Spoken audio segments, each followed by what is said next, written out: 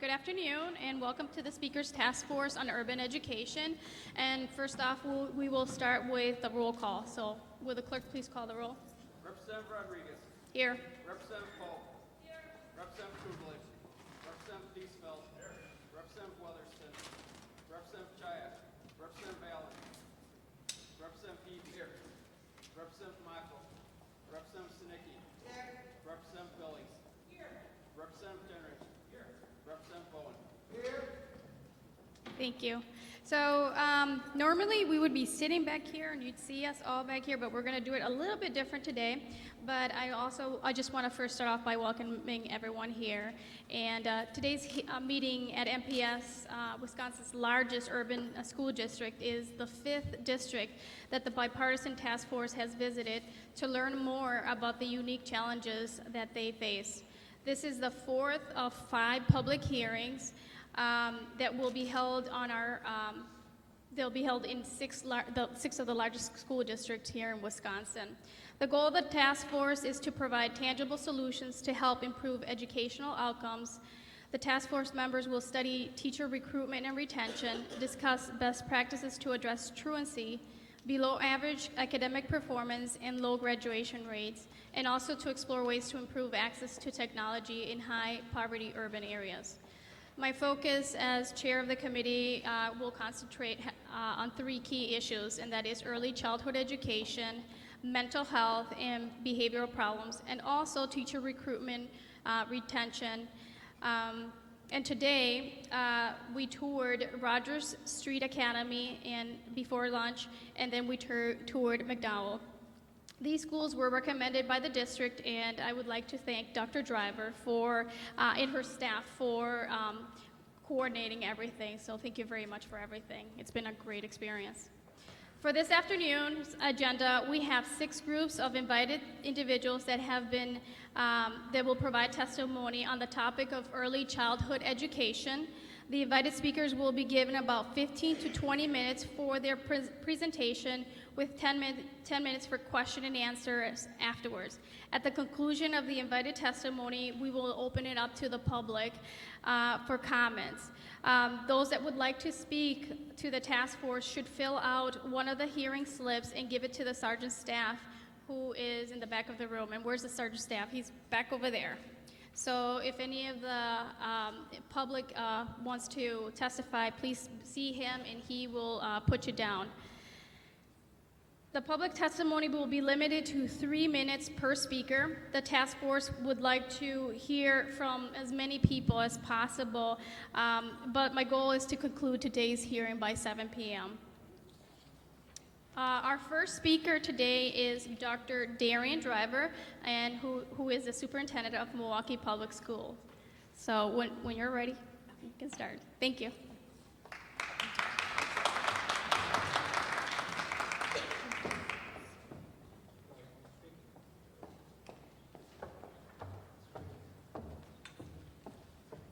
Good afternoon. A very special thank you to Representative Rodriguez and members of the committee for taking so much time out of your schedule, not only coming to Milwaukee today, but really going to all of the large urban districts across the state of Wisconsin. It's been a very powerful experience for all of us as we start to think about many of the challenges that are facing our urban districts.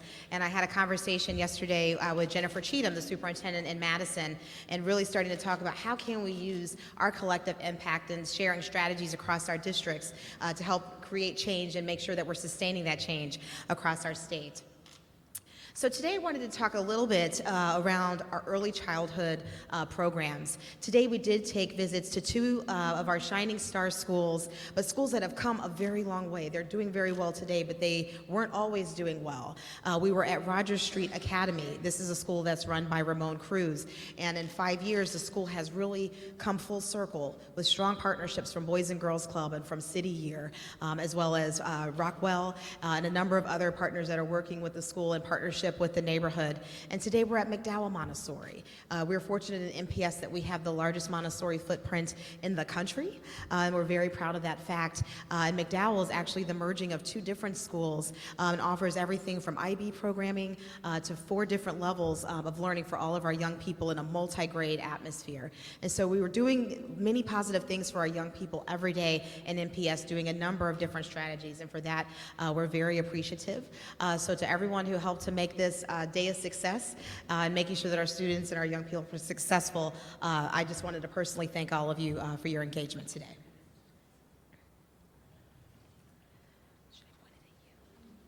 Okay.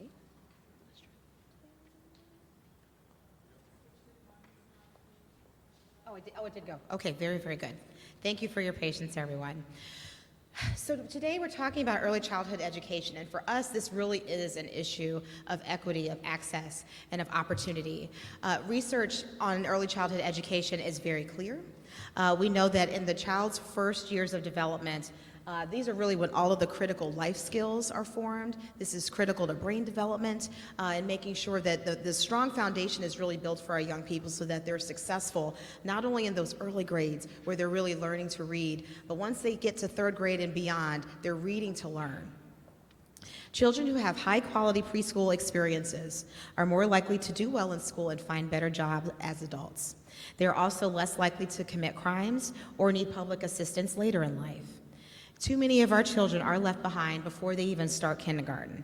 And without the chance for a high-quality early education experience, hundreds of thousands of children are coming to kindergarten behind their peers.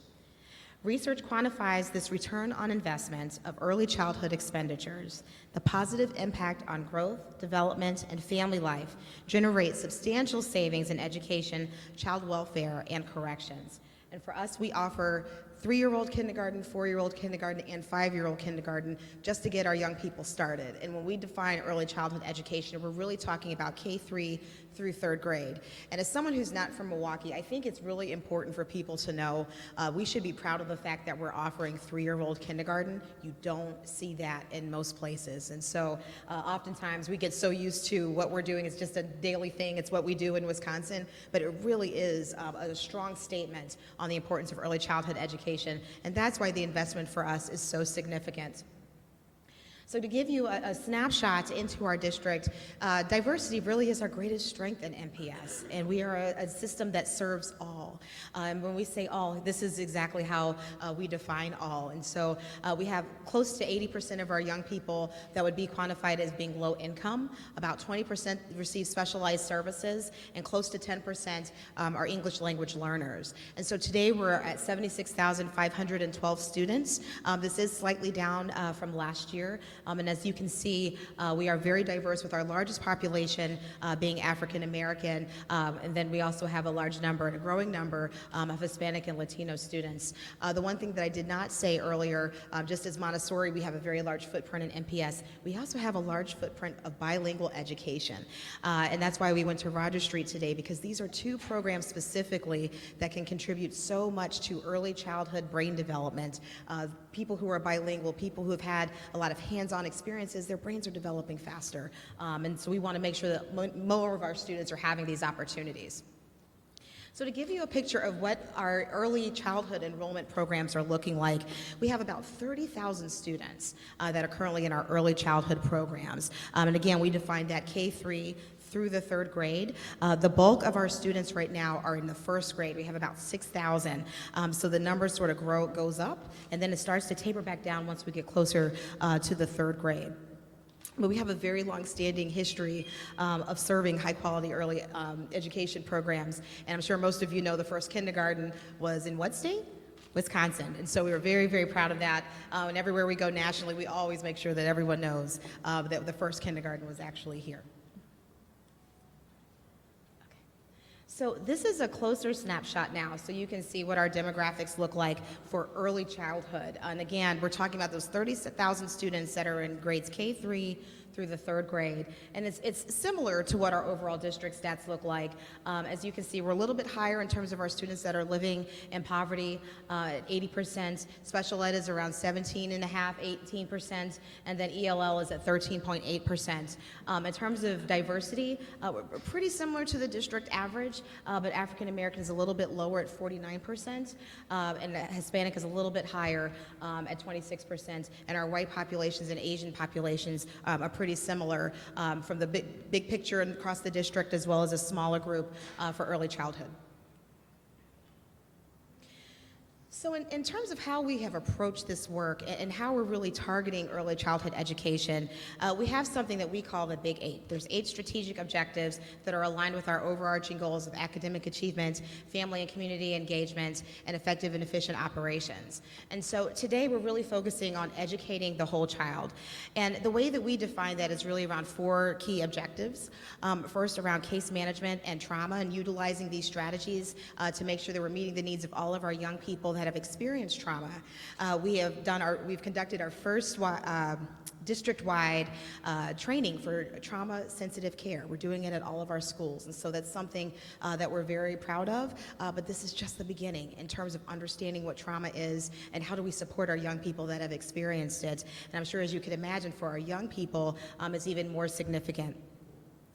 Promoting healthy choices. This is all around nutrition and food services, making sure that we're doing everything we can to fight childhood obesity, making sure that we're implementing healthy choice programs. We're fortunate that we have a number of partnerships that speak to this. And so today we had a chance to talk with some of our high school seniors. It was very interesting hearing their take on school lunches. And we were something that we're always very focused on. And remember, in the early grades, it's even more critical because this is when their brains are developing, and so it's important that they have access to quality nutrition and quality meals. Another big area for us is around extended learning. Most of our schools offer some type of before or after school programming. And again, it's just making sure that we take every possible opportunity to reach our young people. And of course, last but not least, and why we're here, really is around early childhood opportunities. And so for us, all of these areas are connected. And we start to talk about the partnerships that are helping us to get this done. We have Children's Hospital of Wisconsin Community Services, and they brought a screening of the movie Paper Tigers to our community, and it's a documentary that explores the impact of adverse childhood experiences and toxic stress on struggling teens. And so that's just a snapshot when we have a number of different issues that we're facing, and we're bringing people in to work with us. Hunger Task Force has also been a big partner for us. We now have breakfast in 84 classrooms across the district. We are up in the millions now in terms of how many breakfasts and lunch we're serving every day, and even dinner is starting to increase. And so really it's about making sure that we're meeting all of the social and emotional needs as well as the academic needs for all of our young people to be successful. So I wanted to give you some insight into how we're doing as a district in the area of early childhood and what the data is telling us. The data that we're showing here are from 2 different exams. We have the PALS exam that really tests reading readiness, recognizing letter names, sounds and rhyming and things like that. It's in kindergarten, 1st and 2nd grade, and then in the 3rd grade is when the students move over to the Badger exam, which tests ELA, so that's English, and Language Arts. But it's reading, literary skills, writing, and things of that nature. So if you were just to look in the first 2 areas, in kindergarten, which is K-5 when the students are tested across the 1st grade and 2nd grade, our students are starting in kindergarten, about 85% of our students are meeting the benchmark in the fall. We start to see a little bit of a drop-off in the spring. They go down to 75%, and that pattern is pretty consistent from kindergarten, 1st and 2nd grade. And so it's something that we're working with to make sure that across the school year, as what they're learning becomes more difficult and more complex, they're still able to keep pace and meet those important benchmarks as they go into the next grade. We start to see a drop-off from 1st to 2nd grade. This is the place where students are starting to do more independent reading, and as they start to read more on their own, the teachers are reading aloud less, and so that's where you start to see some of that decline in the 2nd grade in terms of the number of students that are meeting benchmark, but we're still at 59% of our students meeting benchmark in the fall, and this year they were actually at 61% of our 2nd graders meeting the benchmark in the fall. fall. And of course, once we get our spring data, we'll be able to add that as well. But we're noticing those independent reading skills are really important, and being able to have small class sizes and concentrated resources is really the key to helping us get there. And in third grade, again, this is testing more than just reading at this point and letter recognition and fluency. We really are getting into more complex skills, understanding different themes that come with literature, and understanding grammar and language arts and things of that nature. And so right now we are at 24% proficiency for our ELA test this year. And so again, if we can reach these benchmarks in the reading areas up in the 60s, we need to make sure that once we bring in all of the English skills, our students are able to meet those same benchmarks. Okay. So I wanted to give a little bit of overview around the curriculum and the professional development that we've implemented for our early childhood programs. And so we implement something called the pyramid model. All of our K-3 and our K-4 teachers have received training on this model. It is an evidence-based prevention and intervention framework that prevents challenging behaviors and promotes healthy social and emotional development by supporting positive relationships, creating engaging environments, providing concrete teaching strategies, and creating individualized interventions for children. So that's a very fancy way to say response to intervention. When students need help, we have different tiers of support that we're able to provide for them to make sure that all of their needs are being met. Our curriculum has actually gone through a redesign for our early childhood because, as you can see, and we were talking through the data, if we're recognizing that students need more help as they move towards independent reading, then we have to make some changes to our curriculum to make sure that we're meeting those needs. And so now we have implemented something called concept-based curriculum and instruction. This encompasses learning needs of the whole child. So remember, we talked about social, emotional, and those academic needs, and really emphasizing all of those skills to make sure that our young people can be successful. We do have a number of professional development strategies that we use in the district. So we have something we call our roadmap. So it's weekly professional development that our teachers receive. We also have district-wide days. I believe there's about 5 a year that we have in partnership with the school level, where we're focused on professional development for our teachers to make sure that they're meeting the needs of all of our young people. So to give you a little bit of insight on where we are with our family and student engagement strategies, this is something we're actually very proud of as a district, because this is a partnership, especially at the youngest grades. 3-year-olds don't wake up and decide whether or not they're going to come to school, whether or not they're going to learn. We want our families to be a part of this to really help be the guiding light and the guiding force for our young people. And so we started a survey. It's called Ages and Stages, and it's proctored to our K-3, our K-4, and our K-5 students. And what it is a screening tool. It provides information for our parents and our teachers on each child's individual development levels, the progress that they're making, and then their needs across multiple domains. So I know it was pretty hard to see the pyramid, but really being able to see all of the different levels of need that our young people have, and then how are we going to tackle that together. This is really important for us because I'm sure many of you have heard about My Brother's Keeper. This is the President's initiative that's targeted at young men of color, particularly African American and Latino males. And so in our district this year, our board approved policy 8.53. This actually eliminates suspensions in K-3 through the 2nd grade, except in severe circumstances. And the purpose of that is really making sure that we're focusing on school-to-home transitions. A lot of times, 3-year-olds, again, there's things that we have to be able to teach them about coming into a school environment, and we saw 2 very different programs today in our schools. But we have to work with our families to make sure that our young people can be successful. Suspensions aren't the way to do that. This is our efforts to decrease this the school to prison pipeline. Try to say it. I'm sorry, everybody, that we're seeing. But it's also about building relationships between our students, our teachers, and their families, and making sure that they can be successful. So this is a policy that was just approved in the fall. So we have a long way to go with this. But again, it is around implementation that's steady, that's focused, and again, making sure we have strong instruction that's happening in those classrooms and working in partnership with our families. So we're very fortunate in Milwaukee Public Schools to be surrounded by partners. You're going to hear from many of them today as they come to testify about the work that we're doing. With the number of circumstances that we have, we recognize that Milwaukee is one of the poorest cities in the country. We really need help in getting resources that are going to support our young people. And so this is a myriad of the different partners that we have in tandem, and you're going to hear from United Way that's going to talk about the work that we're doing around immunizations and early childhood development. You're going to hear from Milwaukee Succeeds that's really focused on cradle to career and starting with preschool and working all the way until we get our young people off into college and being successful. We also have the Next Door Foundation and our own district that provides a number of Head Start sites, making sure that, again, from age 3 all the way through that our young people are successful. And we're also fortunate to have partners at DPI who are working very closely with us, and I believe Jeff Pirtle had to go, but I know Dr. Moultrie was here somewhere. Yeah, I see her there. But they work very closely with us as well. And then the Milwaukee Education Partnership, which is really focused, and I believe Gerard Randall's coming today to speak to that as well. It's focused on early childhood development, professional development, and helping us build a pipeline of teachers. Oh, and I'm sorry, Children's Hospital right in the middle. My apologies.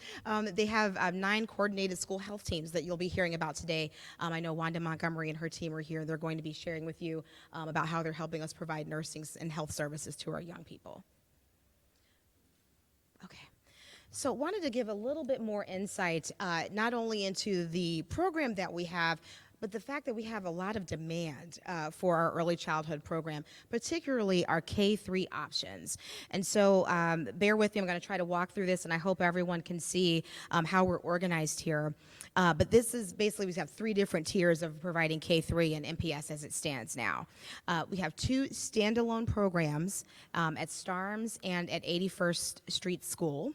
We have 32 Head Start classrooms that are across 12 district schools.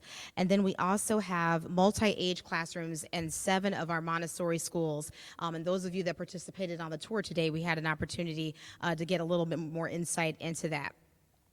Our enrollment includes early intervention services for 400 students that receive specialized services.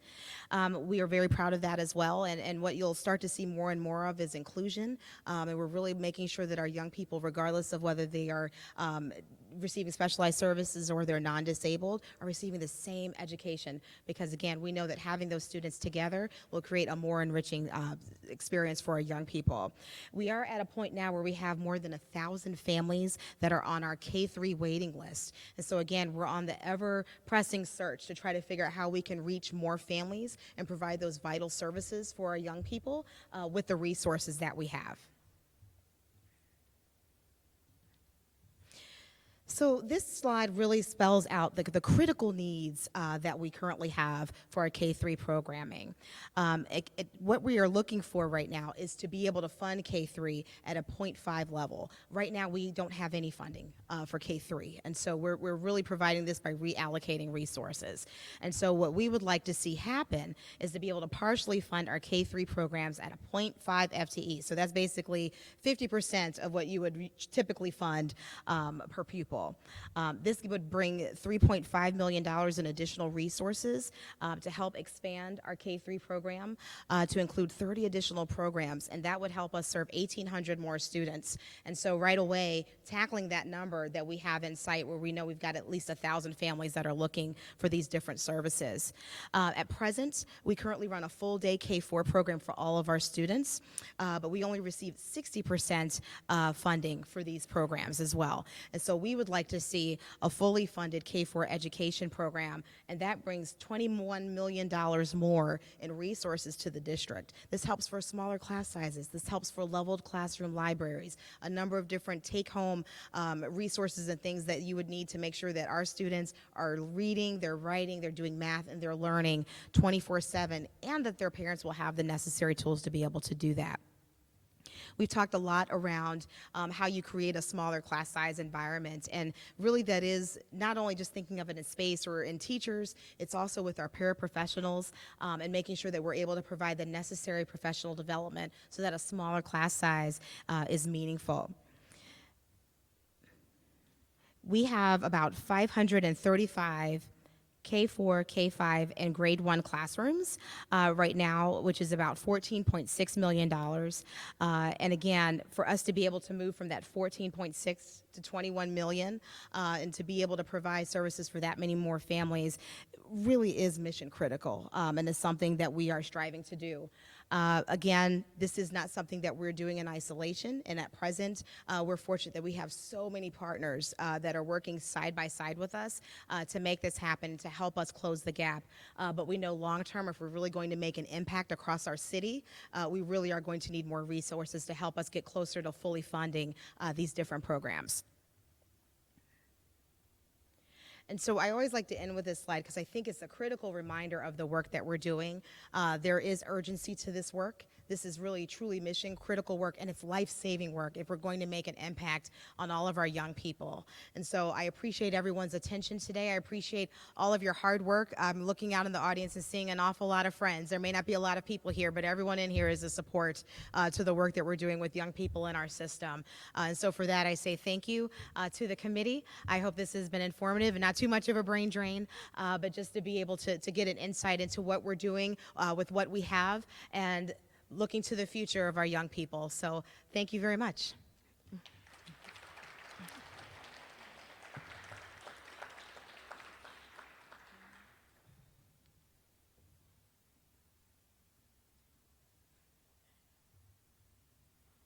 I take I know, that's right.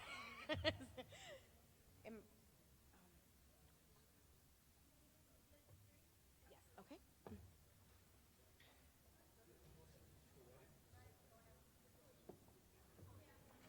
Right, that's what I thought. That's okay.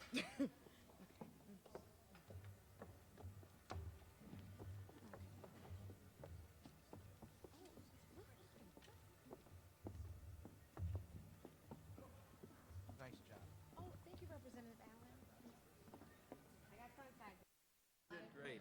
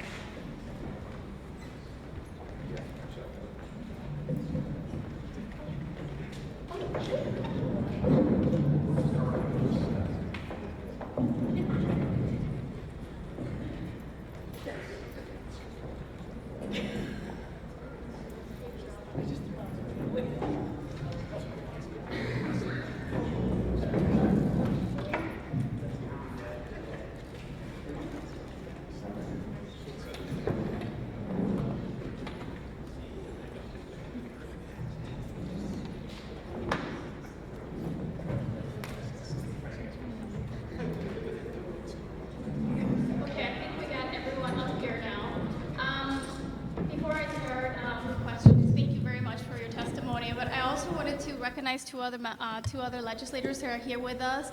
They are not part of our committee, but they wanted to be here to hear the discussion and to learn more about what's going on here.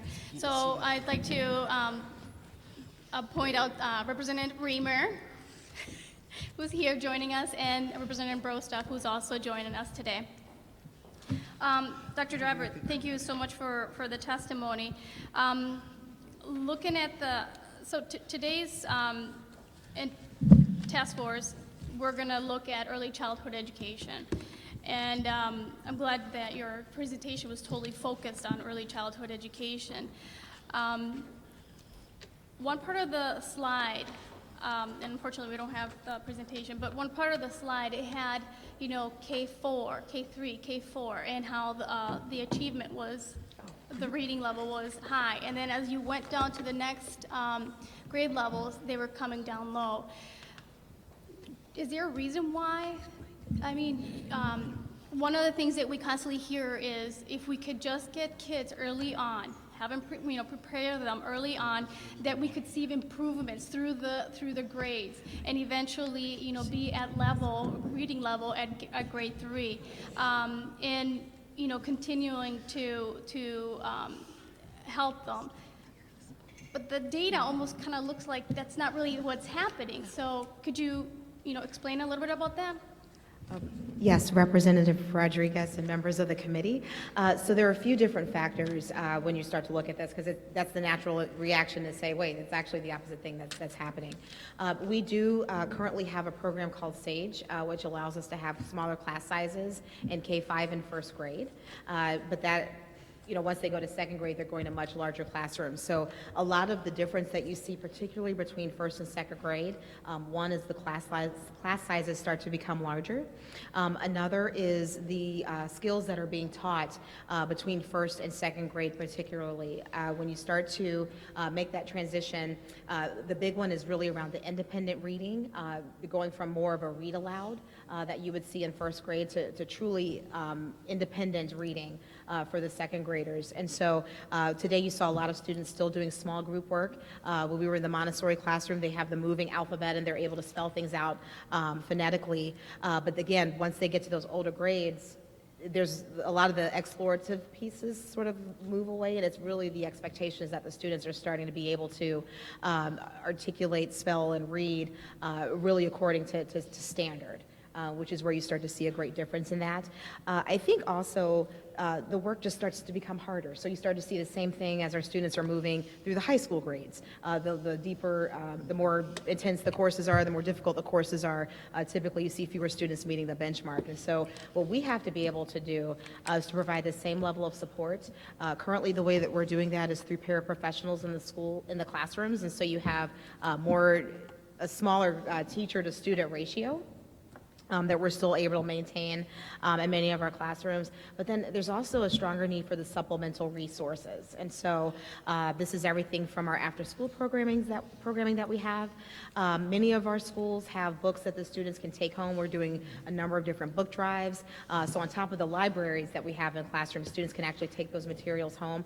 But what really needs to start happening is just much more cyclical learning where kids are learning 24/7. The other area that I just wanted to mention that we're really leaning on to help us is also online learning. We call it disciplinary literacy in the upper grades, but in the younger grades it's really around foundational learning and reading skills. And so we use a number of online resources as well, where students are able to move through their own levels to be able to get closer to meeting those reading standards. Okay. Representative Bowen? Thank you, Madam Chair, and thank you to the Milwaukee community for coming out today. I have a question about the testing. So we see the difference in testing as we talk about the level of achievement. It does change when it gets to the second grade, and I'm wondering if the difference in the testing methods may contribute to how we are evaluating if students are achieving, and then also, is it possible that even students still take the same test that they do that they took in the first grade? So the question was around the format and the methods of testing and the type of test. And so kindergarten first and second, K-5, first and second grade, they're taking the PALS assessment. So this is really benchmarking their reading skills, phonemic awareness, rhyming, letter sounds, and things of that nature. And again, you're starting to see where it becomes somewhat more complex just from K-5 to second grade. Once they move to the Badger exam, this is no longer really testing some of that initial foundation, those initial foundational skills. This is really around comprehension, really being able to respond to text. You start to see constructed responses and things of that nature at the third grade. And so the 24% is up from where we've been, because I believe, well, they're different tests. You can't compare the WKCE to the Badger exam, but previously we were below 20% in the former reading category, and now we're at 24. And so the way that we're interpreting this, I think is sort of twofold. One, making sure that the students are getting the ELA skills that they need in kindergarten, first and second grade, so that by the time they get to third grade, it isn't so much of I don't want to say a shock, but we're introducing so much new curriculum, and that's where the concept-based curriculum is really important, because not only are they learning those basic skills, but they're also starting to learn that comprehension that must go along with it, really being able to interpret what they're reading. So that's a change that we've made in our own curriculum. So even if they may not be getting tested on it with the PALs, it's still a skill that they're learning, so by the time they get to third grade, they're ready. And this also speaks to getting students ready. K through, on the front end of third grade, you really want your kids learning to read, but by the time they hit third grade, they must be reading to learn.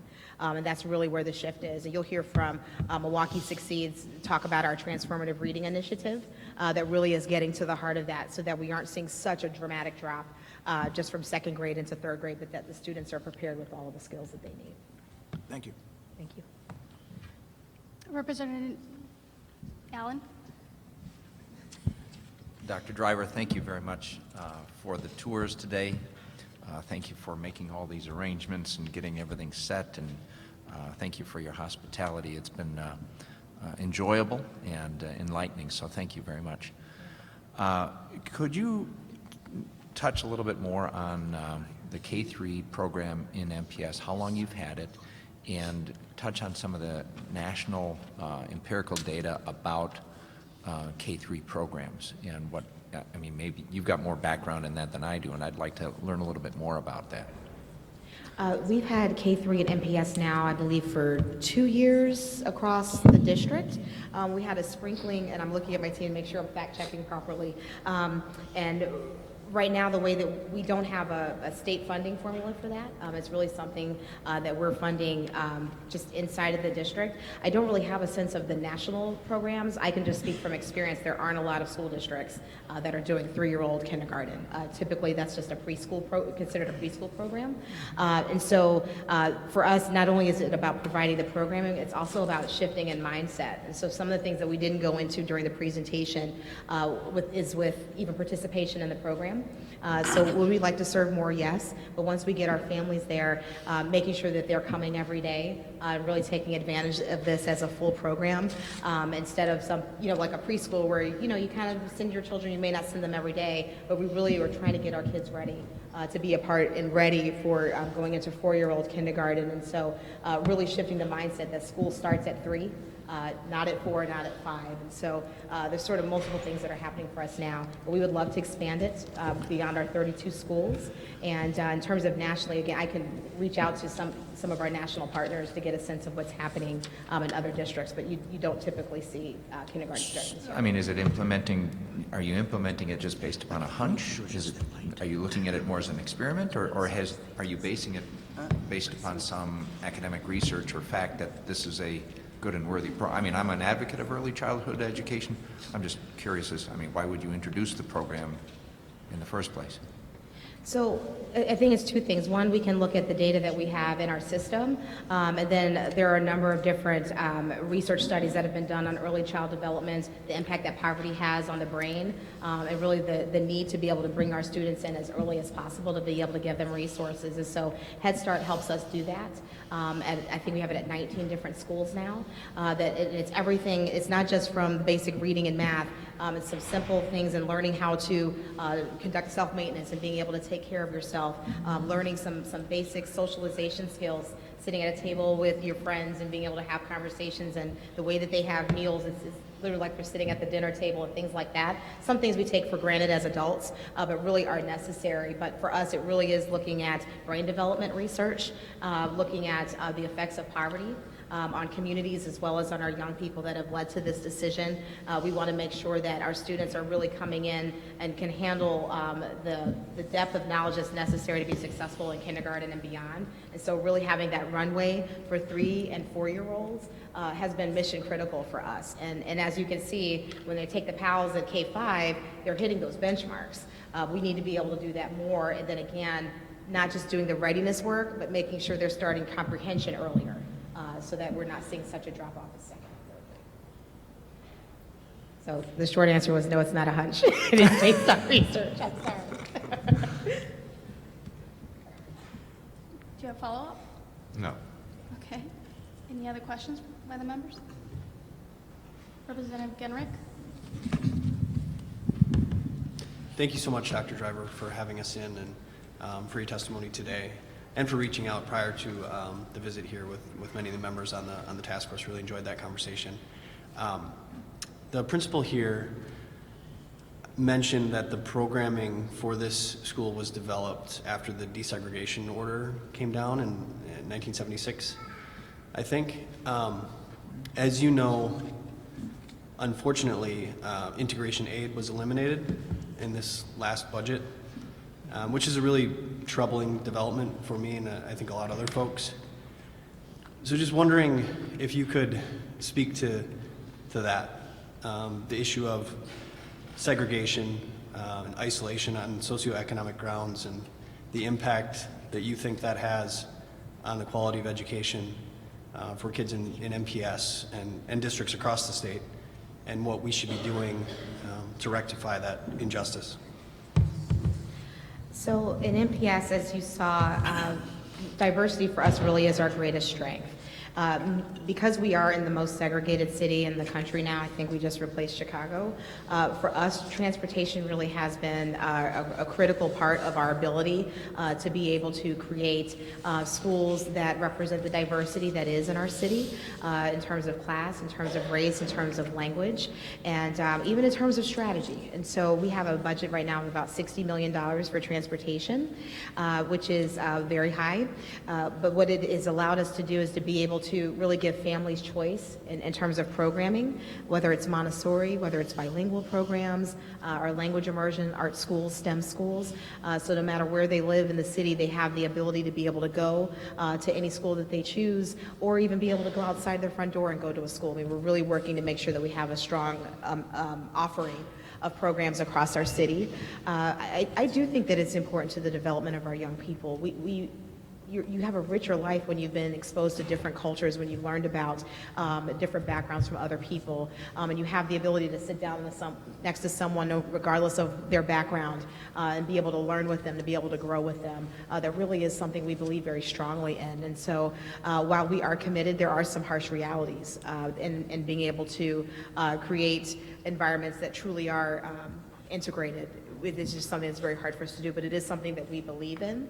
And even if schools aren't necessarily integrated at the levels we may want to see, it's about making sure our kids still have those opportunities, that there's equity in the offerings that we have in every school, that there's access in every school. So to give you a really good example, with the My Brother's Keeper initiative, we signed a pledge with College Board and the Educational Testing Service. And basically what it's designed to do is that any students that are identified as having AP potential, advanced placement potential, education has a lot of acronyms, but they take the PSAT in the 11th grade.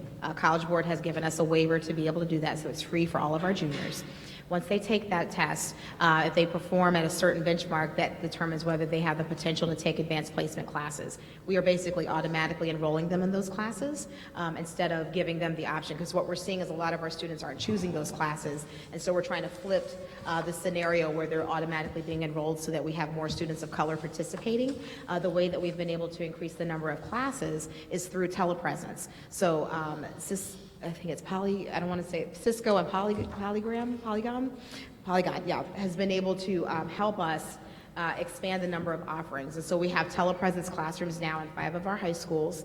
We're growing to 8 next year. So basically imagine we're a classroom sitting here, and this was our screen, and then on the other side is Washington High School. You would be getting an AP statistics class from that high school. And so those are some of the other strategies that we've employed when we don't have the opportunity maybe to really be able to move our students around. It is much more about, regardless of what school they go to, regardless of what zip code, they have the same opportunities as someone that's in a different part of the city. Thank you. Any other questions? All right. Thank you very much. Okay, thank you. Enjoy the day. Thank you.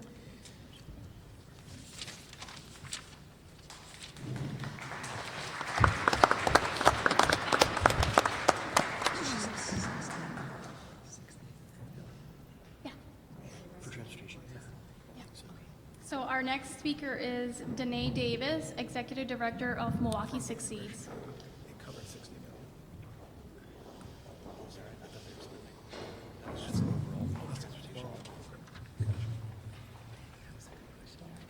It was. So So welcome. Thank you. Good afternoon, all. Good afternoon. Good afternoon. And especially Chairperson Rodriguez, thank you so much for the invitation. Esteemed members of the, Danny and I are looking at each other because Danny, and so I get to call him Danny because he and my son have been friends and childhood schoolmates since they were 3 years old. And much of their education was in Montessori, including at the original McDowell Montessori. So I'm just happy to see you, Danny. This is a big surprise. So, anyway, I want to thank you, Chairperson Rodriguez, and all of you esteemed committee members of the Speaker's Task Force on Urban Education. It is my honor and my pleasure to be an invited guest speaker on this very important topic of the quality of early childhood education, quality of urban education in Milwaukee, with a particular focus on what our babies and children are experiencing in the city of Milwaukee. My particular focus will be to introduce to many the phenomenally exciting collective impact work we are doing to improve educational outcomes for all children, cradle to career, through our work as a Milwaukee Succeeds collective. I've given you a folder which has not only the remarks that I'm about to make, hopefully brief, but also a copy of our executive summary of Milwaukee Succeeds goals, and a bit of more information on how we are striving to make measurable outcome changes for children cradle to career by the year 2020 and then beyond. So at your leisure by your fireplace, you might want to take a look at that report. It's very short and sweet. I do want to note that our initiative, that is Milwaukee Succeeds, is patterned after a collective impact model that emanated in Cincinnati, Ohio. At that time it was Strive, today it's Strive Together. And essentially at its heart, what it says is that you will have a mission that unites your community around a commitment to support strategies that will achieve our shared vision for every child in every school, cradle to career. And almost from the beginning of our formation, and I'm so very pleased to acknowledge that our three founders, three co-chairs who are still our co-chairs 4 years later, are John Schlifsky, Chairman and CEO of Northwestern Mutual, Mike Lovell, President of Marquette University, and Jackie Hurd-Barber, an esteemed community leader in Milwaukee. And the three of them have chaired this effort since the beginning and are enthusiastic activists in it. And so also, almost from the beginning of formation of our Milwaukee Succeeds initiative, as we were spearheaded and founded, if you will, through the Greater Milwaukee Foundation, one of the largest community foundations in the country, and in partnership with the Greater Milwaukee Committee, the United Way of Greater Milwaukee and Waukesha County, Bader Philanthropies, the Milwaukee Metropolitan Association of Commerce, the City of Milwaukee, Milwaukee Public Schools, and various charter and choice schools. Advocates, I could just go on and on and on with the list of over 300 partners who have all united around a common agenda of improving educational outcomes for all children in our city. And so what I want to focus on today are something that we all know, that the earlier we focus on the lives of our children in terms of their academic success, the more likely they are to be successful young people and then beyond. And so our work has centered on the early childhood, quality of early childhood, as will be more intimately discussed with you when our friends from the United Way, our CEO, Mary Lou Young, and Tim Coughlin, who heads our Goal 1 work, come up and speak to you. But I'd like to just talk to you about some of our successes with third grade reading. I just want you to know that we know that that body of that development point for our children is really a logical extension from early childhood, if early childhood is defined as from babies to age 3. We are excited to see inspiring progress with the implementation of our Transformative Reading Instruction Initiative as described by Dr. Driver. And may I also step off script and say that I think we have one of the most, if not the most phenomenal public education leaders in the country right here in our backyard in the city of Milwaukee in Dr. Driver. So I want to make sure I say that. She has been phenomenally inspiring. She has really made major headway in a very short span of time if we think about our long journey to where we are right now with our children. And she continues to be committed to continuously engaging our community around the success of children. And in other words, we often say, getting the adults to get out of the way and do what is in the best interest of children. She is a phenomenal leader in that respect, and I am happy to consider myself as part of her team. So thank you for indulging me in going off the script. So we're excited about TRI. Our innovative TRI model says that when a school has aligned and data-driven progress monitoring, evidence-based tutoring, actively engaged parents, robust experiential learning opportunities, and combine that with the most influential piece, in my opinion, which is the coaching of teachers on foundational reading and social emotional skills, reading proficiency is exponentially improved, especially at the 3rd grade level. We are currently implementing our TRI model in 7 schools, 5 of them in the district. And we're planning to grow to 50 schools in the next few years with the goal of improving 3rd grade reading proficiency for over 2,000 Milwaukee children. And speaking of evidence-based tutoring, we recently implemented an exciting and breakthrough program that is changing academic outcomes for thousands of children in 12 states and the District of Columbia. Our version is called Wisconsin Reading Corps. The model combines National Service Through AmeriCorps members rigorously trained in one-on-one tutoring and daily assessment with literacy science to reach more high-needs kids through this one-on-one daily tutoring. We have 15 FTE AmeriCorps volunteers who have been recruited and are currently working in 8 of our schools, 4 of which are in the district, to improve reading proficiency for our 3rd graders by focusing on kindergarten through 1st and 2nd grade. Among other results from the Minnesota reading, let me back up. The model was created in Minnesota, and after 10 years of application, Minnesota Reading Corps has improved reading proficiency for over 300,000 children in 900 schools. I think I got one too many zeros. It's probably 30,000 in 900 schools. And among other results, the Minnesota Reading Corps experienced a 3 times reduction in special ed referrals and a $12 return on every dollar invested.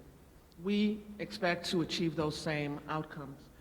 We are currently implementing, as I mentioned, in 8 schools, and we are enjoying the support for our work within the Wisconsin Reading Corps by 5 major funders in town, one of which is the Northwestern Mutual Foundation, the other is the United Way of Greater Milwaukee and Waukesha County, Herb Cole Charities, Bader Philanthropies, and my own home, Greater Milwaukee Foundation. While these funders generously contributed to the first year of implementation of Wisconsin Reading Corps, we are earnestly seeking support for the next 2 years to achieve similar results in Milwaukee as have been experienced in other parts of the country. And we believe that this is a statewide model that can be implemented. Our friends in Minnesota have really urged us to be the start of something that can be much bigger. And in that regard, I do want to acknowledge that we sort of accidentally discovered at a conference that there are other Strive Together models of collective impact going on in the state of Wisconsin, namely in Racine and Brown County, and soon to be in Kenosha. So we see, because we are all committed to the cradle to career collective impact model, the opportunity to replicate good practices like Wisconsin Reading Corps in other parts of our state, and we have, we believe, a national mandate to do that. Our Milwaukee Succeeds model relies on the discipline of using accessible data to drive decisions about which strategies will deliver the greatest impact, and to lead to a continuous improvement process for ensuring that we deliver on our promises. Early on, we realized that if we improve the quality of child care, improve the skills of child care providers and their teachers, increase immunization rates, and advocate for policies that actually work for children and work in their favor for successful lives, we can truly improve the success trajectory for many of Milwaukee's children. We've been humbled by the fact that 4 years into the burn, we have no less than 300 people and organizations at our tables, many of whom have been with us since the beginning, working together around common goals, determined to build better pathways for children and young people in Milwaukee. And more recently, we've begun conversations, as I mentioned before, with other parts of our state. From a statewide perspective, how wonderful will it be when we unite around common purposes and learn from each other's experiences? And I believe that that day is coming soon. Believe you me, I am just as frustrated and scared for the future of our children when I see such negative persistency in infant mortality rates, increased poverty rates for children and families in our region, limited to no access to healthy food in some of our most impoverished areas, and the very low percent of 3 or better Young Star rated child care facilities for our children. However, the fact that our community is united around commitment to doing what it takes to improve the future for our children is truly inspiring. We have government, civic, business, community, young, old, everybody's at this table working together because of that commitment to our children and belief that they deserve a better future. I've been around long enough to say we all should be inspired by what these possibilities tell us for the future of this state. At Milwaukee Succeeds, we are renewed in our commitment, in part because of the transparent communications and healthy relations we've been experiencing with our partners, both philanthropic, business, educators, and community leaders, and across both aisles, very much bipartisan. We will be forever vigilant about the impact that we can and will achieve. We also are eager to work with the state to leverage policy that can work better and to devote resources that are clearly necessary if we are to be successful for every child, cradle to career. Those are my remarks, and I'd be happy to answer any questions that you or the committee members would have. Thank you, Danae. Although this hearing is about early childhood education, one of the things that you have in your testimony kind of struck me, and that is earlier on, actually our first hearing, we talked about teacher recruitment and retention. And, there was a concern that, what the teachers who are coming out of the education field are learning, and are they prepared to teach students how to read? Mm-hmm. In your testimony, you state here that you coach teachers on foundational reading and social emotional skills, reading proficiency. Why do you feel a need to do that after they've graduated? Is there a correlation that maybe there's not enough training at the college level? Are they not prepared, or is there a reason why you have to come back again and train the teachers? I would like to answer that question. Very good question. Thank you for asking.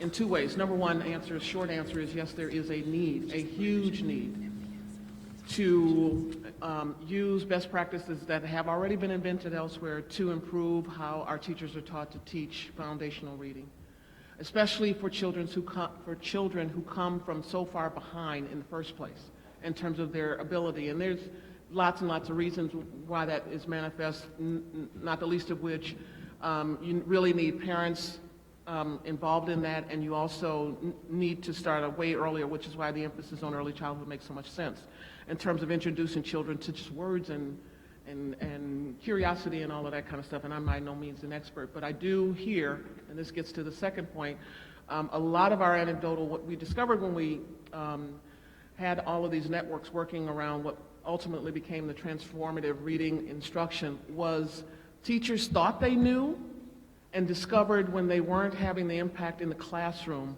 what they didn't know. And so that coaching, that one-on-one coaching of teachers just in time in the classroom became such a valuable part of our initiative. We've got testimonial after testimonial from teachers who say, there's one who said, I've been teaching for 25 years and I was really outraged that somebody would try to come and tell me that I could teach better. And once I had that coach whispering in my ear about just tweak this, do that, here's what Danae needs to hear from you. And I saw the immediate turnaround in terms of that child's understanding, comprehension, and joy in discovering that they could do better. One kid, Harry, says, I feel like I'm getting smarter and smarter. Every time a teacher experiences that from a student, they understand that there's no shame in that game.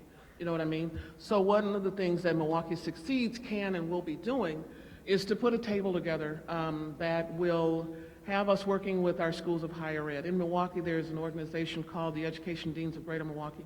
There are 9 schools and departments of ed who've decided to get together to band together to improve what they do all the way around.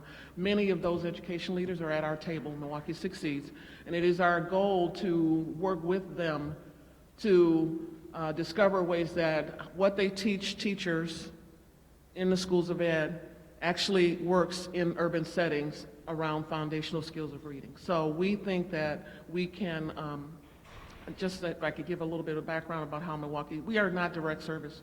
We don't deliver any services. We get everybody at the table who really knows what best practices are and what the data says will move the needle fastest and more in depth. And we help them facilitate, through facilitated, coached experiences to get out of their siloed behavior and decide, well, of all that we all do, what is best. So in this area of teacher prep, it is our hope and our expectation that we'll start with the education deans and anyone else that they want to have at the table to discover what can we do differently in terms of how we prepare teachers and train them ongoing and support them ongoing, because it's not just what happens in that when you're getting that degree or certification, it's also how are you supported when it's time to put it in action. So we believe that because we have the credibility and engagement that we have, that we will be able to work with the deans to improve what happens in the schools of ed. Representative Bowen? Thank you, Ms. Davis, for joining us today and sharing much information from Milwaukee Succeeds. I do have a question about WRC. It's implemented in 8 schools, half of them in MPS.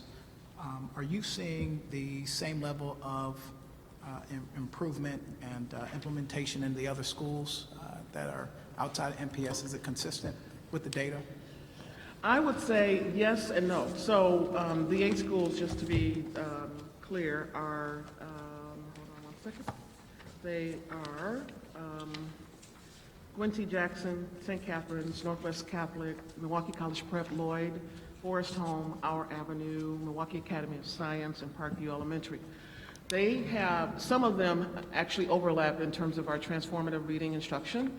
So for those that have been with us, so to speak, like a Gwynty Jackson, you see even more miraculous improvement in terms of reading proficiency than some of the schools who may have just joined us. And I use Parkview Elementary, I think, is one, not Parkview Elementary, I meant to say Northwest Catholic as one example.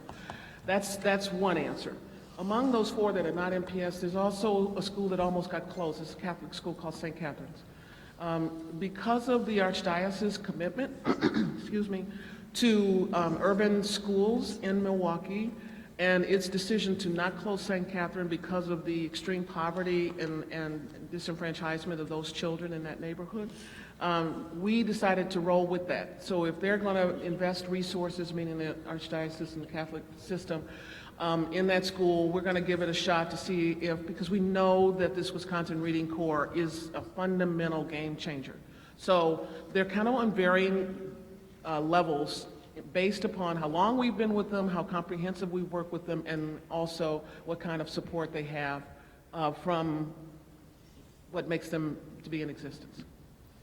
And additional question, Madam Chair, just in the targets of the improvements and seeing if we're on track to hit those things. I know that there's a difference between pilot programs and doing programs to scale, and we can know that it takes a significant amount of resource to do some of those programs to scale, to really make an indent on those issues. But when it comes to like let's talk about the percentage of reading, for instance, and proficiency, are we able to really see that the program is making a dent to really take those improvements, those proficiencies higher? Right. So I'm going to, one of the things I hope I am is a direct shooter and transparent communicator and say to you that yes, we do, but know that the piloted work really started last year. So for some of this work, we've just had either a semester or less than a full year of implementation to be able to say, yep, I think we're on target to hit 38% from what is now 16% proficiency at 3rd grade. Can't really say that just yet, but do believe that now that we know what the model is that does work, and we've got a plan for scaling it up, and we've got some, but not near all of the resources that we need, I'm quite confident. Because of a couple of things. Number one, how the students are performing, how the teachers are reacting and engaging, and the fact that this kind of work breeds other successes in the building. So I think that knowing that our partners, schools, want these outcomes, and that our funders want to be a part of that impact, I do believe that we're going to see year over year. Now, that belief in a quarter is worth whatever. So what we've done as a Milwaukee Succeeds initiative is that we have actually, I just became fully staffed, meaning beyond me and my admin and one other person, this year. So now that I'm fully staffed, we have developed a roadmap that says what are the contributing indicators to these goals.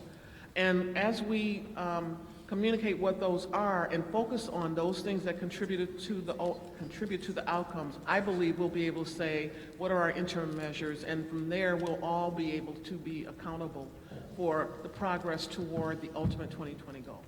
I believe that we've built the infrastructure to do that, and I think that's really important. Thank you, Ms. Davis. Thank you, Madam Chair. Any other questions? Representative? Thank you for the work that you're doing. I'm looking inside the pamphlet that you provided here at this, and I'm seeing some examples, kind of from the ground level of the sort of thing that's going on in the school. Can you give some examples, I guess perhaps for the people in the audience as well as anybody else who might be listening, just some ground level examples of what you do directly that impacts what's going on in a classroom? Sure. So as I previously mentioned, and maybe I can amplify on, the work that we do, and we'll use the transformative reading instruction as an example, is we will concretely get educators, after-school practitioners, evaluators, and parents in a room and find out what are the practices that are going well. Then to see that they are implemented in the schools that we work in, pilot, learn from, and so our evaluation work, for example, has been done by the UWM. We will observe, and we would invite any of you if you would like to observe the work in action, and continuously improve based on what the data is telling us is working in the classroom. We are not educated. Milwaukee Succeeds is not an educator group. It is a convener of those who actually do the work. So what happens in a classroom is really what are teachers doing differently, how are parents being engaged so that they can support the work of the teachers, how are we evaluating how students are taken to this, and long-term, how will it stick with them? And so that's the kind of work that we do on the reading initiative. We have 4 goals that we actually are working on. The first is, and Tim will speak more concretely about the work that we've done to identify how can we take child care centers from current 1 and 2 rated to 3, 4, and 5 rated, because we know that quality of child care is really, really, really a barometer, a predictor, if you will, for success in the future. And so we model good practices. We support upgrading of skills of those who are practitioners and teachers in child care centers, for example. We will work with other organizations to accelerate the work they're doing to increase immunization rates for children. So that will be your health departments and others. But more than anything, I think what we do is we get a community united around a common goal. Believe it or not, that sounds like, okay, that's 30,000 feet, but if you really think about how siloed we've acted, that's in part why our results are the way that they are. So I think that what we do is we inspire greater work, and collectively together is what we do. So it's not the same thing as I get there at 9 a.m. and this is what I do, but that's kind of as good as I can get. If I could follow up. Please do. In your testimony, you mentioned 7 schools, and I think you said 8 before, but you plan to grow to 50 in the next few years, which is a pretty significant leap, and maybe you mentioned this earlier, but the funding that you are going to need for that, Yes. Do you have access to that already, and you're just kind of slowly growing to it, or are you going to be looking for more private sources of funding to be able to cover this? Well, actually, thank you. That's a really good question, and we're actually hoping to get more public funding because it's the private sector and the philanthropic community that has really supported the work that we've done so far. So we're pacing. We have an implementation plan for the transformative, scaling the transformative reading instruction that says that we'll go from this year, school year 15-16, from 7, to next year adding 10 more, to the year after that adding 37 schools, and then we'd be at 50 for the future. That's the goal. We obviously can't scale without resources, so we are exploring right now what are our alternatives. We're having conversations around potential state support, but we wouldn't expect that the government would put this. We do expect that there are going to be opportunities, we hope. Where it's worked, this kind of initiative has worked elsewhere. It's really been a combination of state, private, local support that has really ruled the day once practices have been shown to be worthy of the investment from an ROI perspective. So that's what we would look to. And so your funding currently is entirely private? For the Transformative Reading Initiative, yes. Okay. MPS has not Yes shared in yes those and costs? No. Let me take that back. So MPS has skin in the game, as do the other schools that are in our portfolio of 7 schools.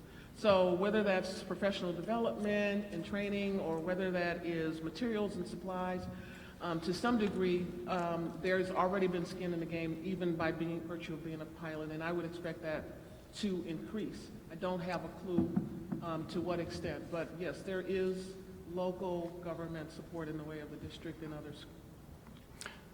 Just one more final point is, on the Assembly Education Committee a number of months back, Representative Rodriguez, maybe you remember this, and Representative Pope, we did some sort of a program we approved at Marquette, which I think had to do with early reading. Are you familiar with that program?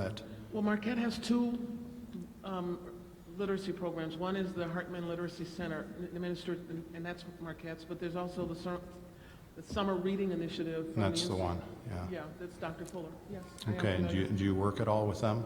He is at our table. He's a member Yes. of our organization, and yes. The Greater Milwaukee Foundation, as an example, is a supporter and long-term supporter of the Summer Reading Initiative as created by Dr. Fuller, yes. All right, thank you. Representative Genrick. Thank you, Ms. Davis, for your testimony. Appreciate your. Dr. Darienne wants to Yeah, help sure. me out on something. Okay. I don't know if this, oh, there we go. Okay. If I could, I just wanted to add to one point, because the question was raised about does MPS pay anything. So the whole initiative was started because MPS needed resources to help us implement this transformative reading initiative. And we've been able to build off of the pilot that we have, and a number of the strategies that we're using to teach reading from this pilot are being implemented across the district now. So it may not be where you see some of the one-on-one tutoring and things of that nature that really is a hallmark of the transformative reading initiative, but a lot of the strategies are what we're using to do in terms of professional development and working with our families and making sure that we're creating a literacy-rich environment. And so I did just want to make sure I stress that where it may not be a specific line item that you would see in the district, you are seeing it in practice when we do our walkthroughs, when we're evaluating performance in our classrooms and looking at student data. You are seeing small group interventions and really taking advantage of the additional resources that we do have in the district. So I just want to make sure that was clear. And one that just skipped my mind that I think is hugely important if you're thinking about sustainability is the infusion of what we've learned into the curriculum for literacy for third graders. I mean, to get third grade proficiency up. That is a huge deal for MPS to have actually redesigned its curriculum to achieve those kind of outcomes. And the professional development supports that in terms of training of teachers on what kind of foundational reading skills will work in the classroom. So I should have said that earlier. And thank you. All right, dear. Thank you. Yes. Thank you again for your testimony and for all your work here. I should mention I'm from Green Bay, so very Yep. familiar with the Chief Brown County's efforts, and really excited that you all are talking with one another and with the organization in Racine as well. So look forward to some great things to come from that dialogue. Just kind of a follow-up on Representative Thiesfeld's question.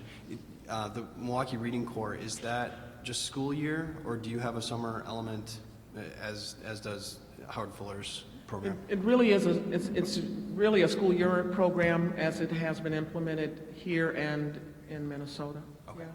Got it. Yeah. And then the cost, the local cost for that program for those 8 schools?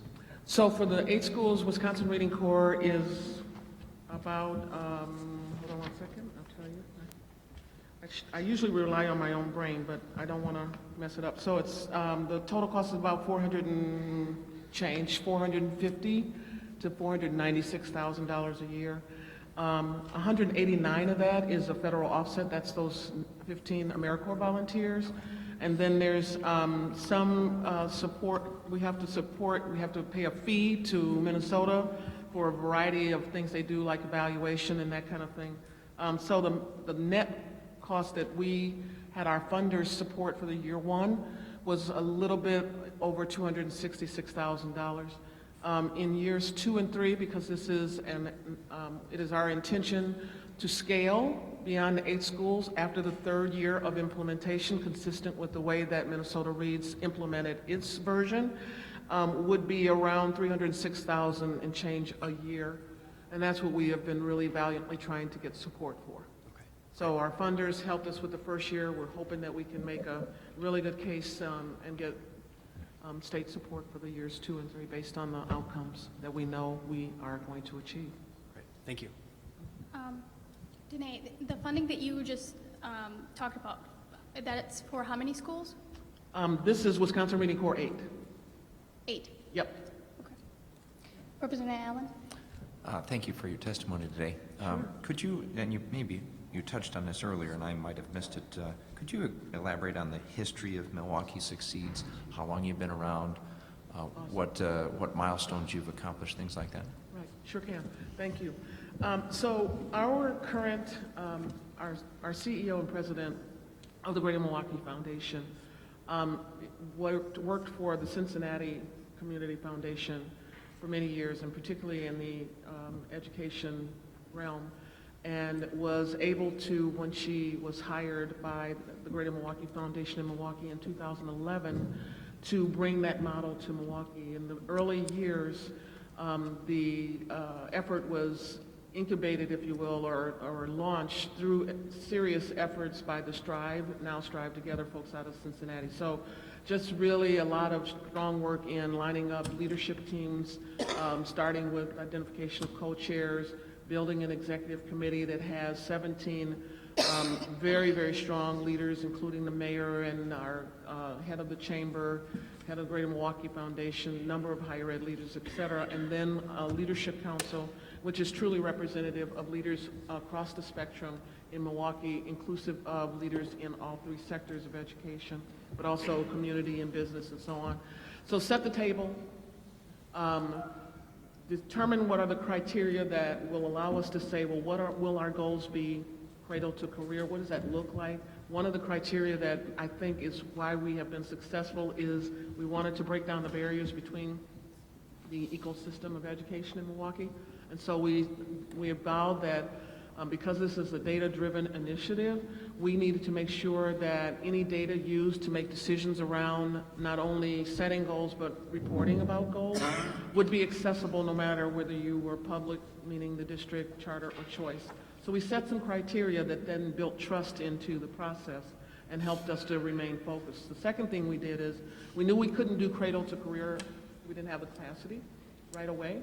So we chose those areas of a child's life that have the most direct impact. So we started with early childhood, and then we quickly, on the heels of that, decided to focus on 3rd grade reading proficiency.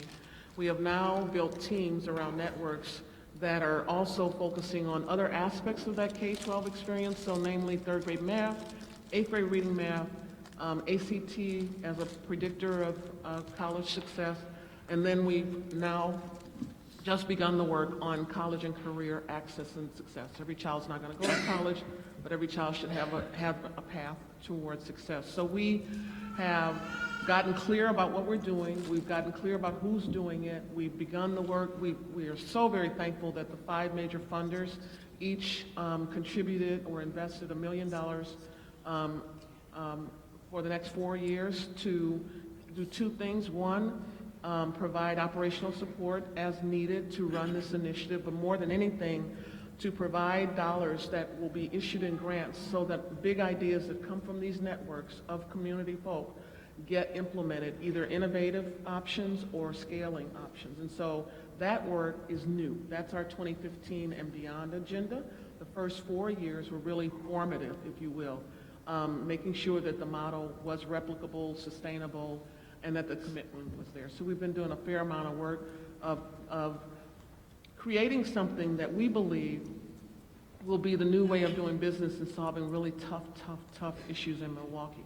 That is, together. So when did you join?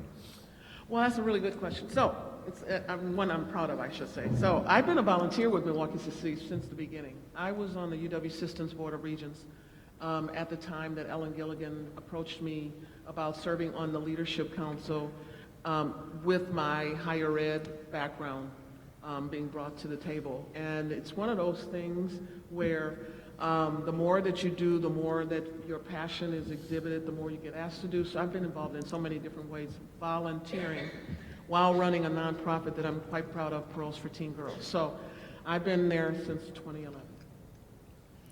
And in your full-time capacity? 7 months. All right. And how long has the reading initiative been in place, this from Milwaukee Succeeds? So we built it over time and implemented it with the first pilot being in the 13-14 school year, and then the expansion of 7 schools in the 14-15 school year.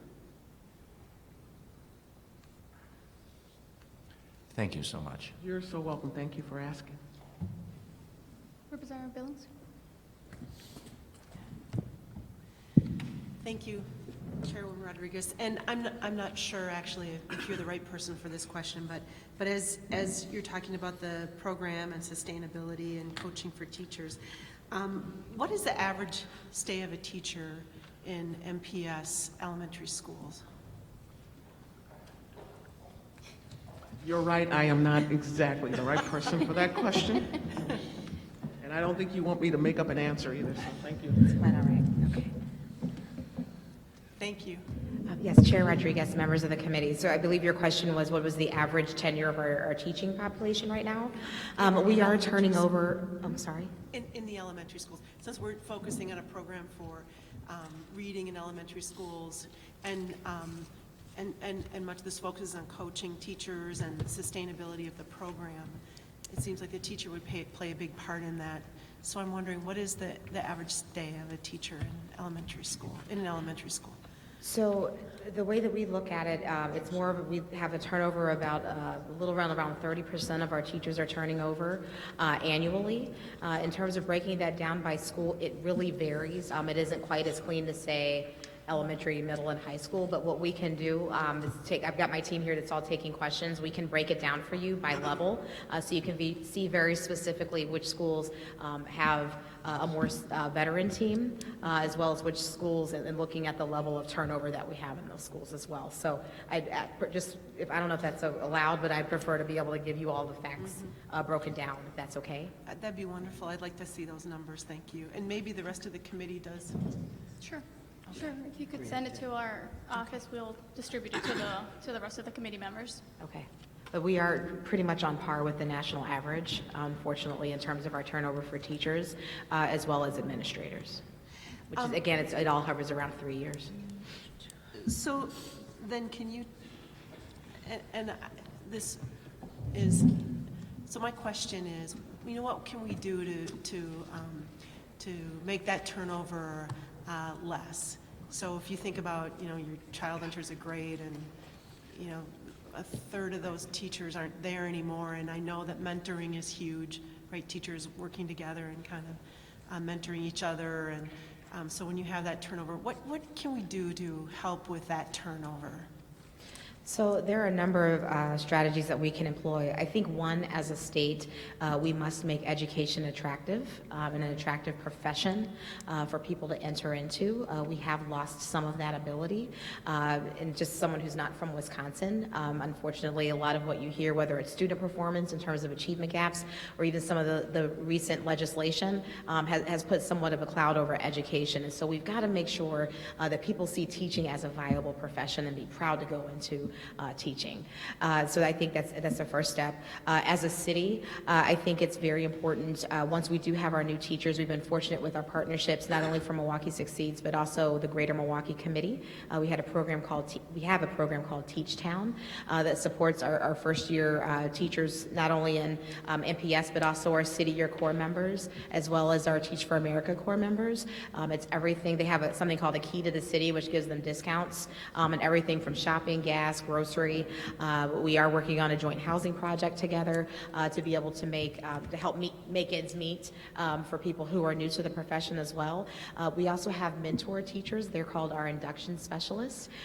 They have very large caseloads though, and so we have about 18 in our system, but all of them have anywhere from 10 to 15, some even as high as 20 teachers that they support.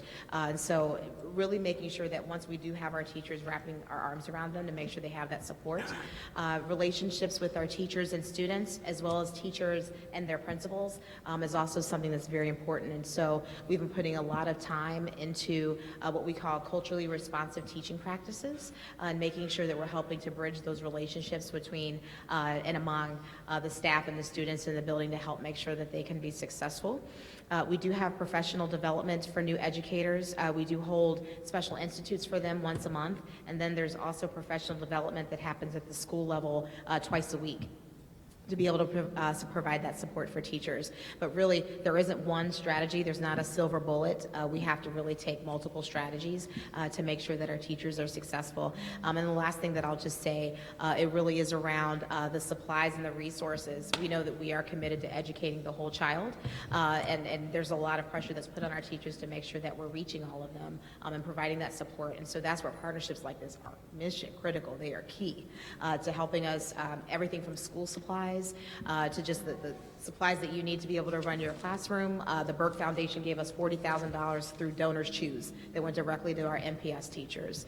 And so it's just really, just like we wrap around support for our students, we have to do the same with our teachers to be able to keep them. If I could just add real quick, I think that the new in Milwaukee is that there's so much goodwill around what can we do to improve what's going on in the classroom, part of which, as Dr. Driver mentioned, is giving teachers the support they need to teach. And so what I think is really exciting is that I've been witness to, whether it's by virtue of the Rethinking High Schools initiative of Milwaukee Public Schools and some others, is that community, and I think Milwaukee Succeeds provides a forum for this, community is saying, you tell us what you need, and we will do our best to get you what you need to make that experience better in the classroom and to support it.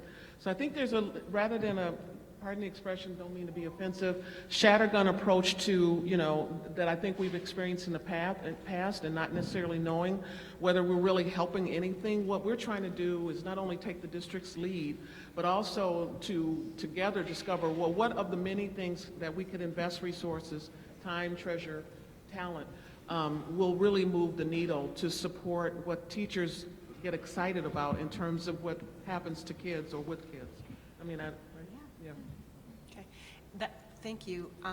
And if I could, I'd be interested in seeing those numbers maybe from the last 6 years to see what's happened with retention rates of teachers in Milwaukee. Absolutely. Thank you. Representative Saniki? Thank you, Madam Chair. And just a follow-up to Representative Billings. I know in the past 6 years, let's be honest, since Act 10 was passed and signed into law, we lost a lot of very good, seasoned teachers and administrators. I'd like to see, as long as you're going to get us information, do you have that information, how many we lost to early retirement as a result of that? And are we having trouble hiring teachers now? For some of the early childhood and special needs kids, I guess is what I'm mainly interested in. So there's sort of two different questions I believe that I heard. One, just around hiring overall.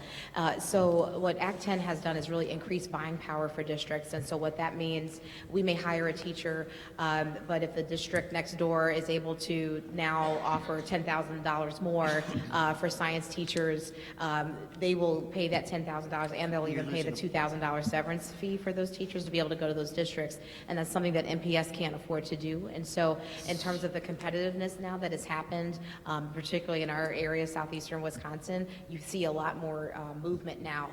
Teachers moving from different districts because they're able to offer much more, I guess, flexible salaries than we've had in the past. And then you asked about special, well, in the sense of instead of there being a contract, now people are able to offer different salaries. And I apologize, the other question, hard to fill positions. So our hard to fills, really we define our specialized servicing program, specialized need programs, SPED teachers, our bilingual programs, math and science, particularly at the high school level. And so we actually use partnerships with MTech. We have a program called, I'm not going to call the right acronym, Project Metro, there's MTech, there's Teach for America, and all of those are alternative licensing programs that we utilize to help us with our hard-to-fill positions. Actually, music and art can be added to that list as well. We're actually starting to see a decrease in the number of art and music teachers that are coming to the district. We had to contract out to fill 14 vacancies that we had just this month. And so that specialty areas becoming much more difficult to fill. But in terms of early childhood, that is still an area where we've been able to provide the necessary level of support that's needed for the classroom. Can I just ask one quick follow-up, Madam Chair? Sure. So I found it interesting, actually what you said was that, there's this competition now going on in between districts, and talking to a suburban district a few months ago about this very issue, the superintendent told me that he would much prefer to hire teachers that spent a couple of years at MPS because it's such a good training ground and they get their feet wet. So just wanted to, pass it on to you. Maybe you shouldn't do such a good job. Unfortunately, we hear that more often than you know. People realize we have good teachers because they're hiring them all. Yeah. Representative Pope?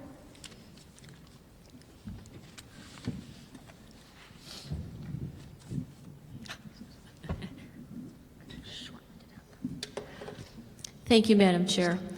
Thank you both for your testimony. It's been very enlightening.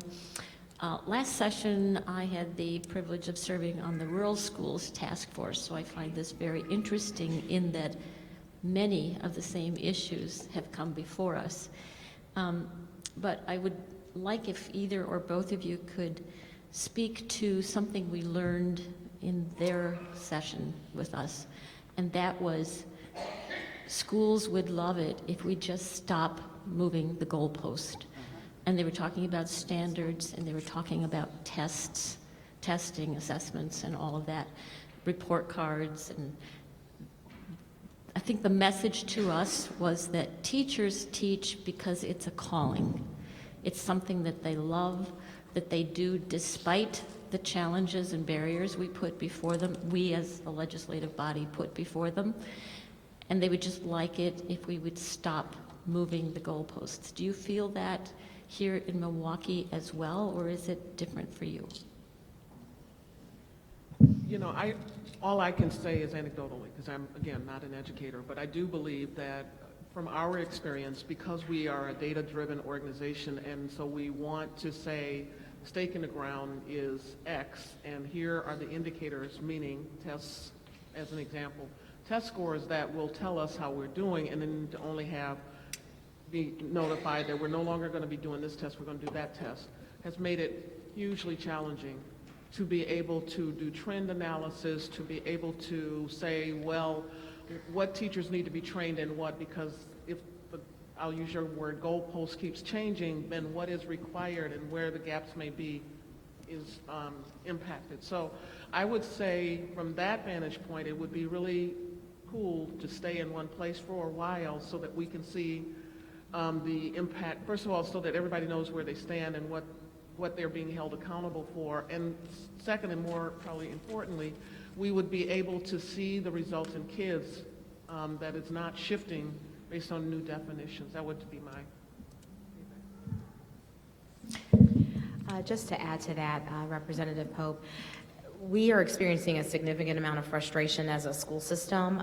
Particularly, my teachers and principals are really feeling the frustration, and even our students. And so just to give a little bit of insight as to why that is, last year we rolled out the new Badger exam, and there was a significant amount of testing, prep that had to be done in terms of technology and professional development. And pretty much by the time we wrapped up the test, we found out there was going to be a new test. And so that's crushing when you put that much energy and time into really learning a new tool. The students try their best to do that. And so we just got our results for the Badger exam a couple of weeks ago, and now we're getting ready to take a new test.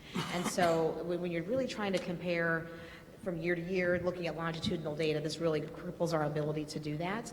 And in terms of the accountability system for us, it really is, I use this term a lot, but in this instance, it's real. It's mission critical for us. There's a lot of legislation that's written about Milwaukee Public Schools that's dependent upon our accountability system.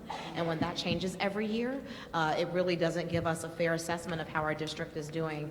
And so, we are, almost desperately asking for some type of a thank you, Danae said moratorium. I think that's appropriate on changing state tests and even our report cards and our state systems until we have something that we can really hold to we want to be held accountable, but let's have a responsible way of administering these systems so that we can do that. And can I deduce from that you feel the same way about standards? In terms of the Common Core standards, and so for us, we started implementing Common Core when I was brought to the district as the Chief Innovation Officer. We piloted 10 schools in partnership with the GE Foundation that were focused on implementation of the Common Core state standards. The Council of the Great City Schools, which we're a part of, this is the 67 largest cities in the country, is also providing an amount of support in doing that as well. For us, it's about staying the course. We've redesigned our curriculum. Really, our educator effectiveness system is all been aligned with the Common Core state standards. And so for us, we do want to be able to have time to implement these standards and see if it really works, and to be able to have a long enough amount of time to, they say 3 to 5 years for any program that's being implemented to be able to say whether or not it's working. And can I assume that includes the resources of time and money as we keep moving the goalpost, that there would be a significant savings to you if we would stop doing that? Yes, savings in the sense of how much money is being put into professional development, but even we're talking about turnover. People are getting very frustrated and leaving because they don't have that sense of stability. And so that investment that we're making in hiring and training new teachers and new educators for that matter could really be used more to just provide additional support for students and for teachers in the classroom. And just as an aside, the message we also got at the Rural Schools Task Force was that many new teachers came to the rural school districts, got their feet wet, they could keep them for 2 or 3 years, and then large urban school districts with more money could hire them away. So it seems to be kind of flowing both directions. Thank you.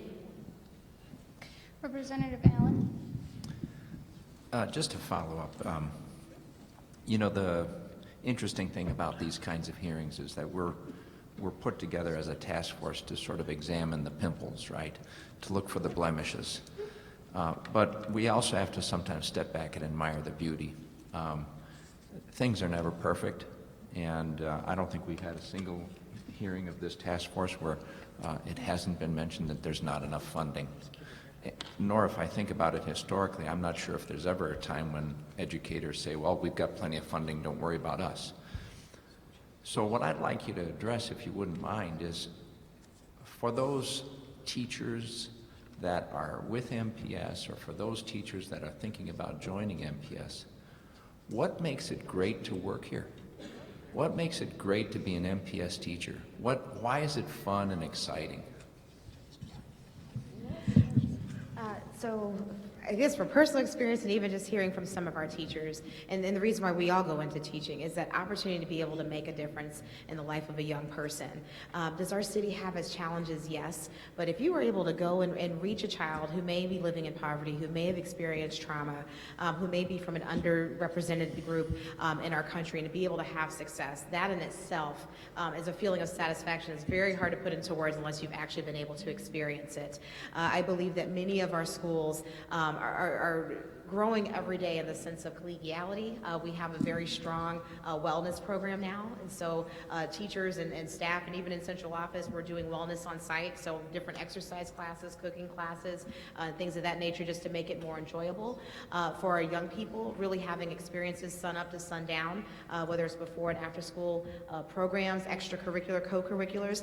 If you ask our coaches and our AP teachers, I think you'll talk to some of the happiest people in the district, because they have those opportunities to engage with our young people one-on-one. I think there's a strong sense of pride that people feel as educators, and I know I've seen a few, I think we have some of our teachers in the audience who are starting to trickle in, and they'll tell you the pride that they feel in our profession, and the pride that they feel in working in Milwaukee Public Schools. And so I think those feelings alone, just from an educator's lens, and then I think the groundswell of support that we're really starting to feel around our public schools, around MPS, I think is another reason to get excited. You had so many people signing up today because everybody wants to talk about the work that they're doing in our schools. And when you have help, the fact that I'm sitting up here with the chair of Milwaukee Succeeds, I mean, that really speaks volumes to the sense that we're not in this alone. And I think the more that you talk to our teachers and they talk about the resources and supports that they have, you'll get that feeling. Thank you for that question. I just want to add, I learned this and it seems like duh, but you know, positive breeds more positive, and one of the things that we have vowed to do is to tell the good stories, the bright spots, because there's been so much imbalance with all of the negative. And what we find when we tell the bright spots and stories, and especially when they are real, we find that that inspires all kinds of increased positivity, not only among the teachers and the students and their families, but also this community, so that then allows our language to change when we describe education in Milwaukee to one of hope and inspiration. I think that's going to pay off big time in terms of our ability to understand we're not going to turn this situation around in, you know, Rome wasn't built in a day, not by half. But what we are going to see is that we all can contribute to a better life for young people, and as we see that by constantly communicating what that is, more people start to believe, and the language starts to change. So we're kind of at a really interesting, exciting point, I believe. You know, part of the goal of the committee is to see what school districts are doing good and to be able to see if we could replicate something like that. So is there something that is going on here in MPS that you think is a success and should be replicated or can be replicated? There are a number of programs. So I think two of them you saw today, looking at the bilingual education program. We have a very strong footprint now of 23 schools. We also have a handful of language immersion programs that have really shown some success with our young people. And of course our Montessori programs, but it's more than just the expansion, because some of this we're able to do on our own. We're adding another Spanish immersion site and things like that. But it's about taking those strategies and being able to replicate them across schools. It's more than just what's happening between teacher and student. It's parent involvement and really finding meaningful ways to engage our parents. We have a number of schools now, whether it's hosting donuts for dads or muffins for moms, or doing classes, everything from cooking to English as a second language to just life skills classes. We're starting to get more people in our schools, and the more people that you have in the schools, the more that you have that are actually able to help our young people. I think the other piece is what Danae spoke to and what you'll hear from United Way. So the transformative reading, thank you very much. The transformative reading initiative that we have in place for third grade.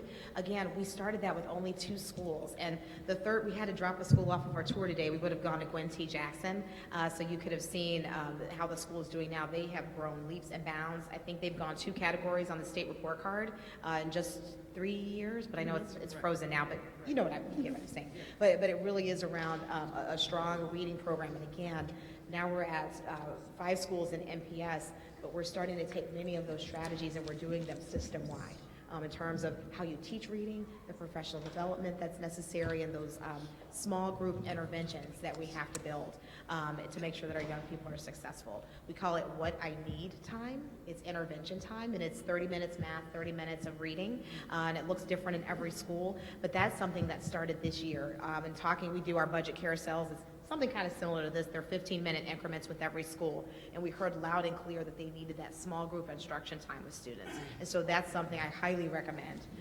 for our schools, our partners across the state to be able to implement, because again, it's just, you know, small groups working together, concentrated periods of time to help improve reading and math instruction. And how come it couldn't be done district-wide? Why did it have to be just certain schools first? Can you elaborate?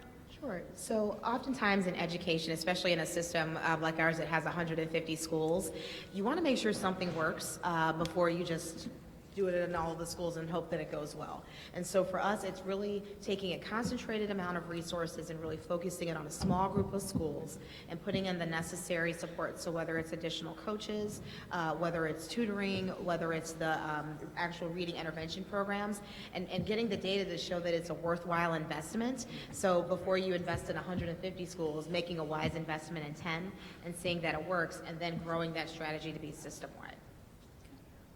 Representative Coughlin? Thank you, Madam Chair, and thank you for your testimony. And I'm going to apologize up front because I came in the middle of your testimony. I actually had to chair a committee in Madison. So if what I'm going to ask you already talked about, great. But I know you, towards the end, you talked about priorities. And I just want to, and I'm looking at your handout here. Goal 2 was school readiness. And I am not an educator. I have a daughter that's one, but that doesn't make me an expert by any means. Under progress, if you could just help me to understand this, it says, transformative reading instruction creates readers by providing intensive evidence-based coaching to K-2 teachers on fundamental reading and social emotional skills. What does that mean? Thank you. And the question was not asked exactly like that, so don't feel. Oh, okay. Thank you. But what it means is that we have trained coaches who observe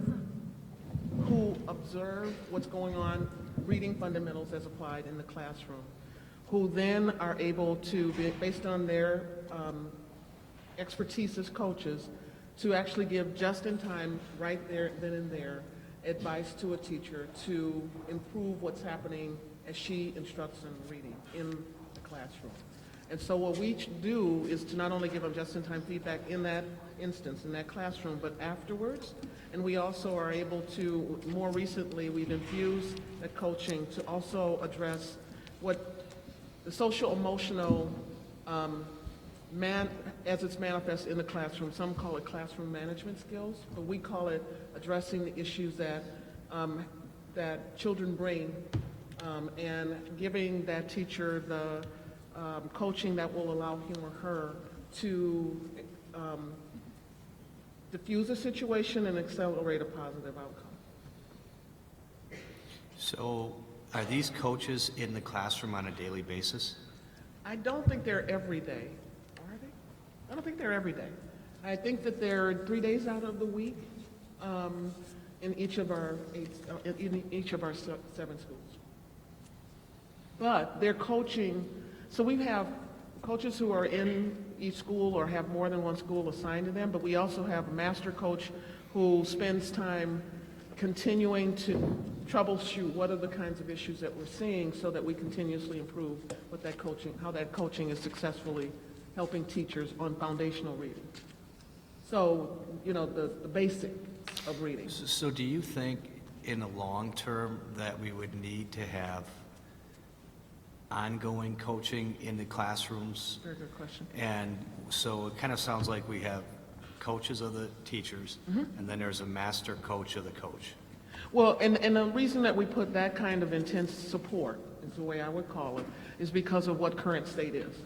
I believe, and we believe, in our TRI, Transformative Reading Instruction Model, we believe that as we change what happens in the classroom, today 7, tomorrow add another 10, add another 37, and ultimately being 50, the need for coaching diminishes. That's one. So right now, we're proactively helping teachers do well or do better on foundational reading skills and addressing social emotional issues that come up in the classroom by kids today. ultimately, one would hope and we would expect that we will see that what we now know is also happening in how teachers are prepared in the schools of ed.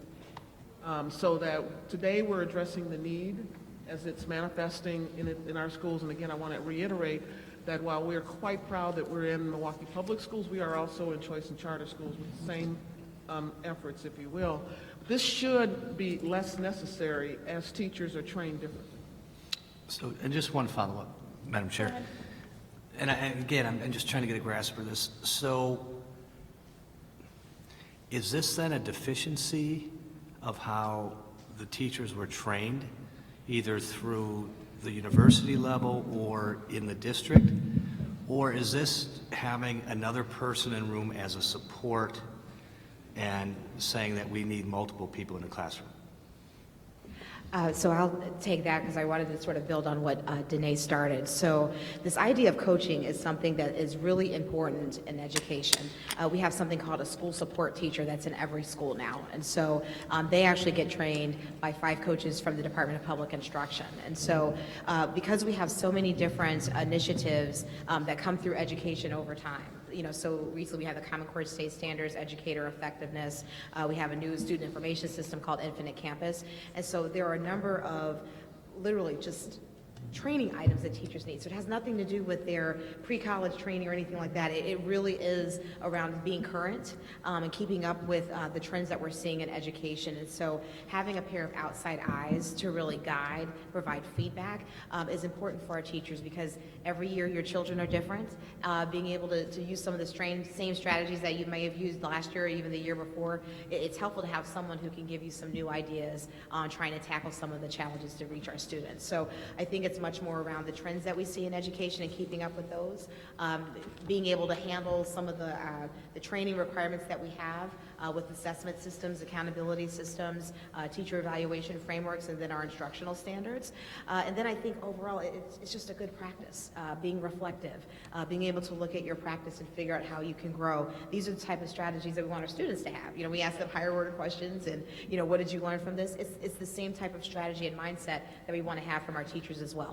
So we do have a program that we run with our school support teachers that we have in all of our schools, and then the transformative reading instruction actually intensifies that even more.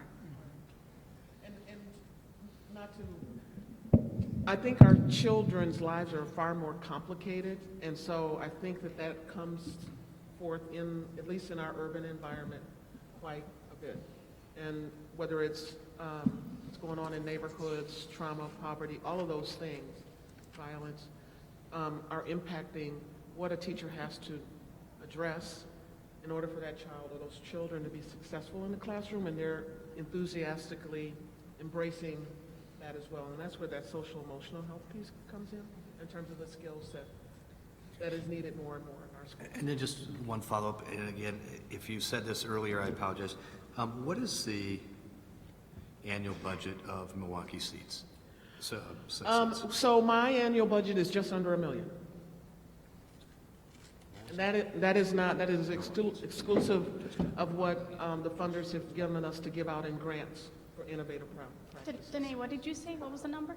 It's just under $1 million. It's like $904,000 and that is for everything? to operate what we do. Yep. Okay. We're lean and mean. And then you said something about grants? So we have 5 funders. The first end is our backbone organization, the Greater Milwaukee Foundation.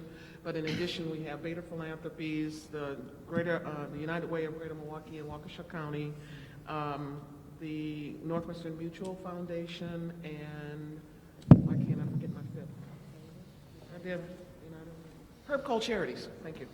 So the United Way funds strictly grants for programs that are going to be innovative and scaled, but all of the other funders' support helps us to run our organization, but most of it is intended to, like the United Way's portion, be used to incent, through grant making, those innovative practices that will improve outcomes for babies through young people, our Cradle to Career initiative.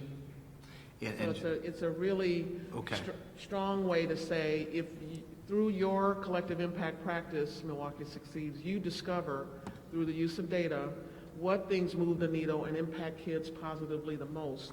And that tells funders that, you know what, I can take to the bank, so to speak, that if I invest my resources through the Milwaukee Succeeds initiative on these aspects, transformative reading initiative being one, instruction being one, then we can be assured that we are going to be able to see the results and be able to understand how we got where we are. So it's kind of a way of channeling for impact.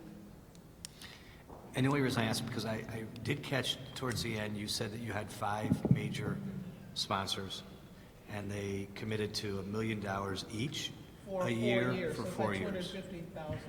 $250,000. And really, I just want to make sure that I manage the thoughts around, that sounds like an awful lot of money, and I would agree, it is an awful lot of money, but I can absolutely assure you it is still seed. Because at the end of the day, what it's going to take to invest in long-term outcome change is going to take way more than what we've been given. I appreciate it. Thank you. Thank you, Madam Chair. Representative Keaton?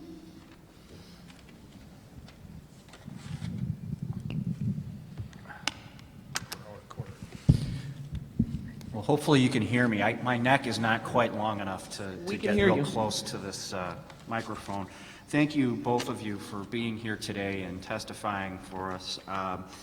I have a lot of questions, won't get to them all, but as we've been participating in these hearings and these meetings, you know, one thing that we've been trying to grapple with is, you know, we know that a common thread in the underachieving, or those students who are not achieving that full success that they could, there's a common thread of poverty. And we've been talking a lot about data and data-driven strategies and that type of situation. I think it's helpful to have you two here today because I'm looking at the demographic data, and you know, 82.4% of the Milwaukee public schools are in the low income or reduced lunch category.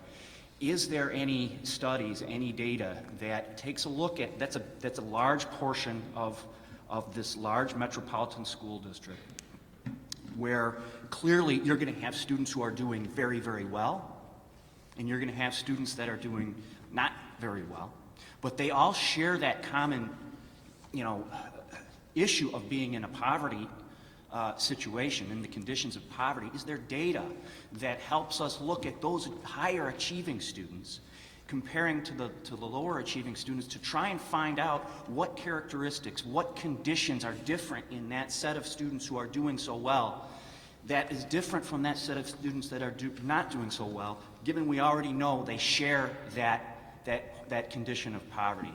I know that's an inartful question, but hopefully you understand what I'm asking, and maybe you can provide some sort of answer to it. Okay, so trying to think of 2 studies that I probably speak to this the best, and maybe even 2 authors that you may want to look into. But Carol Dweck around mindsets and having a growth and fixed mindset, and then also Paul Tuff on how children succeed because it's all around grit and resilience. And so I think some people believe that, you know, these are skills that kids just have in them, but I firmly believe that we can give our students these types of skills, and it's everything from being able to you know, rise above your circumstances, being able to give them coping mechanisms, being able to reinforce that resilience, giving them confidence and self-esteem. Some of those things, sure, they're innate, but others really are things that have to be taught. And when we're talking about social emotional learning, this is what we're talking about. We did our first system-wide trauma-sensitive training for all of our staff this month, and it's around giving our teachers tools. So we can teach reading, we can teach math all day long, but until you really learn and understand what it means to live in poverty, and not to pity someone who's living in poverty, but how to empower them, and how to still, in spite of these different barriers that we're seeing in front of us, rise above them and make sure that they're still getting the best education. Those require a number of different tools and strategies. And so the coaching goes a little bit beyond some of the reading and math instruction that you would see. Our counselors, our social workers, our psychologists also play a very large role in doing that. we have a program called the Community Schools, and United Way is going to come up behind us. I'm sure they'll speak to some of this, but we have that in 4 of our schools right now. And what it really is about is making sure that our schools are the hubs for a number of different resources that students and families need. So again, going beyond some of the academic needs that they would request, but it really is everything from social services to job development, making sure that all of the sort of health and human services and needs are being met for our young people as well. And so, yes, there are studies out there that show us that it can happen. And honestly, the schools that we saw that you're seeing today, they have very high rates of poverty, but they're getting it done every day. They're closing those gaps every day. But it involves leadership, it involves strong teachers, it involves these different resources that we've been speaking to, and wraparound services for our young people. So I think it really has to be a multiple strategy effort. It's not a one-size-fits-all or a silver bullet, but really drawing on the research that we have and strategies that we have piloted and seen work, and starting to implement them system-wide that are going to get us there. Thank you. Does it involve the family? And are there characteristics within the family that help provide some guidance as to how to overcome these obstacles? Is there something common, or maybe phrase it a different way, is there something different that is brought out in these studies and this data that helps us understand what can we do to have this group that is not doing so well start to do as well as the kids that have overcome those challenges? Are there any, can you help me with any more specific identifiers? So in terms of identifiers, I think maybe the foundation for my belief system is that, you know, all parents want their children to succeed. They just may not know how to get them there. And I think having that approach is really important when you're dealing with families that may have experienced trauma or that are living in poverty, because sometimes it's just our expectations and belief systems that may prohibit them from even being part of the equation. And so first, we have to make sure that our schools are open environments. We have parent coordinators in every school now that really serve as that welcome wagon for our families, regardless of what levels of success our families experience. The parent coordinator really is the broker to help them get into the school environment. In terms of working with our teachers and our staff, it's not always about coming when there's special events, but they do a lot of different academic curriculum nights and things of that nature. Just come into the school. We were escorted. I don't know if people realize many of the escorts today were parent volunteers, and they just, you know, they took a half day or they worked the night shift just to come and be a part of the school environment. And so I think that love, that passion for children, our parents do have that. We have to show them that this is a safe environment for them, that they are welcome here regardless of the experiences that they had. And that's really part of the culture that we're building in our school.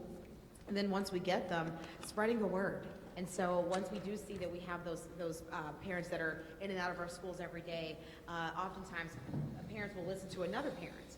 You know, when you're a principal trying to encourage parents, it's easy to say, well, first you want us to come, you're the principal. But when you hear from other parents, that word of mouth, and say this is a welcome environment, I feel that I'm able to support my child, I have the skills and I'm given some strategies to help reach my child, that's where, to me, you start to see the success. But if you're looking for some different studies and ways and places that it's working, I know the Social Innovation Review that comes out of Stanford, I think has a number of those different strategies as well.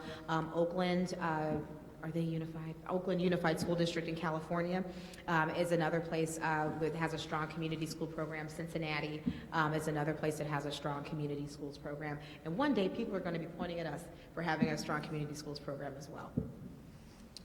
Well, thank you.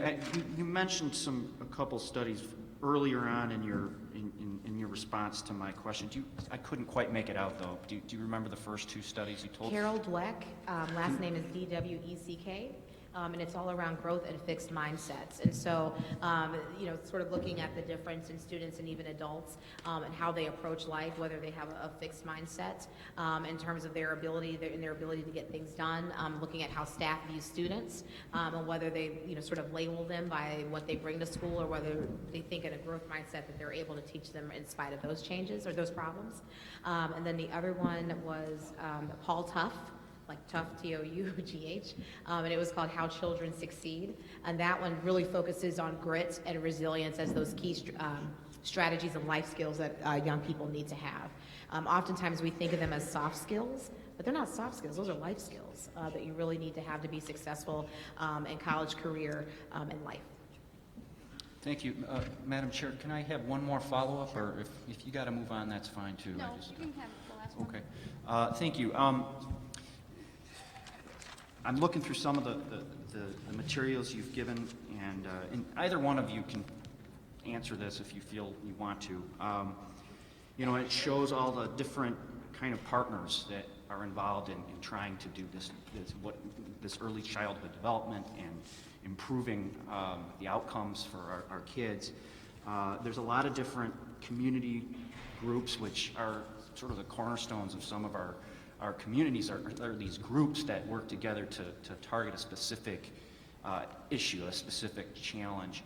Does your program, do these programs incorporate the church communities, which I know, especially in our big cities, in our great Milwaukee, they are one of the cornerstones of our communities as well. Do we have partnership with the church groups, and how is that playing out, and how is that showing fruit?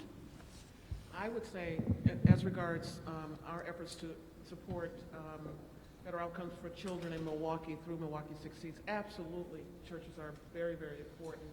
And not the least of which is because of their role in being community leaders and the foundation for which stability of communities are more frequently, let me try it differently.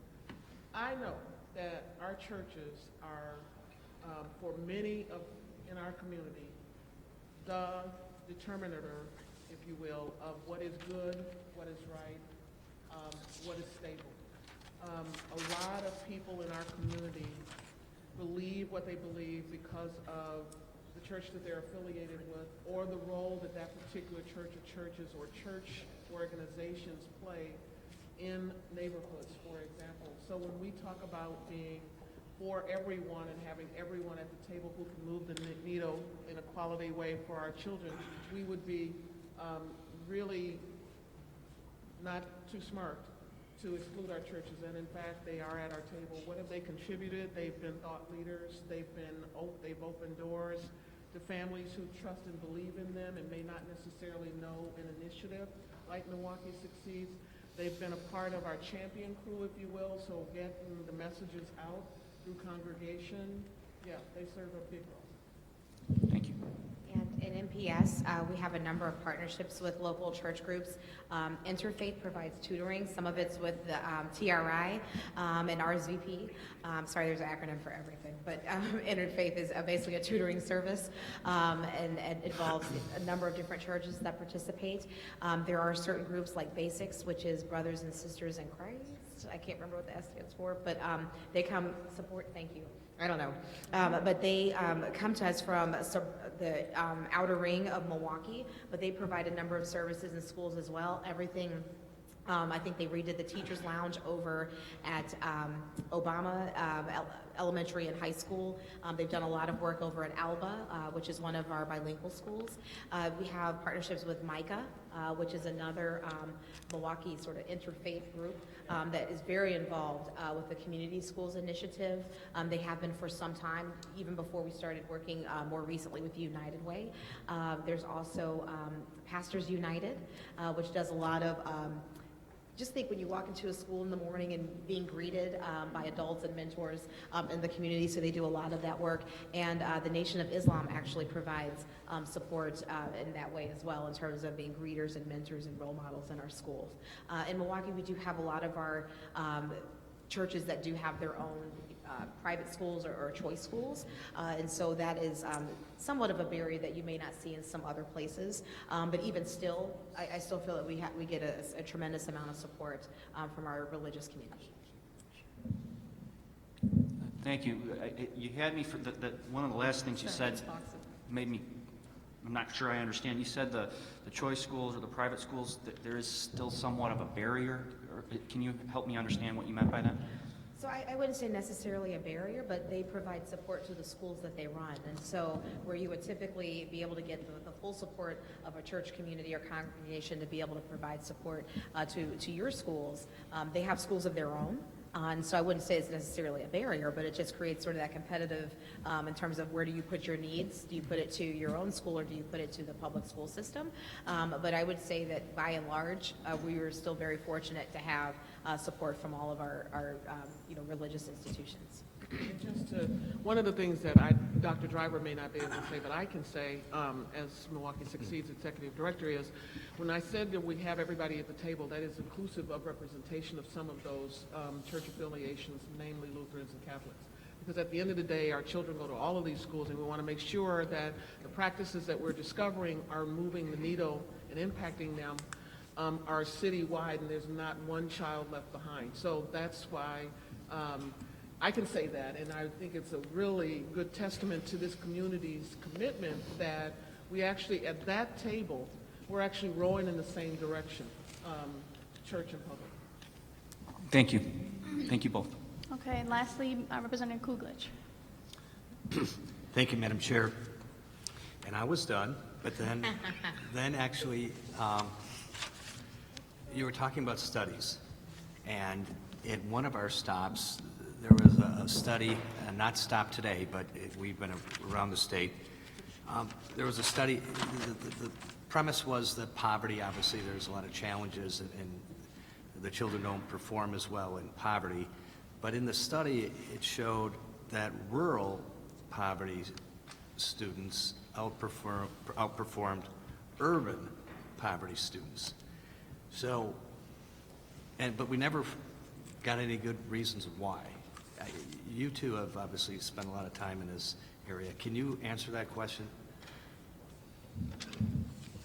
So I would say in terms of the complexity of an urban district, so if you were to look at the city of Milwaukee alone, we're the second poorest, we're the most segregated, we have the highest rate of incarceration for African American males, we also have the highest unemployment rate for African American males in the whole country. So that alone, when you start to factor in race, class, and language, that may not all be in the, I guess, the depths that you would see in an urban district, you may not see it in a rural district. And so I think it's multiple factors that contribute to that level of performance. So it isn't as simple to just say that just looking at poverty in isolation. I think there are multiple factors that really start to become, that really have an impact on student achievement data and on performance. But I think that we're better for taking on these challenges and not running away from them. And again, when you talk about why I'm proud to work here, that's why. Because in spite of all of those things, we still get up every day, we're still fighting the good fight, we're still here for our kids, regardless of what those statistics say. And that's what this is all about. All right, finally I have an answer. Thank you. Mm-hmm. All right. Representative Just an aside to you, Representative Coughlin. I served on the... Coughlin? I'm sorry, yes. Just to help you out with your question, I served on the Rural Schools Task Force, and we did talk about poverty's effect on education. But I think here we see such a concentration of population that we don't have in the rural communities. I mean, did you see the playground this morning that these kids have? It's not as big as the stage, essentially. And also, we never heard about trauma-informed care strategies in any of our rural school visits. I think that's a difference here, again, because of the concentration of being a large urban city that doesn't occur in the rural districts. So I guess we can conclude that we can't just say it's a poverty issue. Correct. I mean, because a lot of times we just lump everything into because it's poverty. And Agreed. It isn't just poverty, but poverty is still the biggest influence on student achievement. okay, thank you. Yeah. Okay. I gotta move on. Sorry.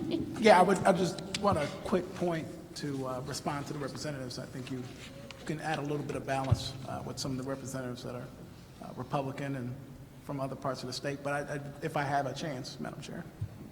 Well, we could have the discussion later if you want. Mm-hmm. Okay. Well, why don't we move on to the next step? Okay. We'll talk later. Yeah. Hopefully publicly. All right. Well, thank you very much. So, thank you. Yeah. I think if it were up to the committee members, you'd be here all day.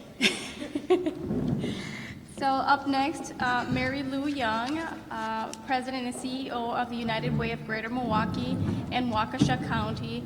And along her will be coming up Tim Coughlin, who is the Education Portfolio Manager, also from the United Way.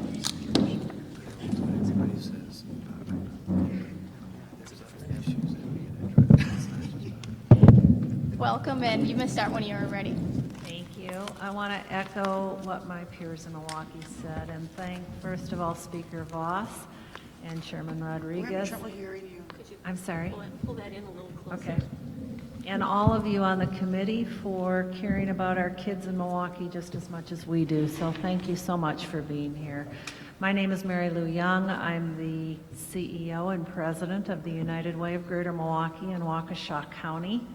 I have the privilege of representing a lot of our kids within MPS, and I'm very grateful to be here today.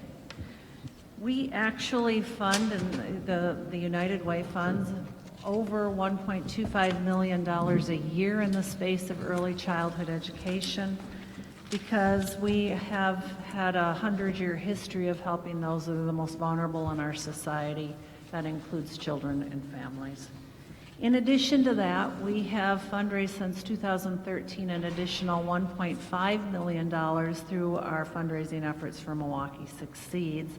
And as Danae Davis indicated, we are part of a funders collaborative that includes the United Way, the Greater Milwaukee Foundation, Northwestern Mutual, Bader Philanthropies, and the Herb Cole Charities. We have committed over 5 years to put in collectively $5 million into this space so that we can continue to provide the support needed for the Milwaukee Succeeds initiatives. We know that we need to do more to ensure our kids have a better life, a better education, and a future of employment. At United Way, we also have the ability of mobilizing our partners in the state. So there are 40 United Ways in the state of Wisconsin, most notably our partners in Racine, Green Bay, and Dane County, Kenosha, where we have great relationships, and then leverage what we learn in each of our communities so that we can use it in our own community to do a better job. The United Way will always collaborate with our educators, most especially Milwaukee Public Schools, foundations, our corporate partners, and individuals. And we are really proud of the private commitment that has been made by individuals and corporate partners. But we also know that this is a public-private partnership, that for it to be sustainable, for our children to be able to permanently succeed and do better, that we need your help. That's why we're so grateful that you had us here today. You know, I'm the first one to admit that I hire incredible talent at the United Way. I'm not the expert in early childhood education, so I'm very grateful today. I have Tim Coughlin with me. He leads all of the work at the United Way that we do in kindergarten readiness. He's also the lead for Goal 1 and the manager of Milwaukee Succeeds efforts in Goal 1. So with that, I'm going to turn this over to Tim. Thank you. Thank you, Mary Lou. And thank you, Madam Chair and representatives committed to this task force. This task force represents a phenomenal opportunity for young children in Milwaukee and across the state. And thank you to Superintendent Dr. Driver for hosting us here. One correction, my name is Tim Coughlin. I manage the Kindergarten Readiness Partnership. Jim McGaughey, a very similar name, is the Portfolio Manager for Education, who manages the portfolio within United Way's education work. My testimony and recommendations come from many discussions on the health and wellness of young children I have had with partners across Wisconsin. Children and their families and all of Wisconsin's residents need our public officials to make decisions and actions that promote equity for all kids across the state. It is critical to remember that learning does not begin at age 5 when children enter kindergarten. Infants, toddlers are often overlooked when considering academic progress and curricula development. Though K-12 policies and interventions are important to consider for students that are currently struggling, we can save taxpayers millions of dollars by investing in the years prior to a child's introduction to kindergarten. Children have their greatest potential and are most vulnerable in their formative years. In the first 3 years of a child's life, the brain is growing at lightning speed with 700 new neural connections formed every second. Development does not happen in isolation. It is shaped by the interactive influences of genes, experiences, and relationships. The quality of relationships both within and outside the home establish the first experiences and directly impact a child's learning and development. Relationships, whether healthy or unhealthy, affect the lifelong architecture of the developing brain. If we want competent children who are able to develop healthy relationships with peers and adults, to manage strong feelings, and to be persistent and curious, then we must provide early experiences that are sensitive to individual needs, are engaging, consistent, and supportive of development. For those of you here who have children, I don't know if this was your experience, but when my wife and I had our first child, it took a network of supportive friends, family members, and professionals to help us navigate this new responsibility. And we both have backgrounds in childhood development.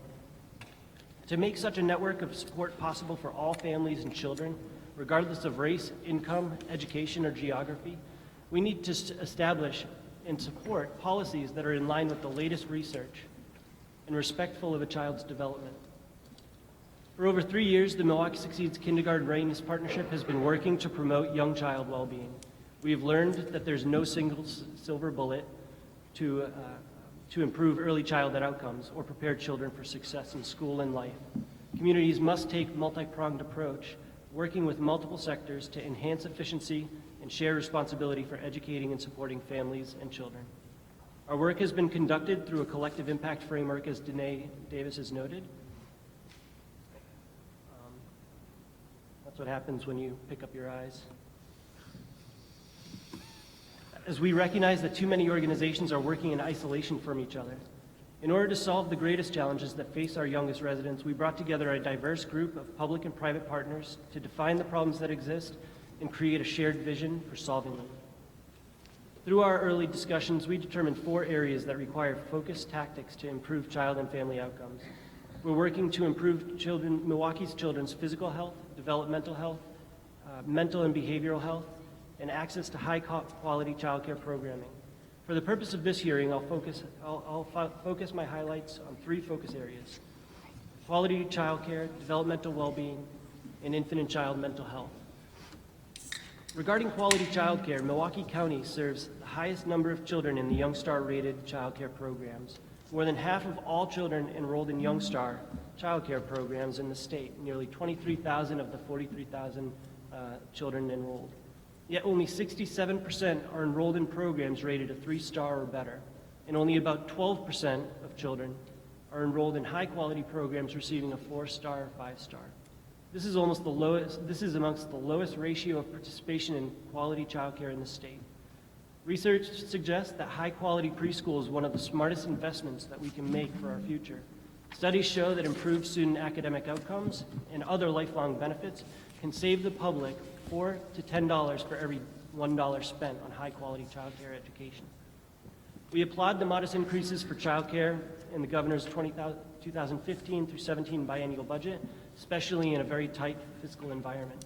However, we're concerned with how the proposed electronic benefits transfers card, or EBT, will maintain the current integrity of the Youngstar Quality Rating and Improvement System's ability to encourage continuous quality improvement for child care programs. While well-intentioned, the proposed policy by the Department of Children and Families will actually create adverse unintended consequences for the very people the department is trying to help, Wisconsin's children and family. It will weaken the Youngstar Quality Rating and Improvement System. The proposed policy will reduce payments to programs that are rated 4 stars and 5 stars by capping their payments at the private payment rate. In essence, eliminating incentives for child care center to strive towards those higher ratings. There's no doubt that this would create an immediate cost savings to Wisconsin. But when it comes to supporting young children, we need to maintain a long-term vision of investment, which will yield significant dividends for our state. George Lightburn, former president of the Wisconsin Policy Research Institute, has said that moving half of Wisconsin's children from a 2-star center to a 5-star center would create about $20 million in costs. but doing so would generate $60 million in future benefits. We request that Young Star bonuses for 4-star and 5-star child care programs remain as a separate transaction between the Department of Children and Families and child care programs and not be bundled with the electronic benefits transfers card. I should also note, we are supportive of the electronic benefits transfers card. We believe that it puts the onus in the parent's hand and creates that free market approach for families to be able to choose with their finances which child care program they support. We're simply requesting that the bonuses are not tied. Regarding developmental well-being, early childhood development screenings, such as the Ages and Stages questionnaire that Dr. Driver mentioned, are a best practice for the early identification of delays and directing children to targeted intervention early to resolve persistent problems. Early intervention helps children reach their full potential and saves $13 for every $1 spent.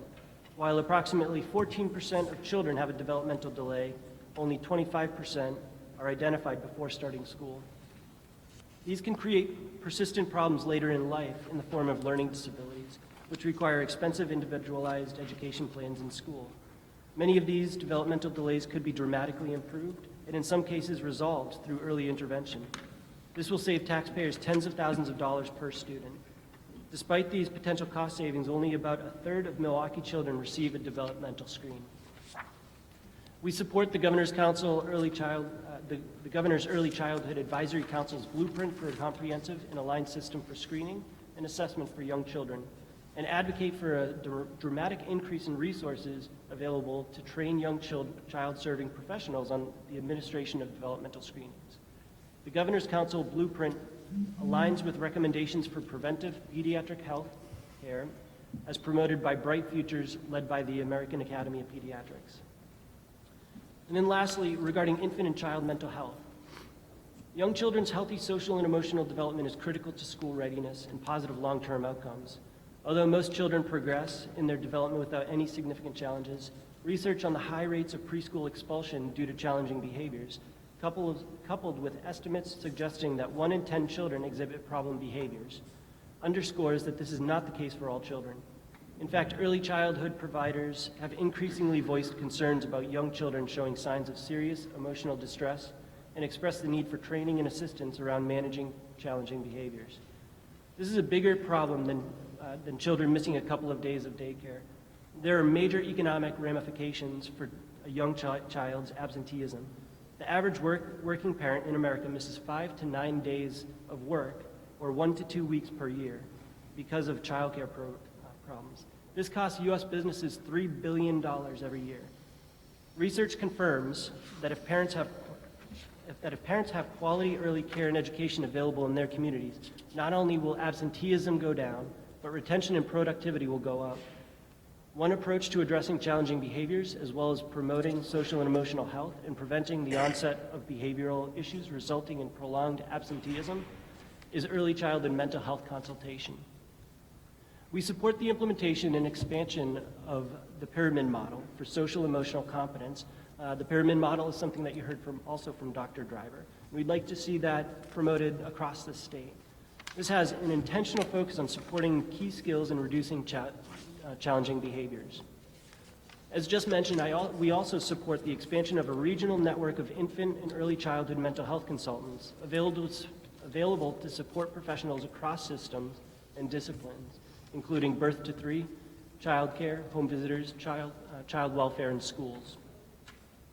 And we request more stringent policies which reduce the number of expulsions and suspensions in preschool programs. Why should a child be expelled from a preschool program? This practice places an undue burden on parents to find child care for their children and delays access to intervention services for children exhibiting behavioral issues. Thank you again for taking the time to hear this testimony. I'd like to extend an invitation to this task force and any of its members to contact me and participate in Milwaukee Succeeds in the Kindergarten Readiness Partnership. Please feel free to contact me with any additional questions or comments. Thanks. Thank you. Thank you very much for your testimony. I know that probably most of the focus of your testimony was on the Young Star program, but tell me what the correlation is, or how the work is between the program and the school districts. Could you repeat the question? I'm sorry. So I noticed that most of the testimony was on the Young Star program and your concerns with that. And I guess the question is there a sort of partnership with the school district? I'm just trying to see what the concern is, only because I guess the goal of the committee is to explore ways, things that the school district is doing, and find, solutions and possibly something that's succeeding in the school district and try to replicate it. So how does the Young Star play with this? Sure. So although we are working with Milwaukee Public Schools and their Head Start programs and child care programs here in Milwaukee Public Schools, learning from some of the achievements that they have here, we really are working with all of Wisconsin, or all of Milwaukee's, child care providers that are under the Wisconsin Shares program. With child care providers who receive Wisconsin Shares subsidies from Department of Children and Families are required to receive a Young Star rating. That's the quality improvement and rating system for Wisconsin. And so I should also note, we're very supportive of Department of Children and Families, and we collaborate with them regularly. So we don't have a problem with the Young Star rating system. We actually think it's a very beneficial program for the state in identifying where the challenging issues for child care programs lie. So how do we move through continuous quality improvement for child care programs and continue to ensure access for high quality programming for our kids? The challenge that I noted, and I would like to say that, this multi-pronged approach, many of these approaches, mental health consultation, the pyramid model, developmental screening, really all interplay within child care programming. And to some respect, mental health or the pyramid model and developmental screening achieve points within the Young Star rating system. So it all plays together in order to increase the quality of a child care program, if that makes sense. The challenge that we're really seeing is around the new electronic benefits transfers card that's currently being piloted and was proposed last year by Department of Children and Families and the governor's office. The challenge there is simply that it puts the Wisconsin Shares dollars on a card that the parent has the responsibility to then pay for. What it's also doing is merging the bonuses that child care programs receive for being a higher quality program, a 4 or 5 star rating. What this EBT card will then, in its current model, will then do, and I'm sure that Judy will be able to speak a little bit more to it when she speaks next. What it will then do in merging the bonuses is cap the payment for a child care program and the bonuses that they would receive to the private pay amount. Currently, there isn't a cap for the private pay and the bonuses for child care programs. That's the new, that would be the new disincentive that we see, and potentially Judy can clarify for us. That's the disincentive moving forward that we see child care programs incurring. Does that help resolve some of that question?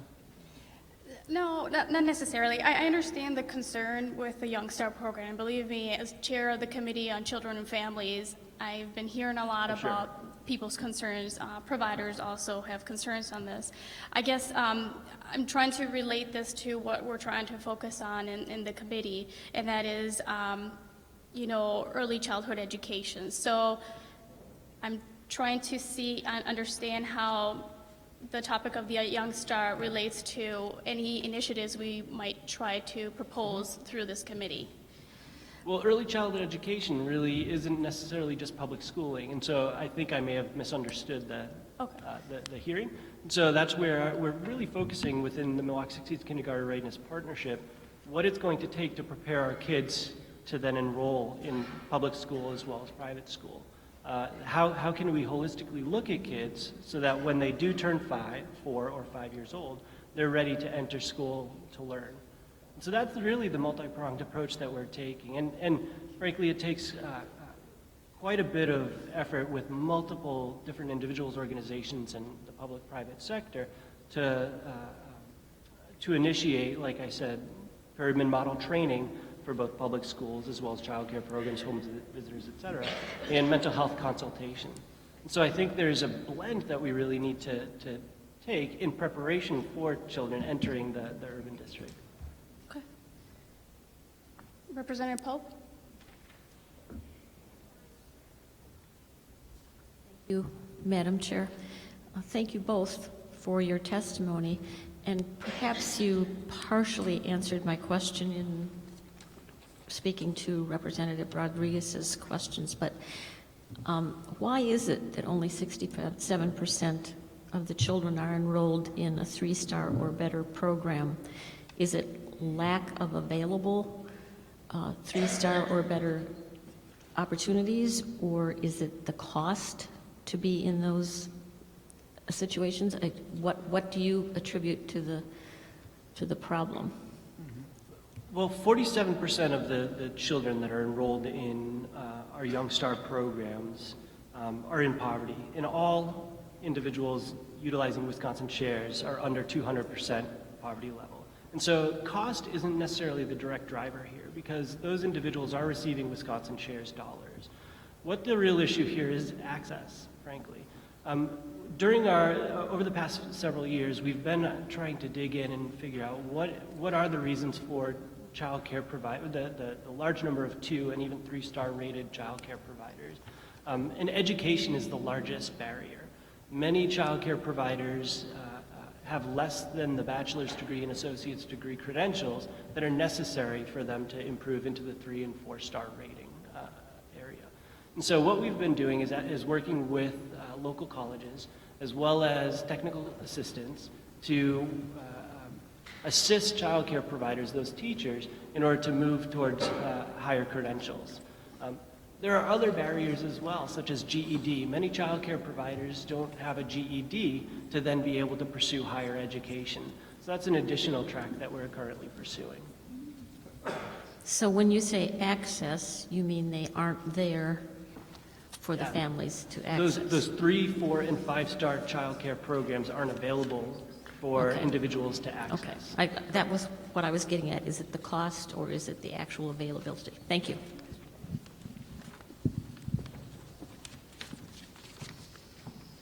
Representative Heaton?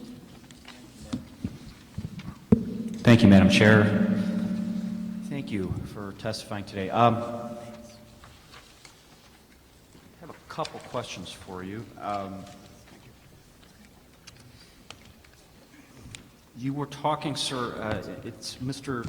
McLaughlin, right? Coughlin. You were talking about, at some point during your testimony, about the expulsion of children from kindergarten, and you indicate, why should a child be expelled from a kindergarten program, and, that would force the parents to find child care. Why would it force the parents to find child care? Can you help me, how do you know that? And so it's not expulsion or suspension from kindergarten, it's expulsion or suspension from preschool or child care. Recently, actually, I was just speaking with a colleague who was working with a family who has an 8-month-old that was expelled from the child care program. So those are the children, why I'm saying, as opposed to a child care provider identifying a behavioral issue that they can't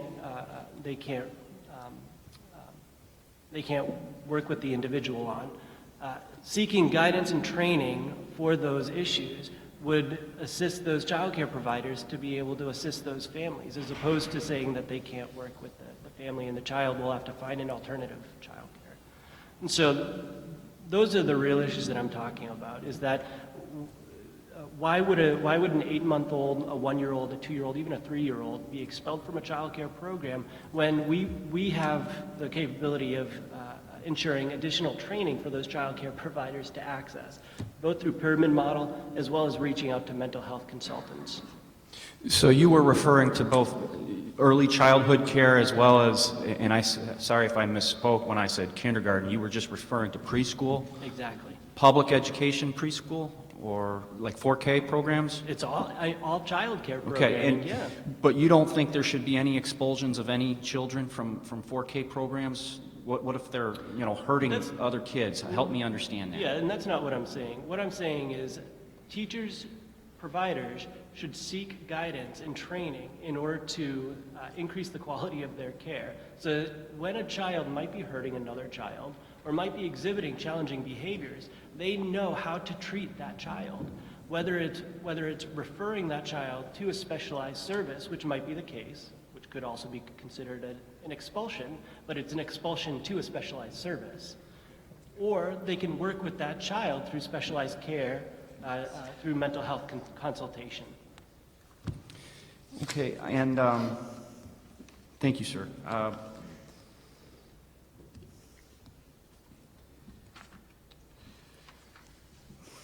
You were also talking about, towards the end of your testimony, that many child care providers have less than a college degree. And I don't want to put words in your mouth. You're suggesting they should have more to provide those types of services, or are you suggesting a requirement? Are you suggesting that it just be incentivized? And why do you think a college degree would translate into better care for children? Research suggests early childhood development is more complex than watching a child and making sure that they're not hurting themselves or somebody else. And so through higher education and specific training on early childhood development, a child care teacher will be able to work with individual children on the needs that they exhibit. One of the categories within the Young Star Quality Improvement and Rating System is education.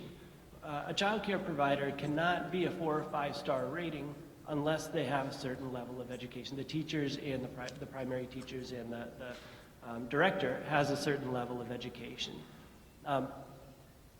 I hope that answers your question, but the answer is yes. I think it is important for teachers to have a higher level of education in order to care for their kids. Well, I guess if we're talking about caring for 3-year-olds, 4-year-olds, do you really think a college degree is going to mean if you have it, you're going to be a better child care provider? If you don't, you're not going to be a good one? I'm really trying to understand. I'm not trying to put words in your mouth.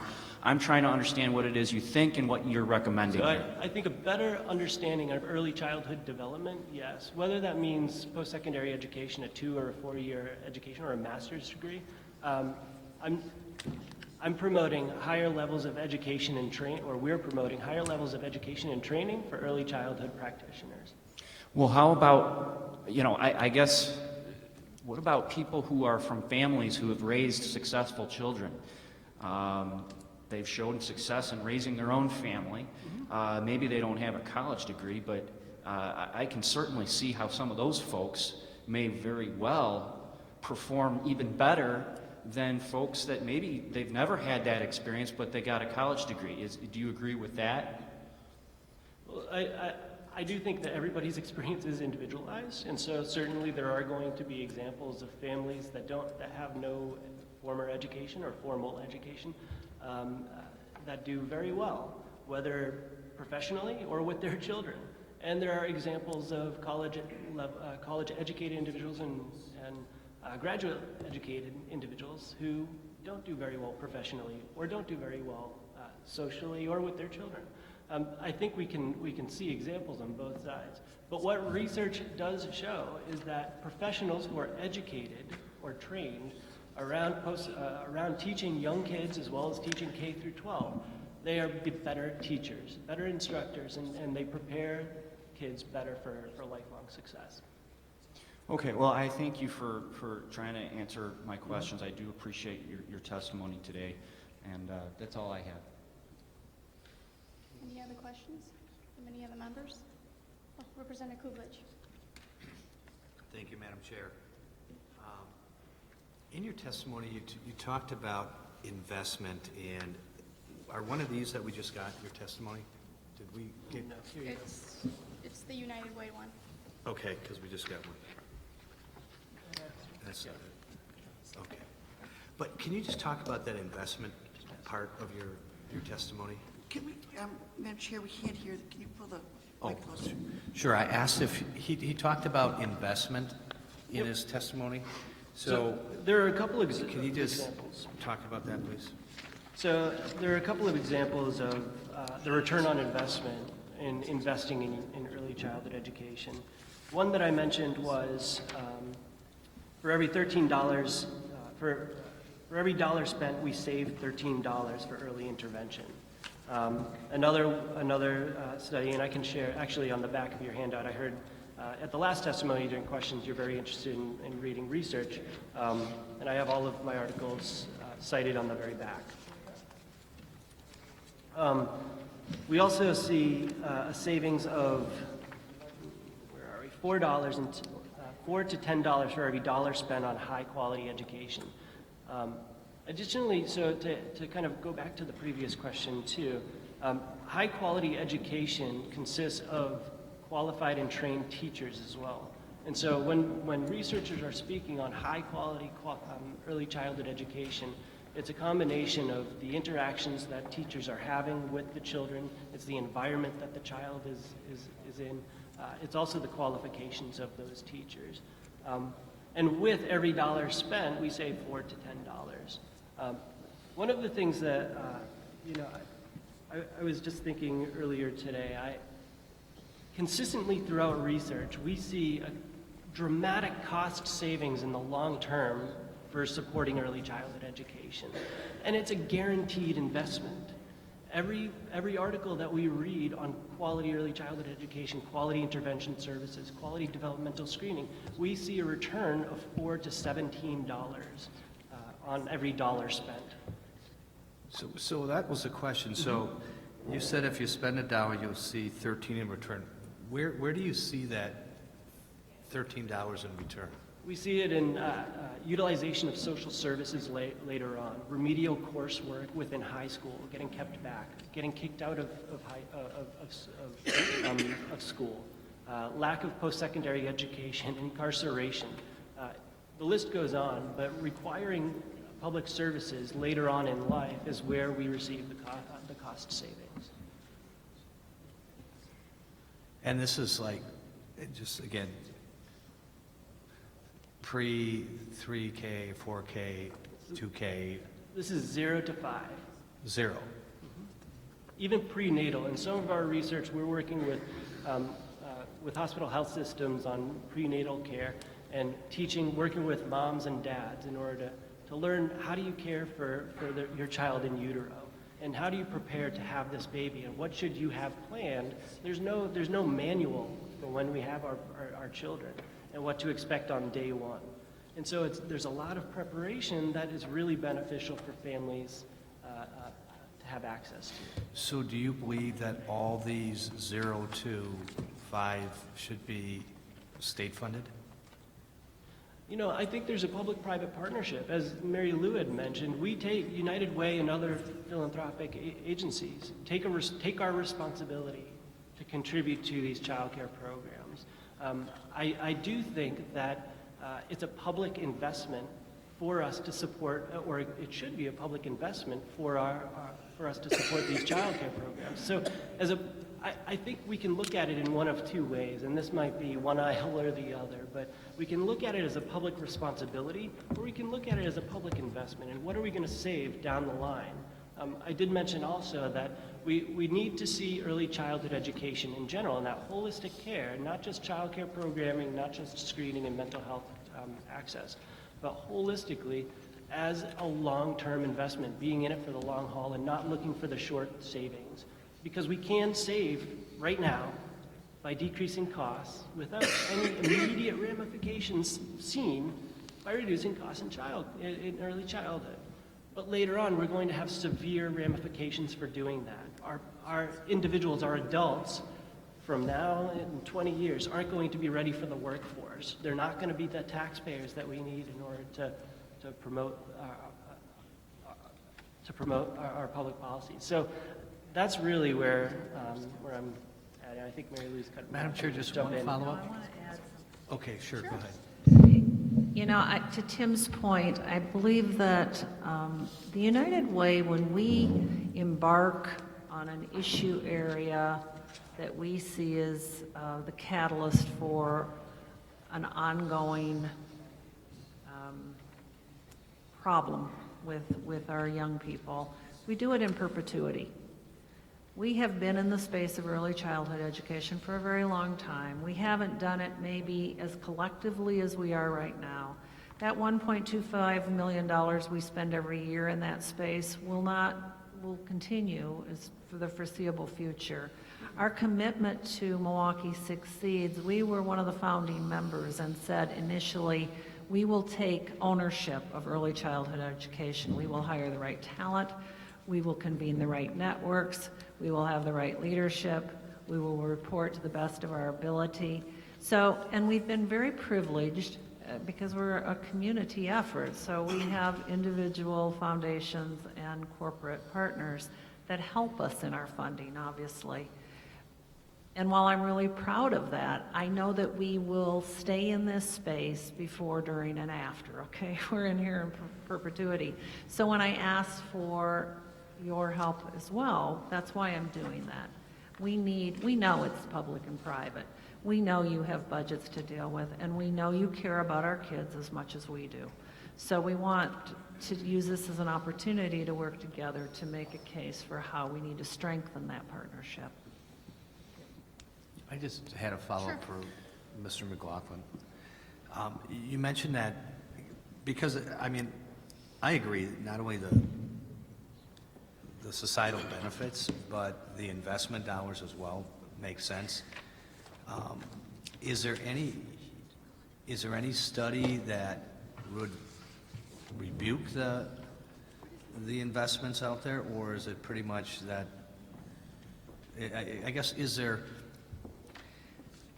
any data that shows in a community or a state that has done this for a period of time that has showed, you know, the benefits that you state or you believe will happen? You know, I'll have to get back to you on specific examples. There are states that that have shown great success in this, and I was actually just looking over it yesterday, and it's escaping me. But I would love to be able to send this to I suppose, Vince, to be able to get to you. I would just recommend look at Georgia, Oklahoma, and I'm sure you're familiar with Fade Out. So, all right, thank you. Thank you. Thank you, Tim. I think, you know, part of our the dilemma, you know, as legislators is how can we help, but at the same time, how can we do it with the resources we have? And so I think digging down to the data that the information that you're providing, the numbers that you're providing, I think helping us figure out where that information comes from, and, you know, data that backs it up, I think helps us, you know, make a policy decision. So I think that's kind of what Representative Coughlin, I'm assuming, was alluding to is you know, where do the numbers come from? Is there, you know, a program in this state or another state, or where do the numbers come from? Mm-hmm. So regarding the pyramid model and mental health consultation, much of the research has been is coming from Vanderbilt University. Once again, I would have to, there are several states that are working together and showing wonderful results. Wisconsin is one of them. We're a pyramided mental health consultation state working with Vanderbilt. But I would love to share with you the results from the other states. I don't have them off the top of my head. That would help us out a lot. The other thing that I wanted to ask you was sustainability. So you talked about the importance of having teachers who in the Young Start or in daycare centers who have the education to take care of the needs of these kids. But one of the complaints that one of the concerns that I hear very often is, well, we have these people, we train them, we get grants to get the education that they need, but you know, once they have that education, they end up leaving those daycare centers and they go somewhere else. So that kind of gets down to, is it sustainable? Is the way that it currently works sustainable? Because, you know, we obviously want kids to have the best teachers, but we also want to make sure that they stay there. And if if a daycare center is constantly losing teachers and constantly have to retrain and rehire, how sustainable is that? Right, and we're working actually with Department of Children and Families on that sustainability issue. At this point, I'm not comfortable in kind of saying this is what we're doing in order to ensure sustainability, because retention of teachers is a real challenge, and we've seen it as well within our work. All right. Okay. Okay, I think I have a list, but I don't think I have the full list here in front of me. So I have Representative Pope, and then I have Representative Heaton, and then Representative Buildings, if you don't mind, and then Representative Bowen. Thank you, Madam Chair. Again, thank you for your testimony. I think the return of investment for quality childcare is sort of one of those irrefutable but hard to nail down facts that it's sort of like climate change. It's there, but you choose whether or not to believe it, I guess. But is there not figured into that the savings to business, to employers, when their employees have children enrolled in quality daycare? The parent ends up being more productive, or at least at work more consistently.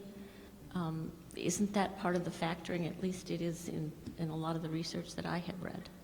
So it's a benefit to not only the child in terms of their lifelong learning and their ability to enter school ready to learn, but to the employers of the parents as well. Exactly, yes. Okay. And I think there's tons of research to support it out there. It would be hard to point at the research. I mean, there's just so much of it. I had a hard time actually keeping it to a page on the back of your, on my testimony. Yeah. Well, I have heard for many years it's, $7 for every one invested. So what you have cited falls well into that range. Thank you. Representative Heaton. Thank you, Madam Chair. As this conversation's continued, it's just kind of, we're talking so much about data, and data is important. Facts are important. I'm trying to get a handle on when we're talking about ages 0 to 5. Is there any data? Is there any studies? And if not, maybe just your own common sense would give you an answer. But is there any data or studies that show if the child stays home in a loving family, where both parents are there intact, and one is there to stay with the child every day, teach him or her how to read?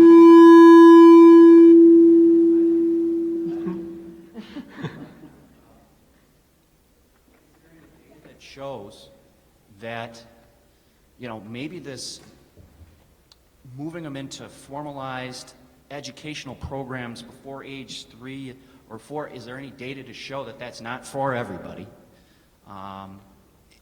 Or does your common sense lead you to an answer to that? I'll take that as a challenge, and I'll look for the data that speaks to that for sure.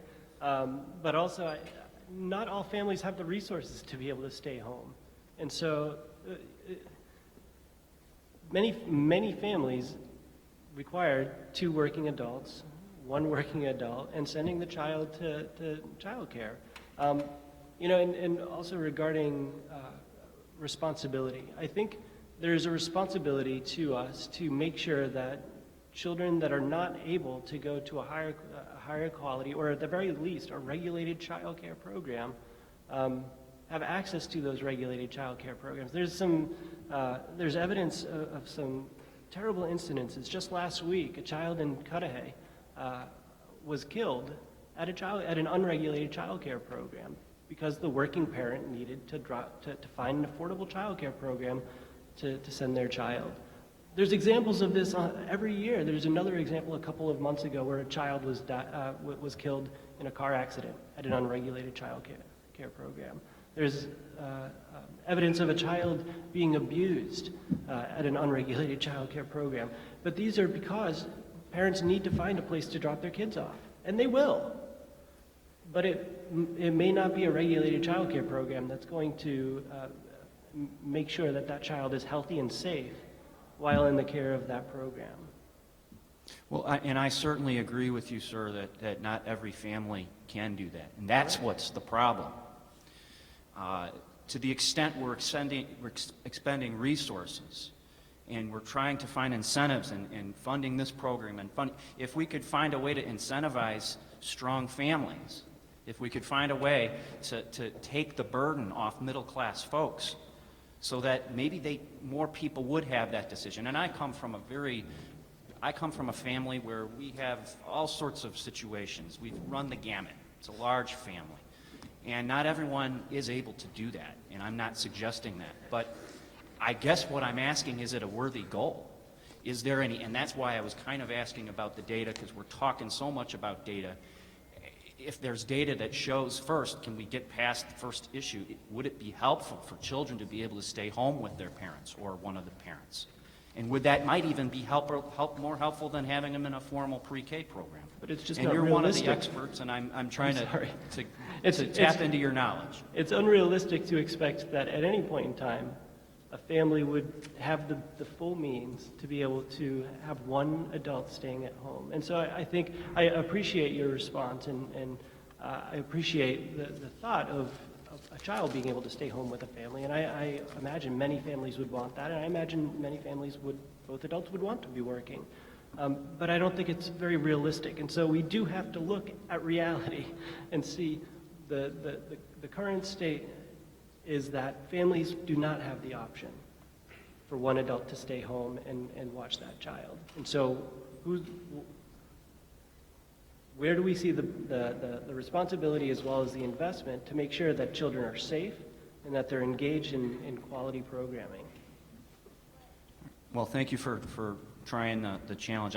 Obviously, if you do find some data, I'd be more than happy to look at it. Thank you. Representative Billings? Just pull over.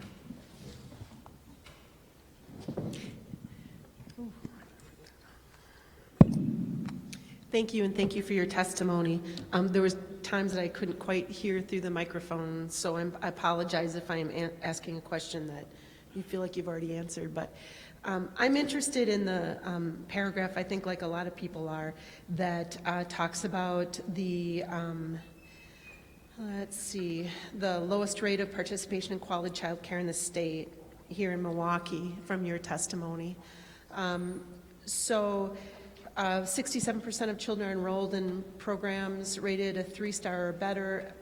Only 12% are enrolled in high-quality programs receiving 4 and 5. So we know that child care centers have to do certain things to get those star ratings. One is have teachers that have degrees, that have gone through training, and I also hear from my providers, I only have 2 in La Crosse that are 5-star, one at the YMCA, one at the University of Wisconsin-La Crosse. And people really want to get into those centers because they have a great reputation and they do well with the kids. But why is it that there's not enough people who are getting into the high-quality centers here in Milwaukee? Is it because there are not enough 4 and 5-star rated? Is it funding? What's the issue? It's availability.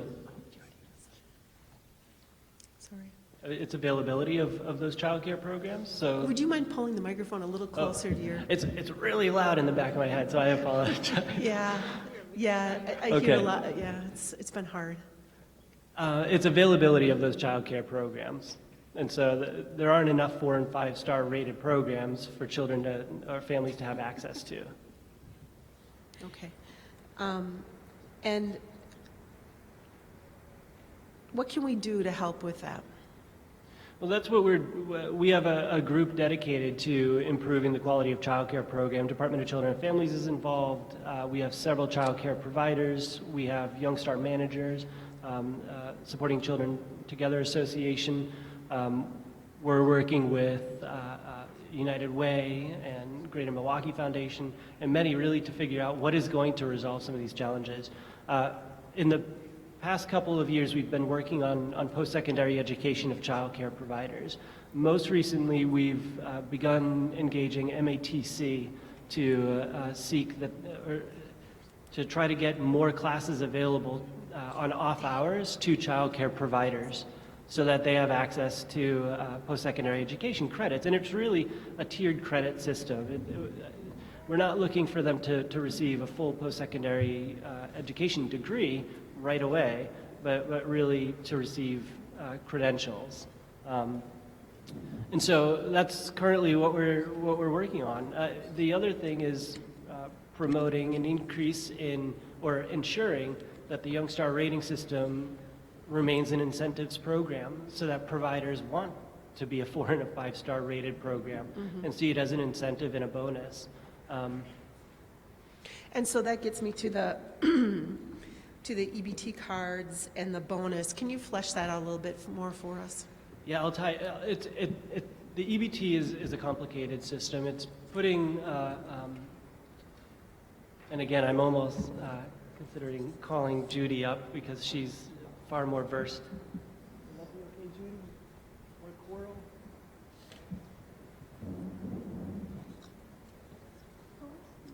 No.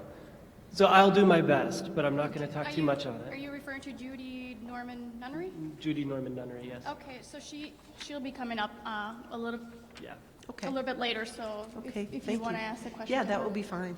And I guess one thing I see in my area, that a problem that we've had is that, I think Representative Rodriguez referred to this too, is that sometimes people will start in daycare centers at the YMCA or at the university daycare center, and then they get hired away, like by the public school system or someone. So, and this is a problem we have with childcare, that we have this problem where,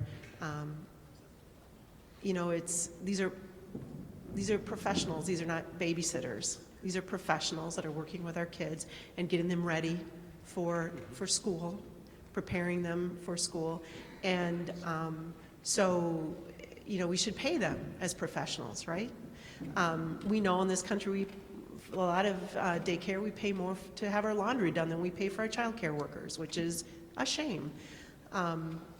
My staff just had a baby this weekend, and I'm thrilled that she is coming back to my office, and she's not staying home with, you know, she'll be with the baby for 2 months, and then I'm thrilled that she is coming back to work. But it is a concern, and a concern that I've heard about in the office as we've talked about this. You know, what do you do? Because you want your baby to be in a good place, a safe place, a place where they can thrive. And quite honestly, she needs to go back to work. She and her husband, she can't afford to stay at home. And so I know this is a bigger picture than you from the United Way are here to present, but I do appreciate your testimony and you bringing this discussion to light and this thoughtfulness that we have to have on this committee and this issue. Thank you. Representative Bowen. That was Bowen? Okay, Bowen. just making sure. Couldn't hear you clearly, Madam Chair. Sorry. Thank you so much. Can you briefly go over, there's a part where you mentioned the Wisconsin Policy Research Institute and a study of moving half of Wisconsin's children from 2-star centers to 5-star centers would create about $20 million in new costs, but doing so would generate $60 million in return future benefits. Can you explain that further? Yeah, this is from a 2012 Wisconsin Policy Research Institute annual report. I'm not sure of George Lightburn's math on that. I've been working with Dave Eady with the Wisconsin Council on Children and Families on a lot of the data analyses that they've been conducting. Once again, I'd have to provide that to you separately. Okay. And I'm trying to understand what the request is, and sometimes it's easier for my colleagues to understand if there's a specific amount of commitment that you're looking for. So as CEO of the United Way, if you could see a stronger public-private partnership, how much commitment are you looking for from the public to match the commitment from the private sector? Well, every little bit helps. So there's a couple of points here. One, it's not money at all. It's policy, right? And that's really for the electronic benefits transfer. Keep Youngstar as it is, or the bonus structure of Youngstar as it is. The EBT is a wonderful opportunity to educate families on the responsibilities of paying a child care provider, right? It puts the payment in their hands so that they have to do the transaction with the child care provider. But the bonus associated with it really hurts the current incentive program. So that's policy. Regarding the Governor's Early Childhood Advisory Council's blueprint for a comprehensive and aligned system for screening and assessment, it's promoting developmental screening within Youngstar programs, and again, they do receive currently a point, but we'd like for them to be required, and this may be a new case, that we want them to be required to have developmental screening in place for a 5-star rated program. We're also promoting more rigorous developmental screenings for pediatricians, home visitors, and preschools. And that's already happening. We're doing that with a funding from Medical College of Wisconsin and the Healthier Wisconsin Partnership Program. We anticipate increasing developmental screenings in Milwaukee by 16,000 new children by 2017. And so it's really partnering in that work to make sure that organizations and schools are implementing screening. On the pyramid model and mental health consultation, there's a couple of figures that we've run. For the cost of statewide implementation of the pyramid model, and the pyramid model again is social emotional education for teachers and child care programming, as well as schools. Statewide implementation of the model would be just under $4 million over a 2-year, just under $3 million over 2 years. And so it's a modest increase for gains that will be received long term. For mental health consultation, we see in Illinois that has a statewide model for mental health consultation at $4 million. Illinois is twice the size or more than twice the size of Wisconsin, so we imagine that will be significantly cheaper. We don't have a cost structure quite yet. We're currently working, we were invited to this hearing fairly recently last week. I would have put together our recommendations pretty cleanly and been able to submit them to you all today. We don't have those ready. Those would or will certainly include a budget, and we will plan on providing those in the future. And it would be good to have the list of policy requests the same way, so that we as a committee our task force, think about what we're actually forwarding to the Assembly for proposed policy. And I guess that's an additional question for the chair. I guess I'd like to have some clarification if we will be able to have this task force complete before the end of the session so that we can actually propose legislation before we end and have the chance to actually pass bills before the session ends. I'll answer that question. I guess the answer is similar to what happened with the rural task force, which was the committee convened at the end of the session, but recommendations were sent out before the session ended, but no legislation was put together until the following session. So whatever recommendations come out of this committee or the task force and legislation put in place wouldn't be until next legislative season. Okay. I see the task force on dementia that Representative Johnson-Brostoff serves on. They were able to move and push some things this year, and I would like to see those things, but I understand we also have a different way here as well. My final question was for CEO Mary Lou Young. In your testimony, you just talked about a stronger partnership, and I was wondering if there was anything beyond policy that you were also looking for in a stronger public-private partnership with the state of Wisconsin. Well, I run the United Way, so I'm seldom afraid to ask for funding. We have a pretty significant partnership with Milwaukee Succeeds and the Find Five Funding Collaborative members. I would love representation, funding to either match or be part of that collective. That 5 million? Absolutely. I mean, you know, I think what we overlook is how to leverage the work that we're doing independently in our local communities with the help of private funding, and what we could be doing collectively that works either around the state or we know will work in our urban areas. So any help that you foresee or can provide us with discretionary dollars in that space to help us enhance our work is always welcome. And like I said, I run the United Way, so we're open 24/7. Thank you for the question. And CEO Young, the state of Wisconsin doesn't too many times give out money loosely, so I think my colleagues would definitely like to understand if the state really did match your investment, what could that actually do to your outcomes? Double them. Madam Chair. Double our outcomes. I mean, it would accelerate the community-wide effort. That's the most important thing. I think most of you know that the United Way has run a very significant, successful community-wide effort in reducing teen pregnancy. I can honestly say from that experience, one of the things that would have even enhanced and accelerated our outcomes earlier would have been more public funding. We didn't have any in that space.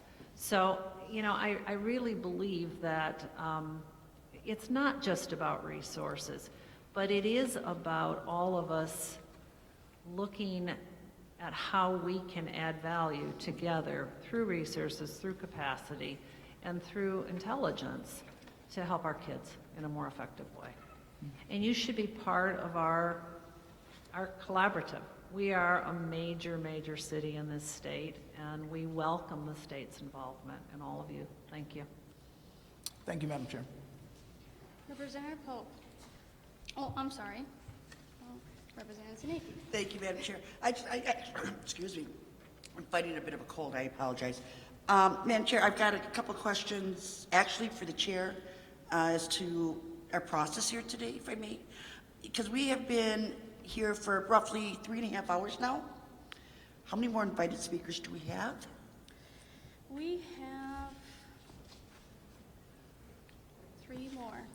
Madam Chair, I have sat here and watched several people that are actually teachers in the trenches come in and have to leave. And I guess I'm a little disappointed because those are the people I would really like to hear from. I know you are experts, but the people in the trenches are the ones. So could we maybe curtail some of our questions so we can have people, you know, we can make sure we hear from everybody? This is 3.5 hours. We've had, what, 2 or 3 invited speakers. It's, you know, I just think we need to start moving this along so we can hear from. I've seen at least 3 people come in, sit down, and have to leave. I take that into consideration, Representative Siddiqui, but I also know that there's been a lot of members here who've had a lot of questions for our invited speakers. So I guess I'm going to leave it all up to you guys. We'll just go ahead and, if you guys agree, maybe just leave it to 1 question. That's all I'm asking, just curtail it a little bit. All right. You can always call them with your questions too. All right, very good. Thank you very much for your testimony. Thank you.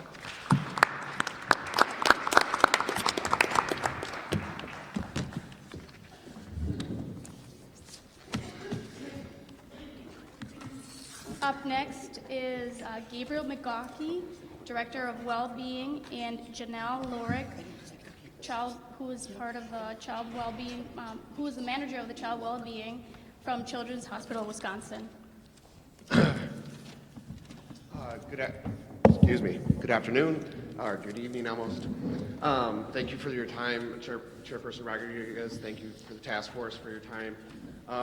We'll take a brief moment to talk about the opportunity and the work Children's has done not only outside of the medical walls. We're obviously known as a hospital and a healthcare provider, but we do provide a number of services in the community. As we look at this issue of early childhood education, we also recognize that well-being of children and families who have faced adversity is an issue that goes beyond just one system and really overlaps with healthcare, community safety, as well as child welfare.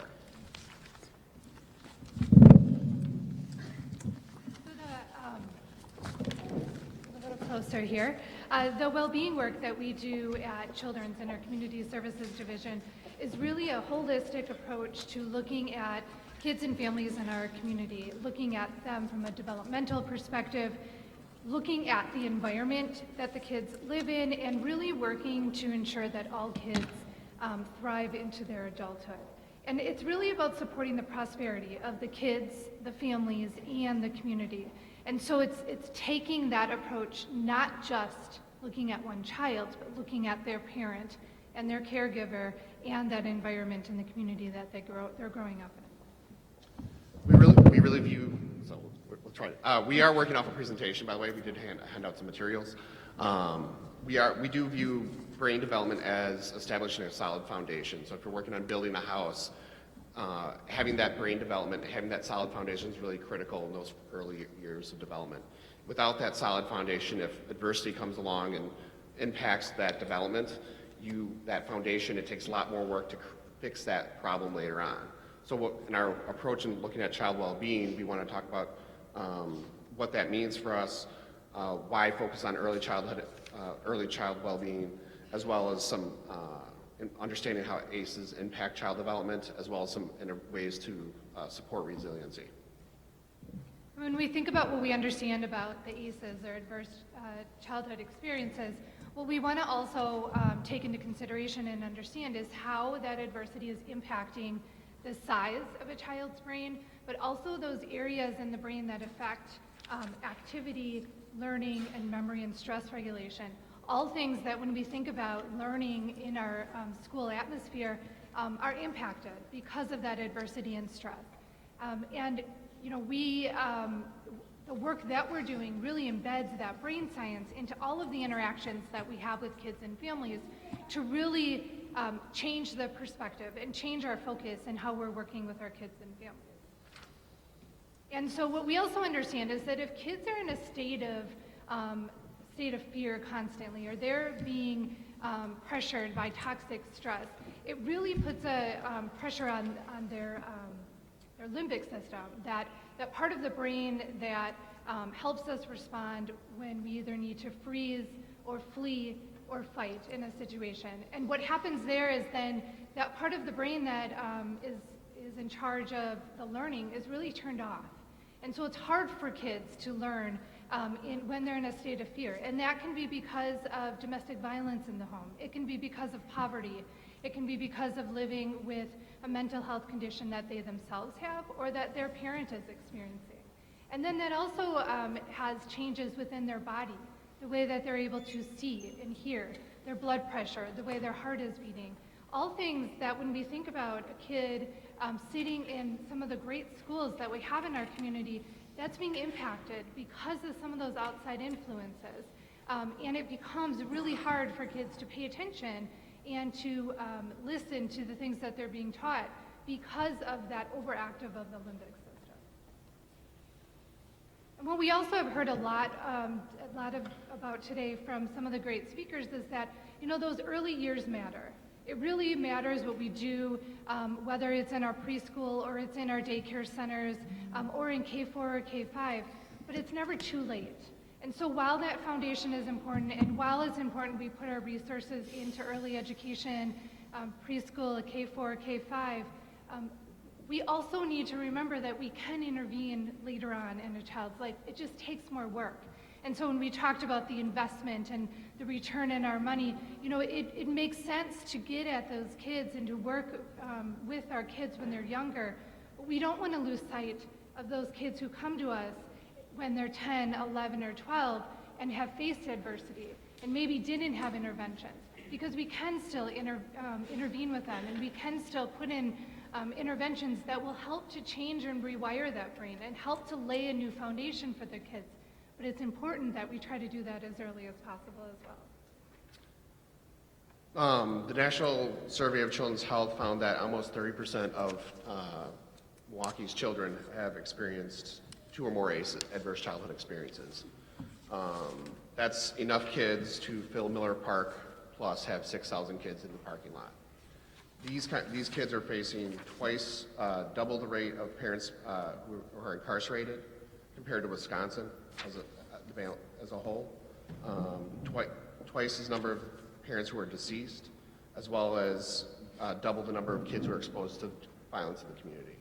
All of these stressors contribute to that biological impact that my colleague was talking about that really influences their ability. New research that's just recently come out in the past couple weeks has shown that kids with 3 or more ACEs before the age of 6 are below average in language, literacy skills, and math skills. But they also have attention, social problems, and aggression.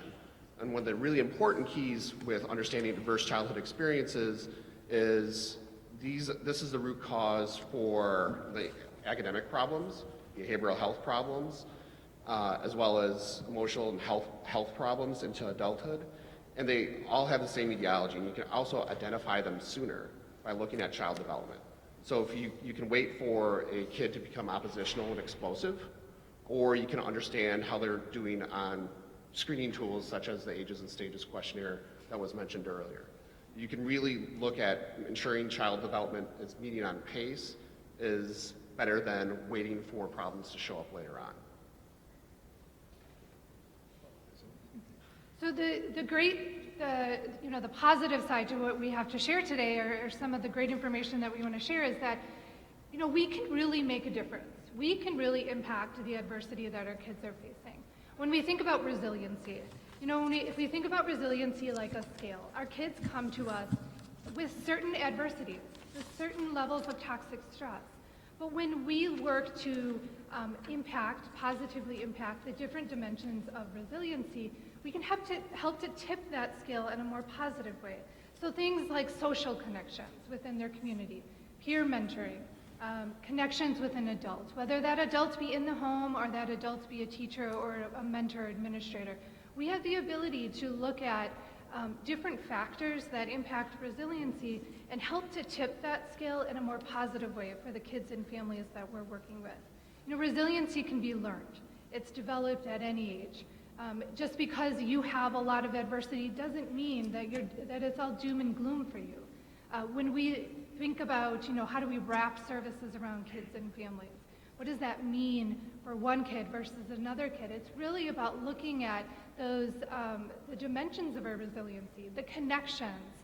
And if they don't come to us with those connections, how can we help them make those connections, whether it's to a religious community, whether it's to the school community, or just other neighborhood connections and community that exist here in our city as well. And it's really important, if you think about what people have learned and talked about in terms of trauma and toxic stress and adverse childhood experiences, those are things that we can't undo. A child has experienced those kinds of things, but resilience gives us a framework to identify ways to increase coping skills, problem-solving skills, and executive functioning that can actually have a long-term impact and counteract those negative impacts on their development. So it really gives us a framework, but this also includes systems like child welfare and early childhood education that was mentioned earlier, even community anti-violence initiatives. All of these contribute to well-being in different ways. So as much as we can look at this kind of issue of preparedness and academic achievement in a developmental lens, you start to see the intersection with all the different systems. And we really believe that the use of developmental screening tools is essential to verify kids are doing well, as opposed to assuming kids are doing okay because there's an absence of a problem. There's a difference between verification of wellness and an absence of a problem. And we also support, there's some pending legislation, AB 664, which is, we're working with Milwaukee Public Schools already and putting mental health services in the schools, which will be for slightly older kids. But it eliminates a lot of barriers in terms of transportation, parent time, and addresses some of the behaviors in a less stigmatizing way because the kids are already in school without having to be taken out for services. So that bill really eliminates some of those barriers, so we'll be able to provide more of those services. As well as we are also proponents of evidence-based interventions such as parent-child interaction therapy. And so parent-child interaction therapy is an intervention that we worked in collaboration with the University of Milwaukee and really took what they gathered from their research and translated that into our population of working with kids and families in the child welfare system. And so it's a didactic intervention. It's time limited, it's effective, and there's some really great long-lasting results. What it is taking a parent and a child, the ages of their kids are between 2 and 7, and we bring the kid and the parent together, and we will really work on the bond. So the first part of the intervention is teaching the parent how to play with their child, encouraging that parent to give appropriate praises, teaching them how to ignore behaviors so that the child then begins to learn that, oh, I want to respond this way because I'm getting this sort of a praise from my parent. And so essentially what we're doing is rewiring that brain. We're rewiring for the child. When I do certain things, my parent responds in a positive way. And what we're also doing is training and coaching that parent through either an earbud or by sitting next to that parent or caregiver, really giving them that direction that they need to rewire their brain and help them with some of that executive function. And so whereas in the past, a parent may go to a parenting class and receive some great tools, here we're really doing that learning with the parent right there in the parent's home. And so we have several different ways that we've taken and adapted this intervention. We have the brief intervention, which is 5 to 7 sessions, and we offer that to kids and their parents who are more motivated to change, who can handle longer sessions. And so the sessions are about 1.5 hours in those interventions. We then work on our reunification and adoption cases, which are one-on-one interventions between 15 and 17 weeks. Those sessions last about 40 minutes. And then we also have our Project Connect, which is a group-based intervention offered to our foster parents. And so it's 2 Saturdays a month for about 8 hours where the foster parents come and they learn as a group the same skills that the parent and the child are learning on a one-on-one basis. PCIT is broken into 2 different components, child-directed intervention and parent-directed intervention.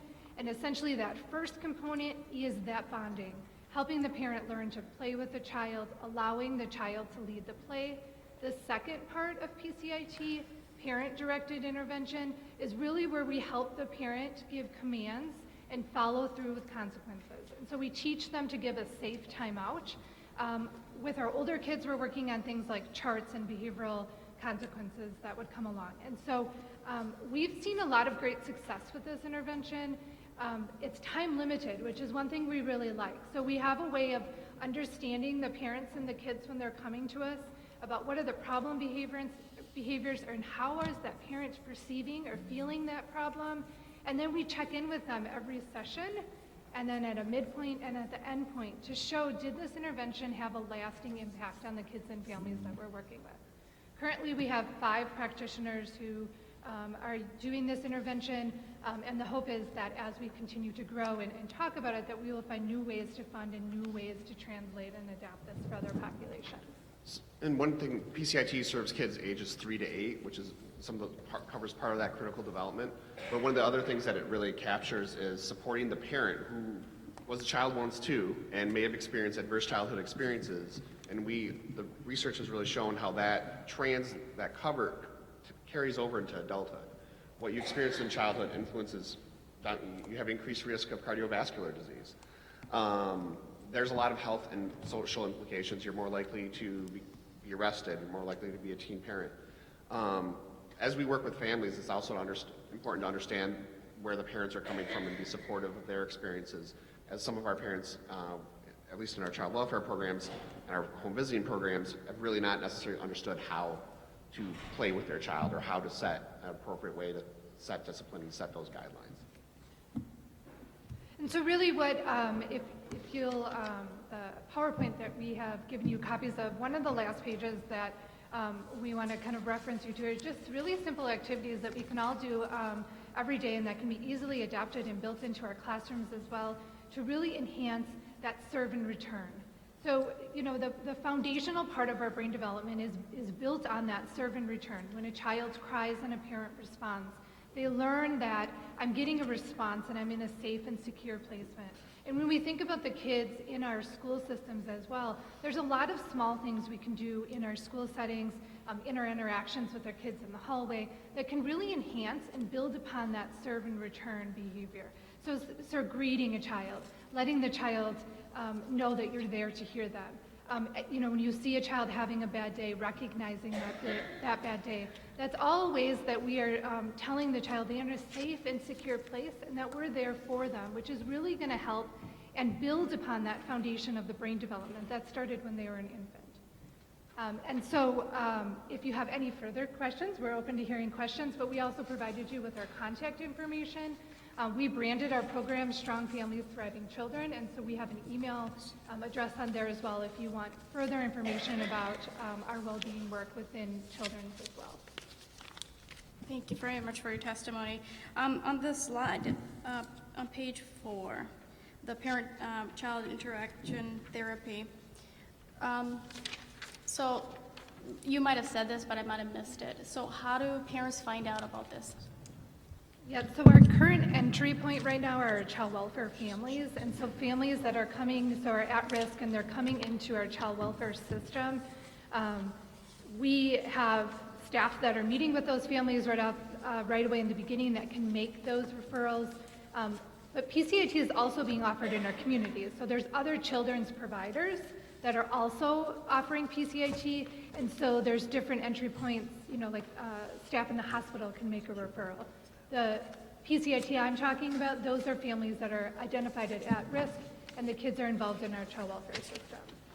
We do intend to expand to offer through Medicaid billable services. We should have that done by June, I hope. We are also working in collaboration with the University of Wisconsin-Milwaukee, Helen Bayer School of Social Work, to train more people in PCIT. So not just, we can't serve everybody, nor is our intention to be the only provider of this service. We're working actually on a federal grant with the Department of Children and Families right now to provide more professionals this training so this could be more widely available in the community. Questions from any other members? Including MPS teachers? Currently the training is targeting mental health professionals or social work professionals who are working towards their clinical hours. We are absolutely interested in, one of the reasons we collaborate with the university is to work on ways to deliver it in different settings. So how do we deliver it in the home as opposed to just being in the clinic? And we're absolutely open to ideas such as delivering stuff in schools and figuring out how we can fund that through Medicaid and other creative resources to bring this to more kids in the settings that they need. I did just learn today that there is a specific training. So there's the PCIT, but there's the TCBIT, which is a training geared towards teachers. I know, I don't even know what it all stands for, but it's essentially taking the basics and the foundational components of PCIT and offering it as a training to teachers. So, and then they would be given the coaching and the support from practitioners to find ways to embed these sorts of, it's around the praising of the child into their classroom and into their curriculum and training. And that is done with the school district, you said? I'm sorry, what? That's done in conjunction with the school district? Yes. And currently, who do you do that with? So that has not been done at all yet here. There's been research done, and I'm not sure where. One of our collaborators at the university just told me about it yesterday, and so I can get that information for you too. Okay. Representative Coughlin? Thank you, Madam Chair, and thank you for your testimony. So you mentioned toxic stress and fear impacts learning, correct? Which I agree. But how do you get involved with those children or those kids that, how do you identify the children, or do the schools get a hold of you and say there's something not right here?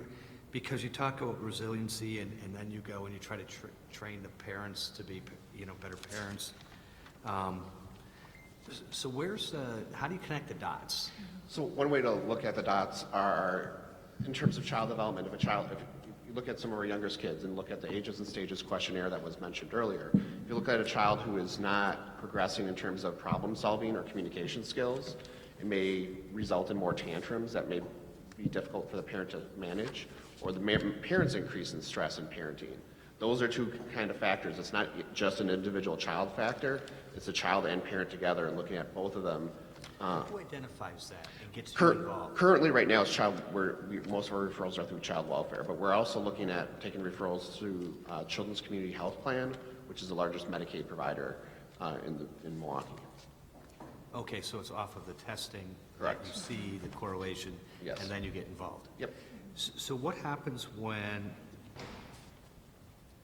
the parent does not want to seek assistance or help?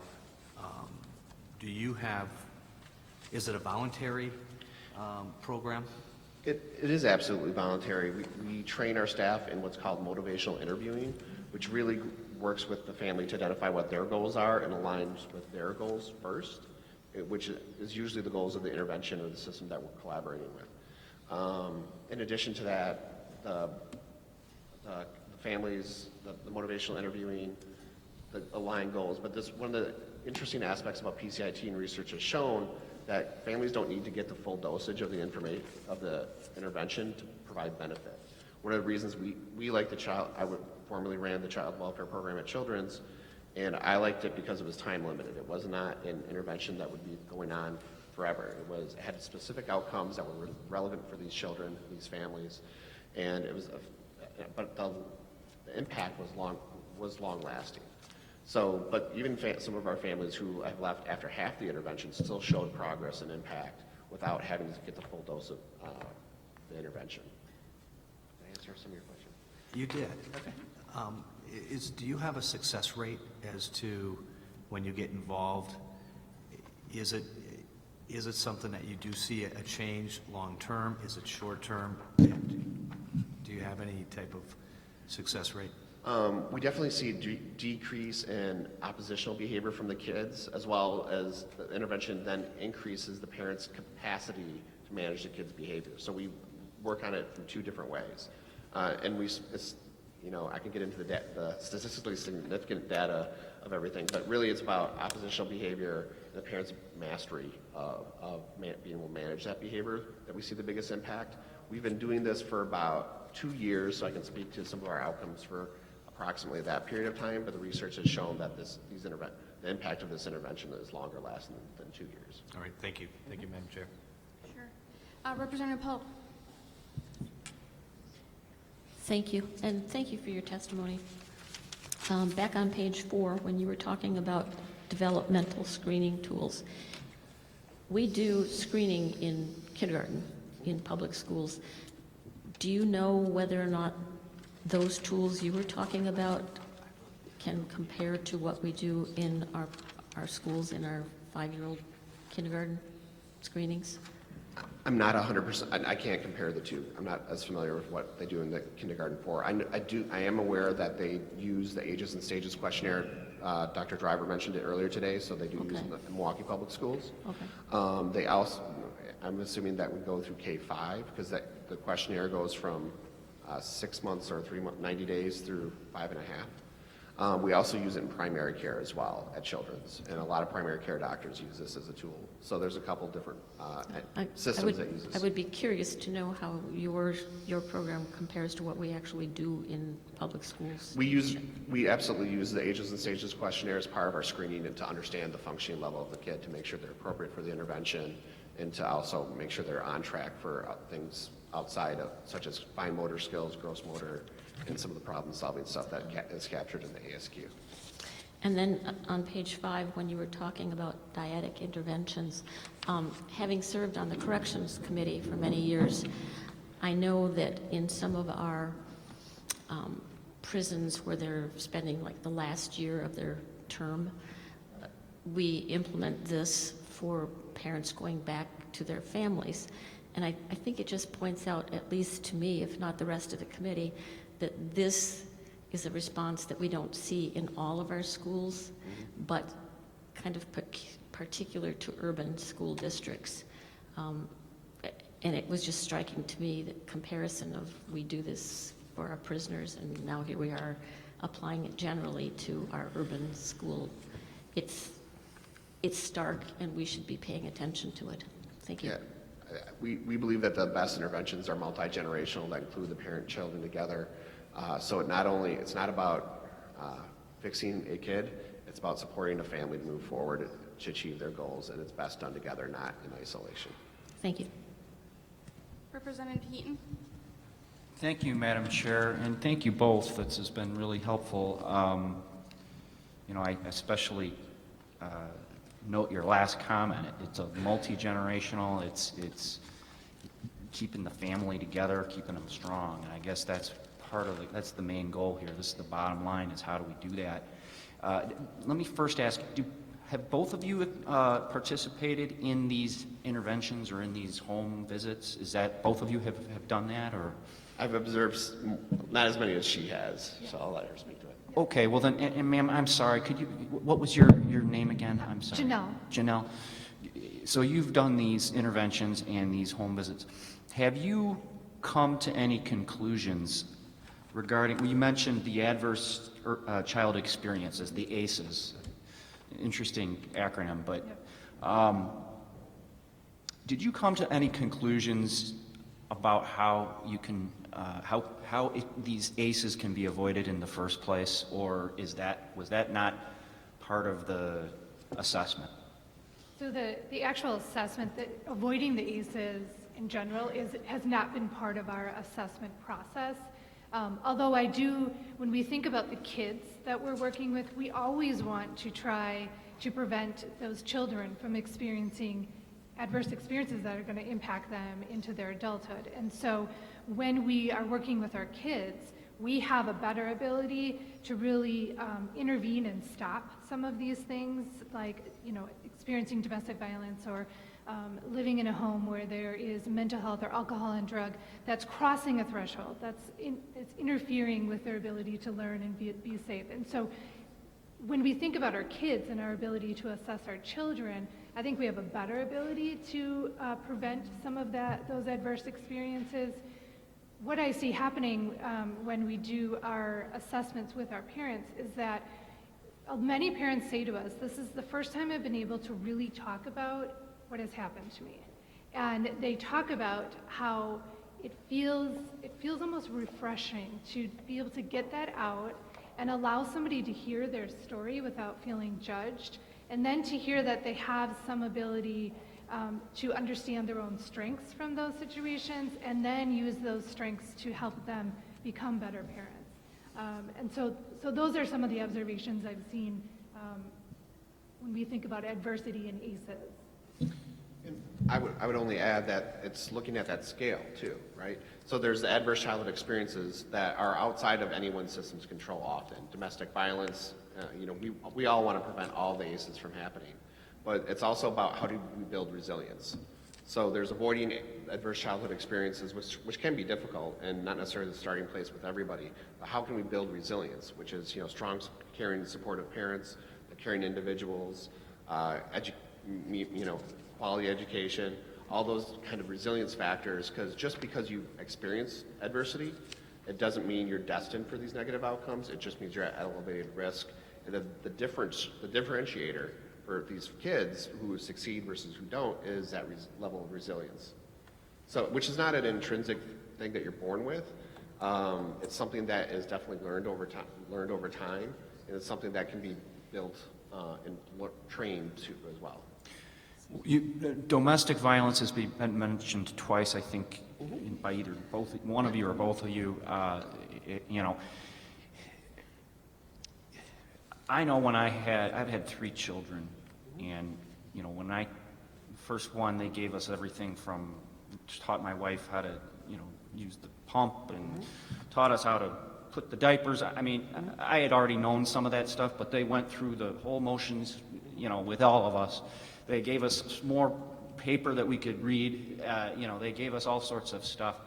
And now, since both of you have at least had some experience with after that birth, and you've been into these homes where there have been problems, these adverse childhood experiences, is there any further, you know, solving domestic violence is not going to be something that happens overnight, but helping these folks who are in these situations, is there any training, any help, counseling that can be done to help them make decisions so they don't place themselves in relationships with those who will hurt them or their children? Is that part of, could that be part of the treatment? Could that be part of solving the problem? What do you think about that? Absolutely, and I think when we hear the term trauma-informed care mentioned quite a bit, and I think that's something that has some roots in that, is understanding your own history and exposure. So most people don't grow up wanting to be in domestic violence situations. And understanding your own history, people's history, and how that influences their decision-making is like a key insight to then also recognize it's not what they chose, and it's not necessarily what they want for them or their kids, and how do you work with them and partner with families to help them get to what they want to achieve.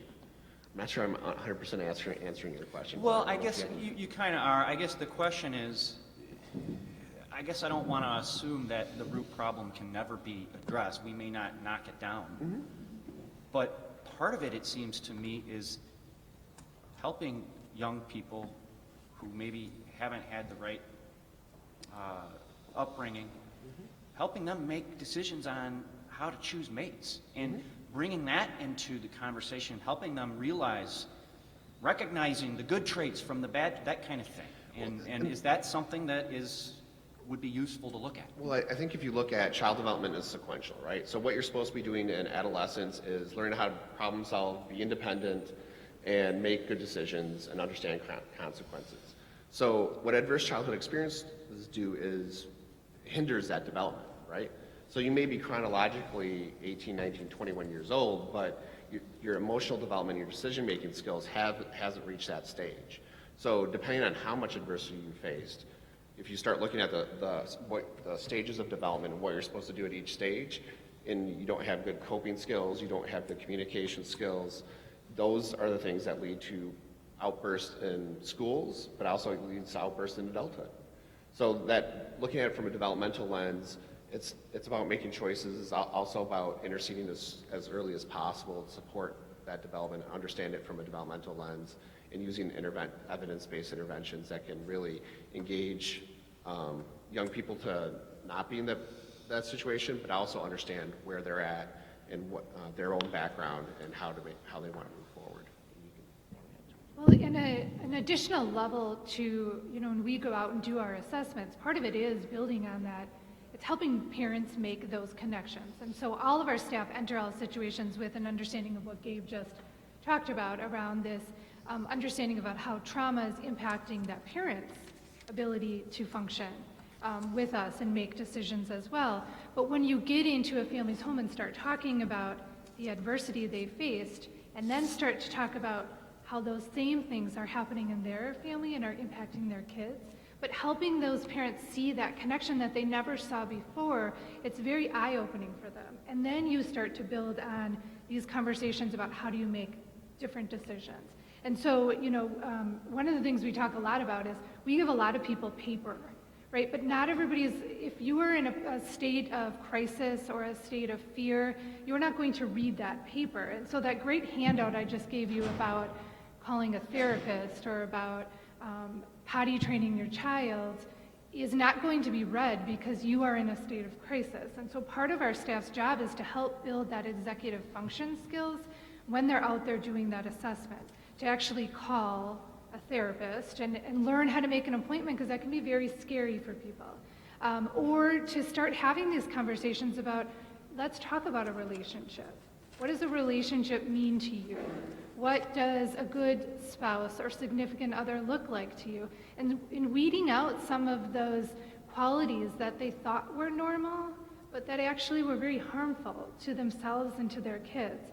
And then again, going back, just today I heard a story about a mom who was shot and her kids witnessed it, and she was having a hard time connecting how that might impact her kids and that level of trauma. And what we learned through our assessment was that mom also saw her mom shot. And when we talked through that, her light bulb kind of went on her own, like, oh, okay, it's happened to my mom, now it's happening to me. And that was a great door for us to say, what did that feel like for you? How did you process that? And from there, we were able to really help her understand how her kids were feeling and what that has done to her kids, and then why they needed the therapeutic intervention we were recommending. And so we take a different approach. In motivational interviewing, what's really great about it is you allow a parent to lead that conversation just by asking some really great open-ended questions. And as you take that conversation where they're ready to go, it'll open some doors for you to then get at those deeper conversations, those deeper connections about how it's impacting their kids, or about how their decisions as a parent, are impacting their kids, or how it's things that they've seen from their own parents. And then how do we rewire their brain to give them new skills, to be able to meet the needs of their children in a safe and effective manner. Thank you very much. Representative Bowen. Thank you, Madam Chair, and I'll try to be brief as well. I think there is I had a chance to actually check out a parent-child interaction, right? Yep. Training and therapy. It does a lot to work directly with parents. But I'm looking at the list of adverse childhood experiences and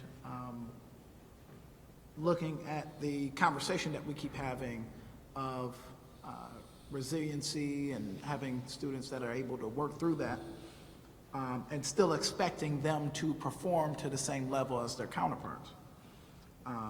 So I'm looking at extreme economic hardship and the factors that may lead to that, like the lack of living wage jobs or family disorders leading to divorce, separation, and broken homes.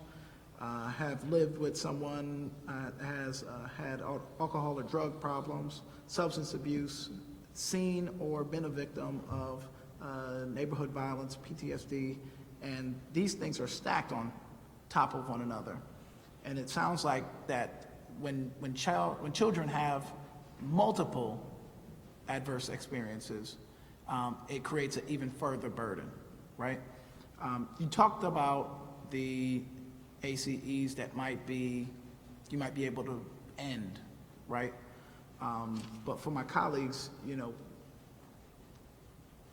for those that you can't end, right, and that child still has to live in those situations, how realistic is it to still be able to build that resilience in them to still achieve to the same level?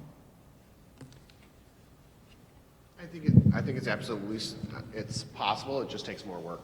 I mean, that's where prevention is always better than intervention in terms of impact and ease. But really, that's one of the reasons PCIT is a great intervention, but still a moderately high level intervention compared to some other, preventing some of these things from happening.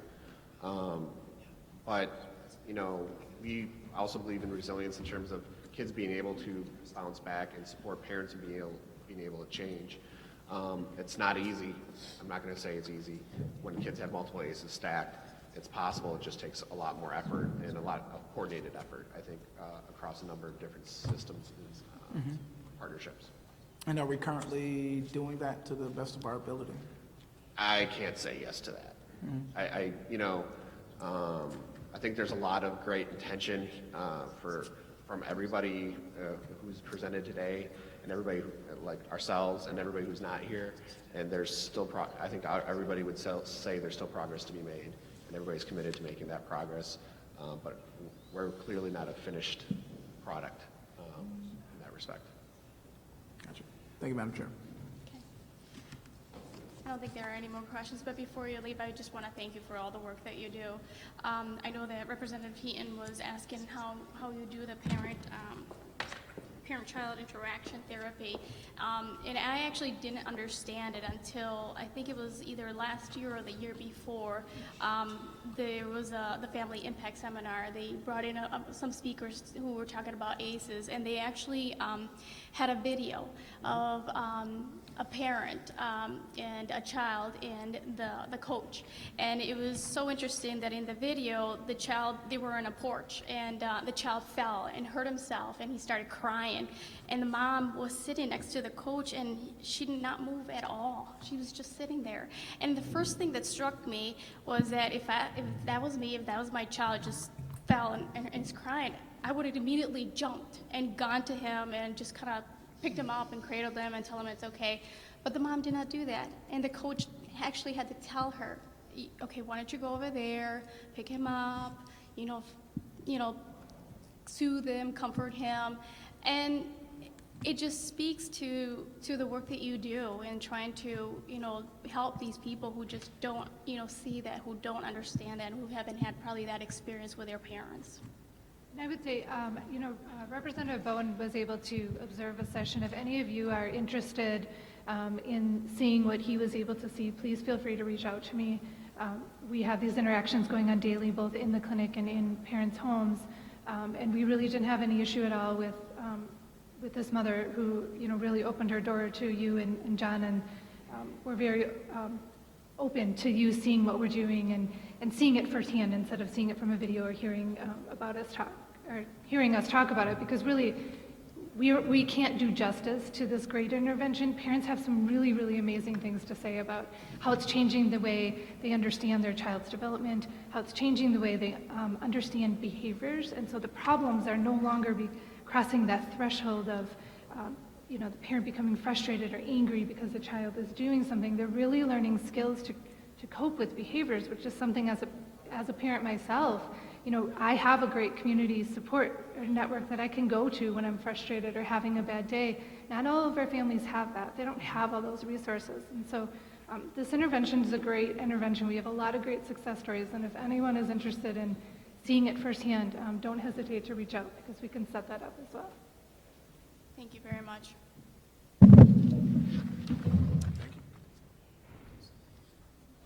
Up next from the Wisconsin Department of Children and Families, we have Judy Norman-Nunnery, Administrator of the Division of Early Child Care and Education, and Sara Buschman, Assistant Deputy Secretary, and they are both testifying together. Thank you, Madam Chair and members of the committee. Unfortunately, Dr. Nunnery had an emergency and had to head back to Madison. So, and in the spirit of Representative Sinicki's request to keep this brief so that the members of the public can testify, you have our written testimony in front of you. I'll go through that. But given that my office is in Madison and a block away from the Capitol, if there's any follow-up questions that people have, I'd be more than happy to set up a meeting and come over to your office or email me and I can follow up. So if there's anything I don't cover or that I can't answer, we can go ahead and do that. So, and Representative Billings, I brought my reading glasses this time. She had to help me out at the last committee hearing. So again, thank you for inviting the department today. The chair has asked us to come and give an overview of some of our efforts here in Milwaukee. So, Wisconsin has long been a strong leader in promoting quality early childhood education. Under Governor Walker's leadership, the state is implementing initiatives such as Young Star that you heard about earlier, Milwaukee Intensive Services, and the Race to the Top Early Learning Challenge. All of these initiatives are designed to improve child care quality and outcomes for children, and Governor Walker and the Department of Children and Families are committed to giving children the educational foundation they need to achieve success.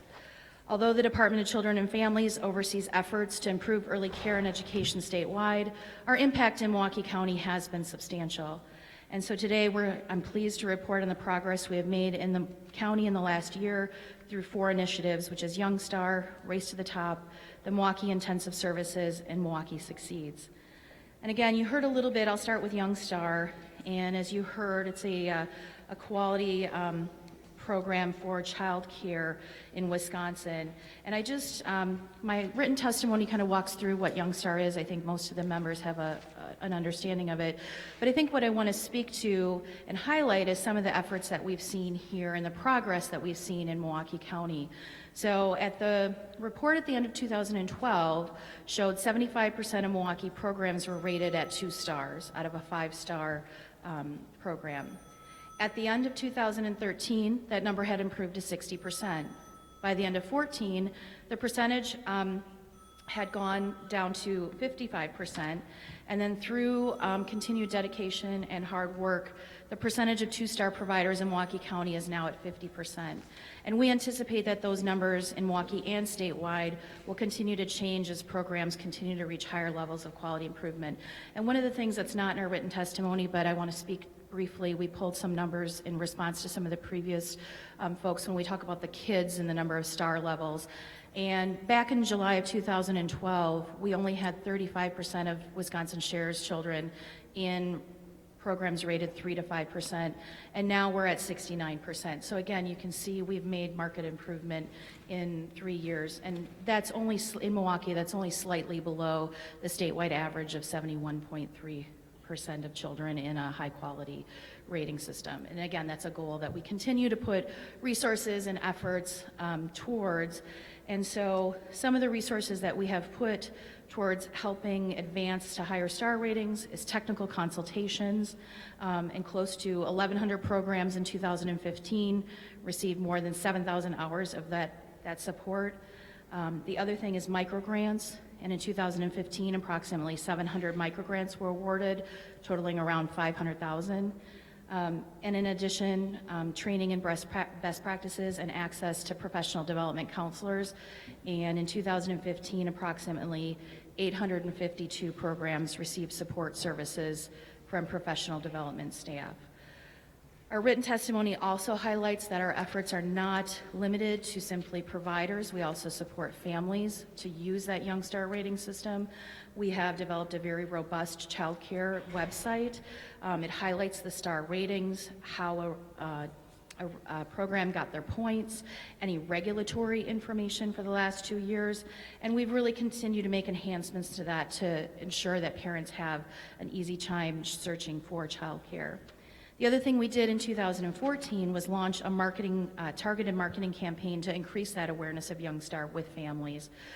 We targeted especially those experiencing homelessness, teen parents, urban populations, migrant and seasonal families, tribal communities, and families and children with special needs. We created some videos to educate the families on Young Star and early brain development. Chairperson Rodriguez, you talked about the power of sort of seeing a video and seeing that in action rather than just reading some text. Those videos are still available on the parent section of our website. At the same time, in 2014, we began an advertising campaign that focused on the importance of high-quality childcare. Some of you may have heard some of the radio commercials to look for the stars and some other catchy tunes. And in Milwaukee County, we did some additional marketing to families through what we called a street team approach. And so in this approach, we had 3 to 5 trained community members that distributed Young Star brochures and palm cards at different community events such as Family Free Day at the Milwaukee Zoo, the Mexican Fiesta at the Meyer Festival Park. And then we use this approach with social networks such as parent-teacher associations, neighborhood gatherings, barbershops, and faith communities. So one of the funding sources that we've been utilizing to increase and improve the quality of child care is our federal Race to the Top Early Learning Challenge Grant. That's something that's a cross-departmental effort between DCF, the Departments of Public Instruction, and Health Services, and we have 10 different projects in that. One of the things that we've done within that Race to the Top funding is we've talked about promoting the educational opportunities for those who work in the child care industry. Because of that Young Star and what we call the Teach Scholarship Program, we are seeing higher education institutions. They're creating opportunities for those non-traditional students.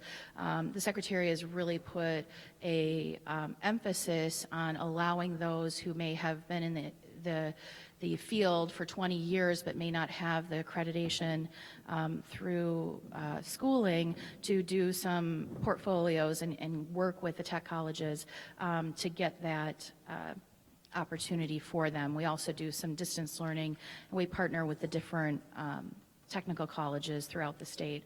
So another statistic is that in 2015, that teach funding helped 382 Milwaukee County child care staff complete higher education coursework with the assistance of the scholarship.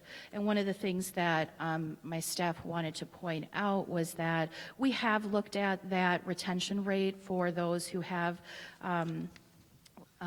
achieved higher education. It's something that we hear from providers that they lose, and I believe Representative Billings, when we were in your district in La Crosse, that was a big topic at the time. So our research, our analysts looked at, they found the retention rates for individuals with a related associate's degree or higher were only modestly lower than individuals with lower levels of education. So over a 32-month period, it was about 76 to 80%. So I think some of the issues with turnover go beyond some of the conversation that we've talked about today. So going back to some of the efforts that we've done under Race to the Top, we also in 2012 collaborated with Milwaukee Area Technical College to create the Educational Opportunities Grant, and that provides credit-based instruction at no cost to providers in 2 or 3-star programs. The courses through the grant are offered in the evenings or on weekends, and most, again, held in community locations to try and make it as easy as possible for providers to participate.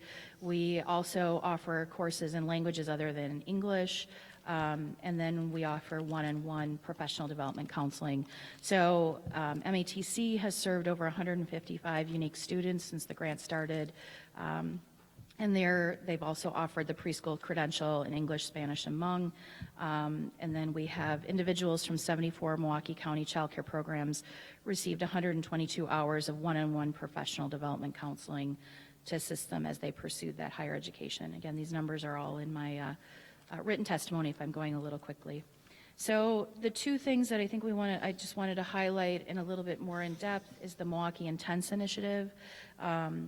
DCF has a long-standing history of establishing innovative initiatives within Milwaukee County, and one of them is the Milwaukee Intensive Services Project, which we started last year. And that's really designed to reduce the number of programs that select an automated rating through Youngstar. When you come into the Youngstar program, you don't have to go through the rating process. You're automatically given a 2 rating. So that's, I think, some of what drives some of the 2-star numbers that we see in Milwaukee County. And we really want to encourage people to go through that process because some of them do have the points to get a higher rating. They just choose not to go through anything other than the technical rating. And it may be as simple as, I just don't have enough shares children to make it worth my while. I think there's a number of other reasons that if Judy were here, she could speak a little bit more eloquently too. But again, one of those things that we do through that intensive services project is the child care programs receive information about Youngstar. We hook them up and help them develop a relationship with a technical consultant who can help them through that process, and then help them learn all about the support services that we have available through Youngstar. And again, this goal is to get as many programs as possible receiving that on-site rating so they can receive the support services they need to begin moving up that STAR ladder. So during the past year, since this has been implemented, we've had 28 Milwaukee County programs begin participation in the project, and they've already received over 36 hours of intensive support services. So the other project I wanted to talk a little bit about works in conjunction with Milwaukee Succeeds, which you heard about earlier this afternoon. And we have the ultimate goal of improving the educational outcomes for every child in Milwaukee. So with Milwaukee Succeeds, we provide assistance around efforts related to early childhood and school readiness. The initiative works with a small group of Milwaukee licensed group child care programs that have earned a rating of 2-star, and then to assist them in moving up to a 3-star program, Several intensive ongoing support services are provided, including 30 additional hours of consultation from the Young Star technical consultants. And then they also receive targeted professional development assistance, mentoring support from neighboring group child care programs that have achieved a 4- and 5-star rating. So I think that's important, talking about connecting them in with someone who's gone through the process. And then again, we've had over 10 group programs with close to 200 hours of individualized support services, and we estimate that those 10 programs serve approximately 500 children in the Milwaukee region. So even though there's only 10 programs, if you average out 50 or more per center, the impact to that already is significant. So I think that concludes, again, my written remarks. We really appreciate the opportunity to talk about what we're doing in Milwaukee, and we really definitely support continued focus on identifying innovative ways to increase the quality of child care programs and supporting families as they search for high-quality care for their children. As I said, I'm more than happy to answer any questions, but in the interest of time, if you'd like to defer those to an email or a request for a meeting, I'm more than happy to do that as well. From the members? Or Representative Polk? Thank you, Madam Chair, and thank you for your testimony. I'm going to start by admitting that I don't know enough about all of this. I find it sort of odd that once you enter the program, you're automatically given a 2-star rating. And I don't know, I don't understand why more of them haven't risen above 2 stars. It seems like you're just in and you're a 2-star and they stay there. At 67% of them are at a 3-star. Well, and again, I don't think that's a question. I'm sorry. It's just my not completely getting my head around this thing. But would you be willing to speak to the United Way group's testimony indicating that proposed policy will weaken Young Star Quality Rating and Improvement Program by reducing payments that are rated to those rated 4 and 5 stars? Yeah. I don't understand that, Sure. and what's that about? Can you explain that? Yeah, I can speak to that a little bit. So there's a couple of things going on here, and I think one of the issues is, and the folks who testified talked about, and so I have to back up a little bit. They talked about the Young Star bonus, and really what they're referring to is 2 or 3 budgets ago, I think it was in the I get the numbers mixed up, so the 11-13 budget, I believe. What had happened was we went to a tiered reimbursement system for the shares reimbursement. So basically what happened was we said if you are, and I'm going to back up one step again, I apologize. The reason that you come in at a 2-star is basically the only time you're a 1-star is if you're really not in compliance with the program and you're in that sort of period where we're probably shutting you down, or we've either found fraud or you're just not in compliance with some of our health and safety issues.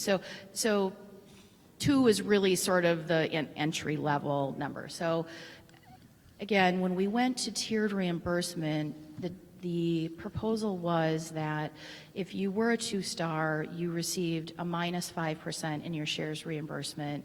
If you were a 3-star, you stayed at even to what you were prior to that initiative. If you were a 4-star, it was a 10% in addition to that. And if you were a 5-star, it was a 25% in addition to that.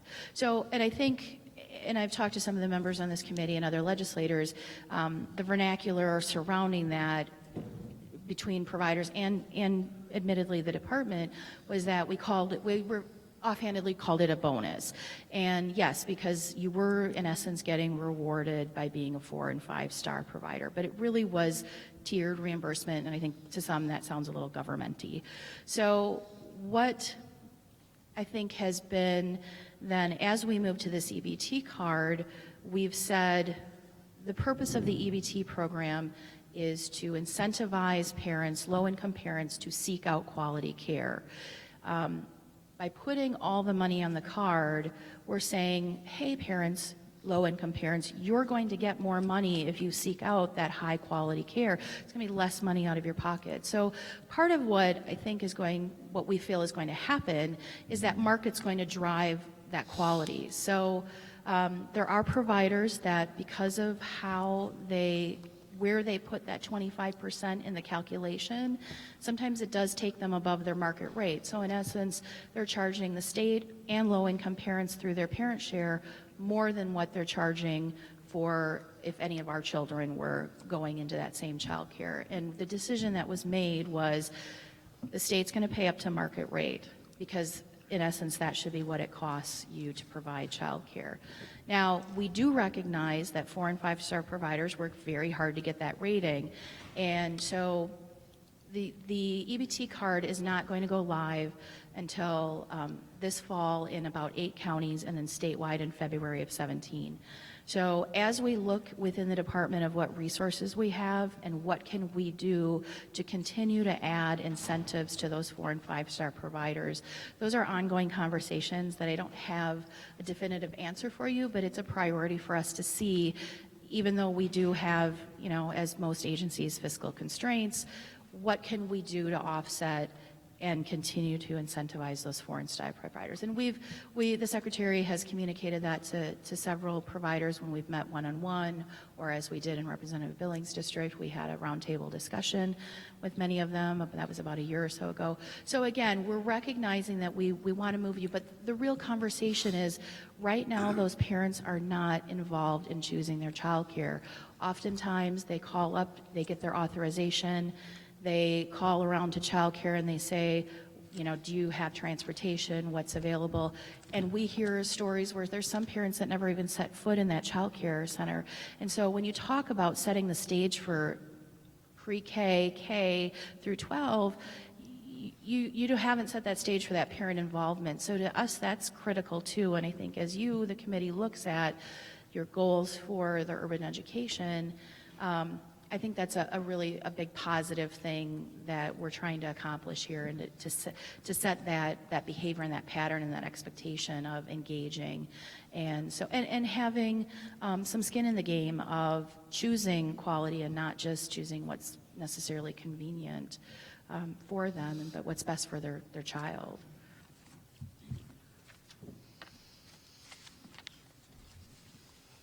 Representative Thiesfeld. Thank you. Back about 5 years ago or so, I think the program Youngstar I'm talking about was just starting to be implemented.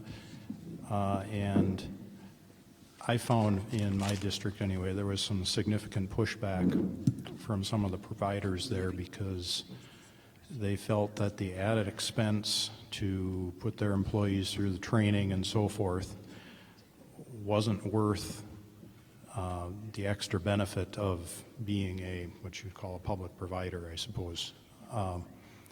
Has that pushback decreased, and can you respond to how that has gone? Because I know it has dissipated. I'm not hearing about it anymore. Right. So again, it sort of goes back to the question too of why do some people choose, or the comment by Representative Pope, that why do some people choose not to actually go through a rating process. And I think there's a variety of decisions that child care providers make as to whether it's sort of worth it, I guess, to go through this process. If you're full up because you cater to, let's say, one of the on-demand types of childcare is like second or third shift, or for infants. If you've already got a demand and you don't need to take those shares parents, we do have providers that choose not to go into Youngstar. But I think by and large, over time, what we hear from providers is the value. I think they do talk about some of the constraints.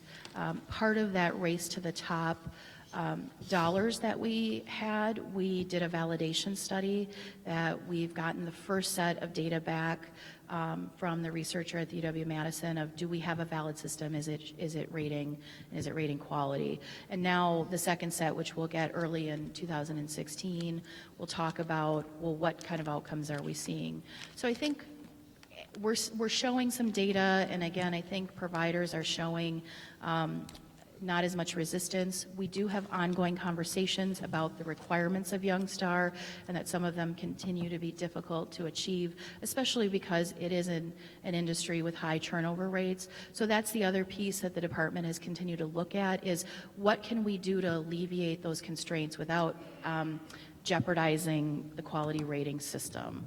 And so I think you may hear some dissipation, but I think you may also hear just some different conversation as well. It's not a one-size-fits-all answer. I'm sorry. Thank you. Sara, maybe you could speak to the sustainability of the program. So I think you've said that the decision was at the state level was to pay the market rate.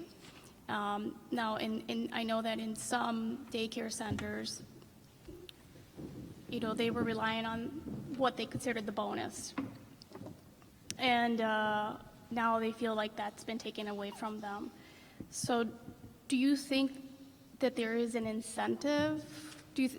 Maybe let's back up. Do you think the bonus was an incentive for these centers to go up to the next star level? I can't speak for providers. I think, again, we do know of some 5-star providers that take 80 to 90% of their children are in shares. So I would say in those cases, of course, there would be an incentive. But I think also many of our 4- and 5-star providers get their rating through accreditation, and many of them already had been accredited because there's additional incentives to being accredited that I really can't speak to at more than a 5,000-foot level. But that accreditation also is a benefit to them. So if you're accredited and then you get that 4 or 5-star, and again, I think it's a different situation depending upon what kind of childcare setting you have, what kind of, if you're an in-home and only have a handful of kids, if you're a large center, if you're part of a chain, like I believe KinderCare off the top of my head is locations all throughout the state, and you can provide some of that infrastructure. But again, we want to encourage parents to choose that high quality care. We do recognize that importance.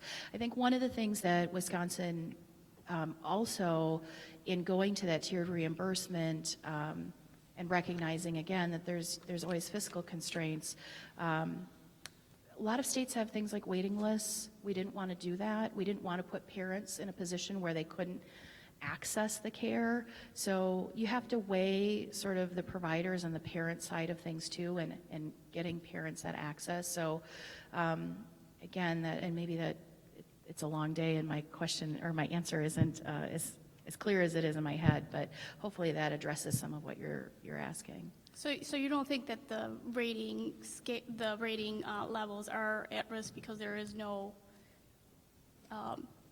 bonus? Are you asking me if we feel that providers will no longer want to be a 4 and 5 star if they don't? But again, they're still going to see that they're still between what the provider gets from the state and what the provider gets from the parent.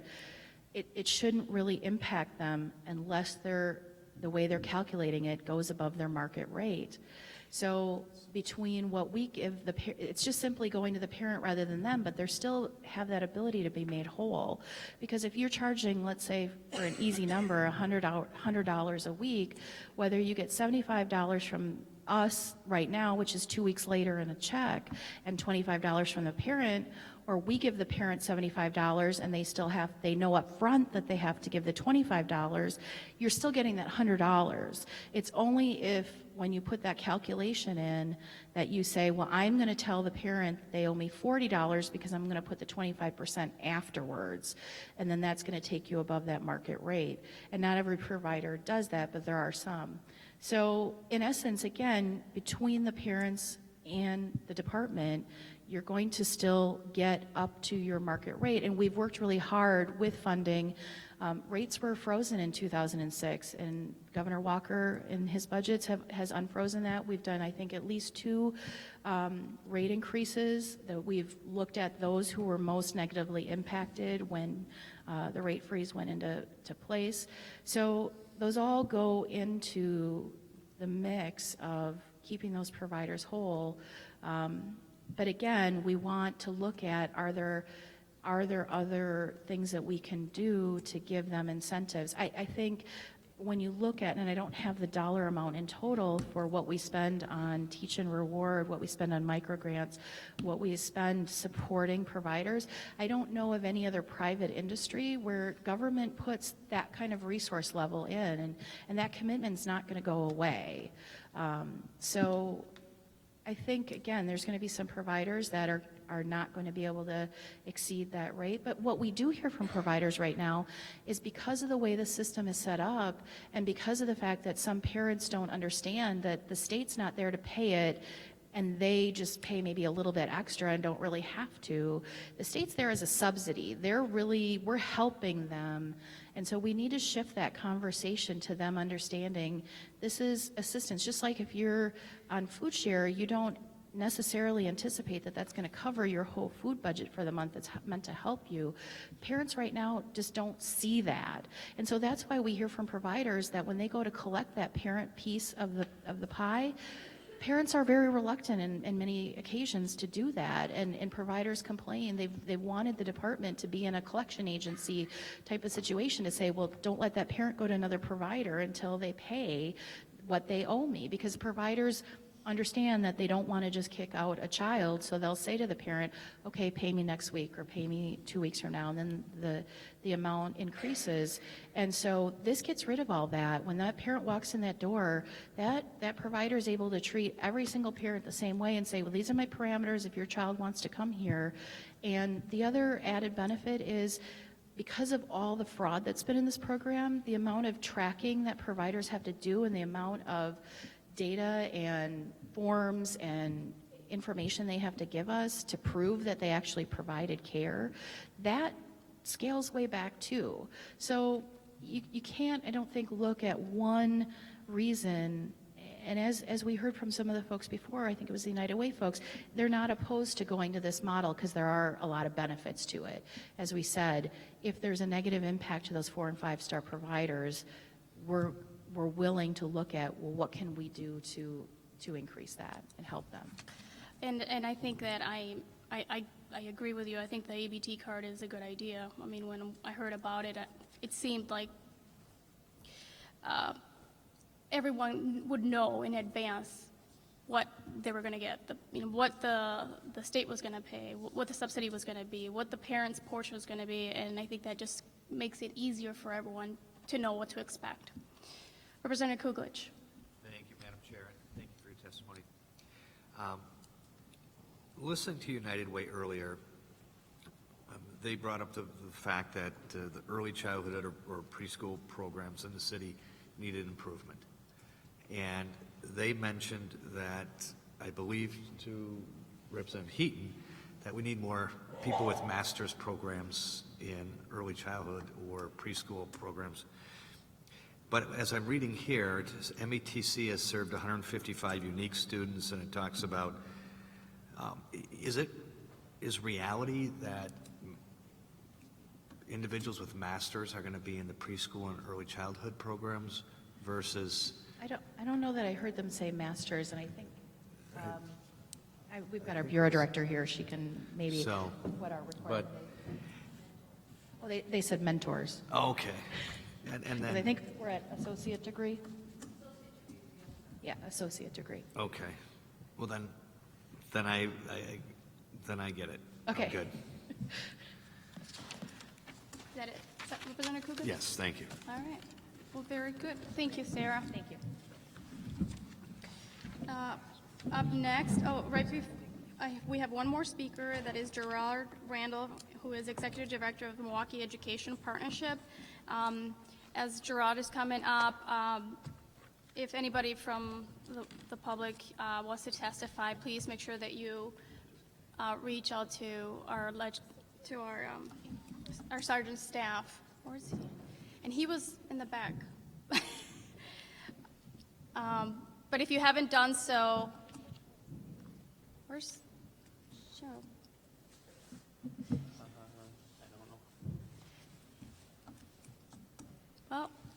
he should be coming anytime soon, I'm assuming. So our sergeant staff should be back there, and otherwise, just come up after. I'll call the people from the public who want to testify, and if there's someone else after that, just come up afterwards.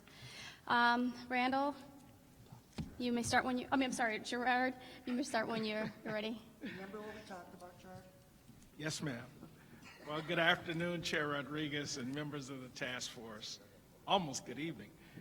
My name is Gerard Randall. I serve as Executive Director of the Milwaukee Education Partnership.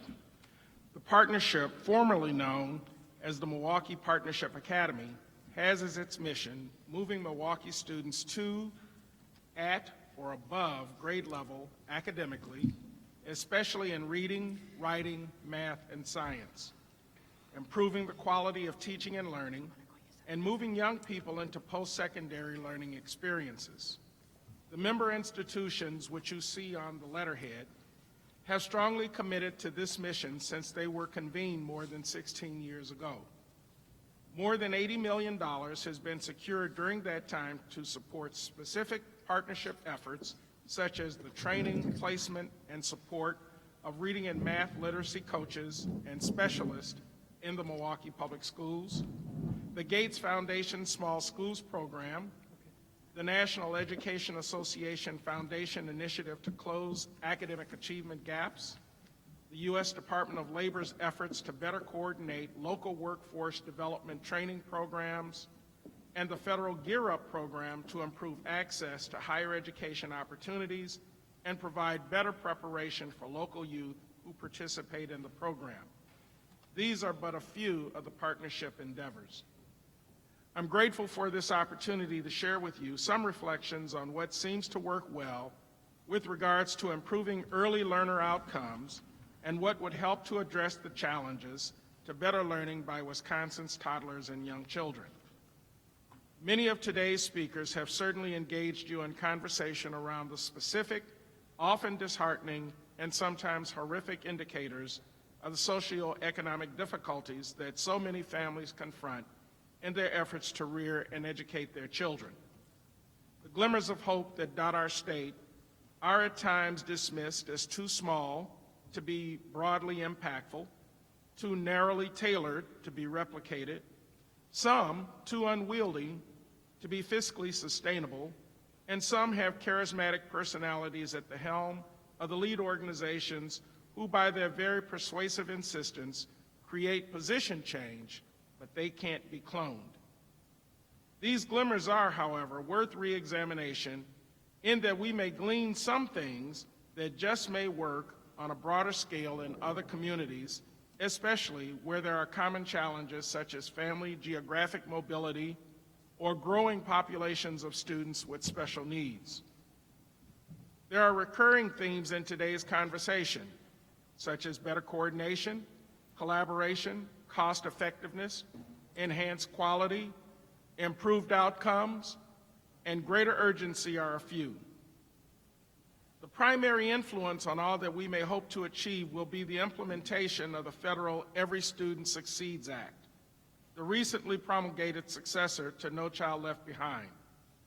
There are several laudatory aspects to the law, such as its promotion of collaboration, minimizing federal department program silos such as those between the Departments of Health and Human Services, the Department of Labor, and the Department of Education, granting more autonomy to states to dispense federal funds targeting education initiatives, an expanded focus on early learning and encouraging greater attention to and application of resources to address achievement gaps. There are also some very significant concerns, such as the authorization of for-profit institutions to prepare and certify teachers, and the concern that some states may not fairly disperse funding to its most needy or worthy communities. The federally sponsored Head Start program represents the opportunities many states will have to expand or enhance services to impoverished families that want to ensure that their children are given at least equal advantage in their academic pursuits. National agencies are communicating, partnering, and leveraging resources better. They are more open to programmatic models that target desperate subgroups, such as young males of color and non-English speakers. There is greater coordination and sharing of best practices between foundations that provide much-needed ancillary financial support, and there are organizations that offer services to assist families with access to services to improve economically and other government safety net programs. These are significant federal changes that should be mirrored in the locally administered programs. Likewise, there must be improved training of those who are given to care for children enrolled in early childhood and pre-kindergarten programs. Currently, of the 4 local providers of Head Start programming, and there are approximately 3,400 seats in Milwaukee County, Acelero, Centro Hispano, Next Door, and Milwaukee Public Schools, only MPS has a certified teacher for every classroom. Might I also add, they are the only one that provide transportation to those students who attend. There must be greater continuity of high learning expectations, quality teaching, and student achievement outcomes for those ages 3 to 8. Some of those glimmers of hope that I referenced earlier are the Cardinal Stritch University Literacy Center, where students improve their literacy skills over 1.5 grade levels in 20 weeks. Stritch University currently partners with MPS to provide services in several elementary schools and to students enrolled in the Gear Up program. The Milwaukee Center for Independence, or MCFI, which supports the transitioning of youngsters with cognitive and physical disabilities to intermediate learning programs that will help young students develop life skills for self-sufficiency and employment. More than 21%, 1 out of 5, of the MPS student population are recipients of special needs services. This growing student population is reflected in large school districts around the state. This growth can be mitigated through a statewide, coordinated, sustained program to assess learner vision, auditory skills, speech, and general cognitive ability from birth to age 5. Families must then be directed to and utilize resources that will address the identified challenges to learning success. State agencies that interact with families should coordinate their efforts to ensure that families avail themselves of these supports. A component of the Milwaukee Education Partnership's Milwaukee Community Solutions Action Plan, developed in response to the national campaign to improve grade-level reading, is to work with local area hospitals to provide reading resources and other supports to the families of newborns upon their exit from maternity wards and throughout the next 5 years of the child's life. This holistic approach to literacy engagement is being tailored to specific low-income census tracts in Milwaukee. And finally, the University of Wisconsin-Parkside's teacher certification program is exploring the creation of a Center for Bilingual Education that would be a regional repository of best practices available to organizations and leaders looking to improve the education of bilingual learners. These are just a few of the ideas and challenges that you have entertained as you've listened to the diverse voices from around our state. The Milwaukee Education Partnership is available to provide whatever information, guidance, or supports that we can assist you with in your efforts to improve education opportunities for all our state citizens. And I'm available to answer any questions that you might have or any comments that you might have. Mr. Randall, thank you for that testimony. Thank you. Before we begin with questions, just want to remind the audience if there's anybody here that would like to speak, please see the person from the sergeant's office back there at the table to fill out a comment sheet and turn that in. In the meantime, I have a question for you. On page 2 of your testimony, your second bullet point down at the bottom, I'd like you to elaborate on the one sentence here where you say, This growth can be mitigated through a statewide, coordinated, and sustained program to assess learner vision, auditory skills, speech, and general cognitive ability from birth to age 5. What does that look like? What are we talking about? Well, the state has mandated for kindergartners that there be assessments made to determine, among some things, their cognitive ability. But when you begin to factor into what's happening, particularly in this region, in Milwaukee, with the number of choices that parents have for schooling for their children and the mobility rate in Milwaukee, in September, if you look at the number or those children that are in schools, in the Milwaukee public schools especially, by the end of the year, 30% of those children will be in a different school.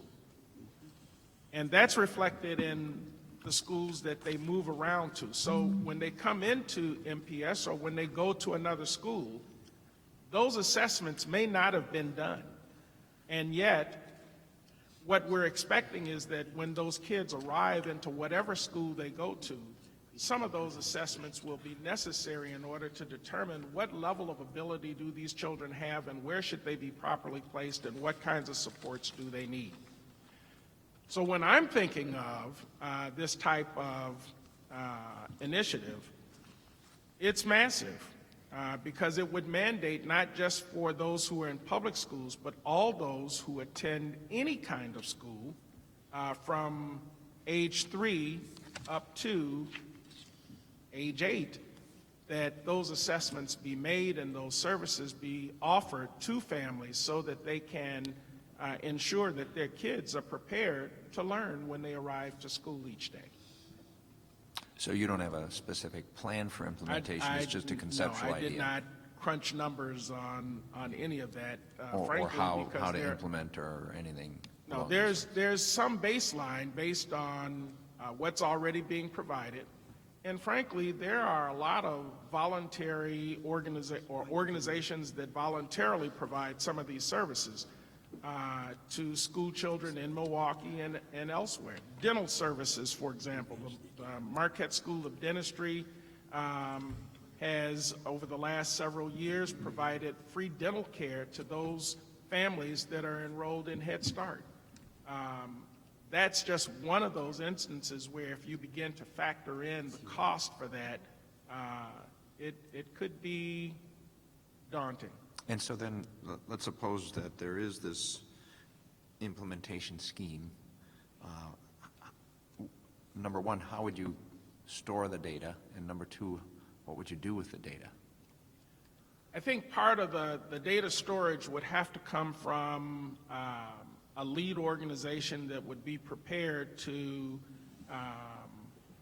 take on that responsibility. And it would have to be an organization that has touch with many of those families. For example, the Department of Children and Families has touch with most of the families in this area that are in poverty because they go to that department for a variety of services, whether it's health care or for income sustainability. So that would be, for me, a logical place to start. And what would you do with it? With the information, those families that should be getting their children in for those kinds of assessments, that's where you begin to have the follow-through.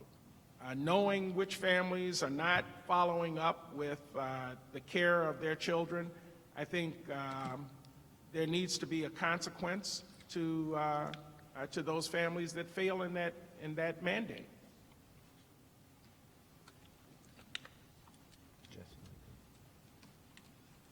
Any other questions from the members?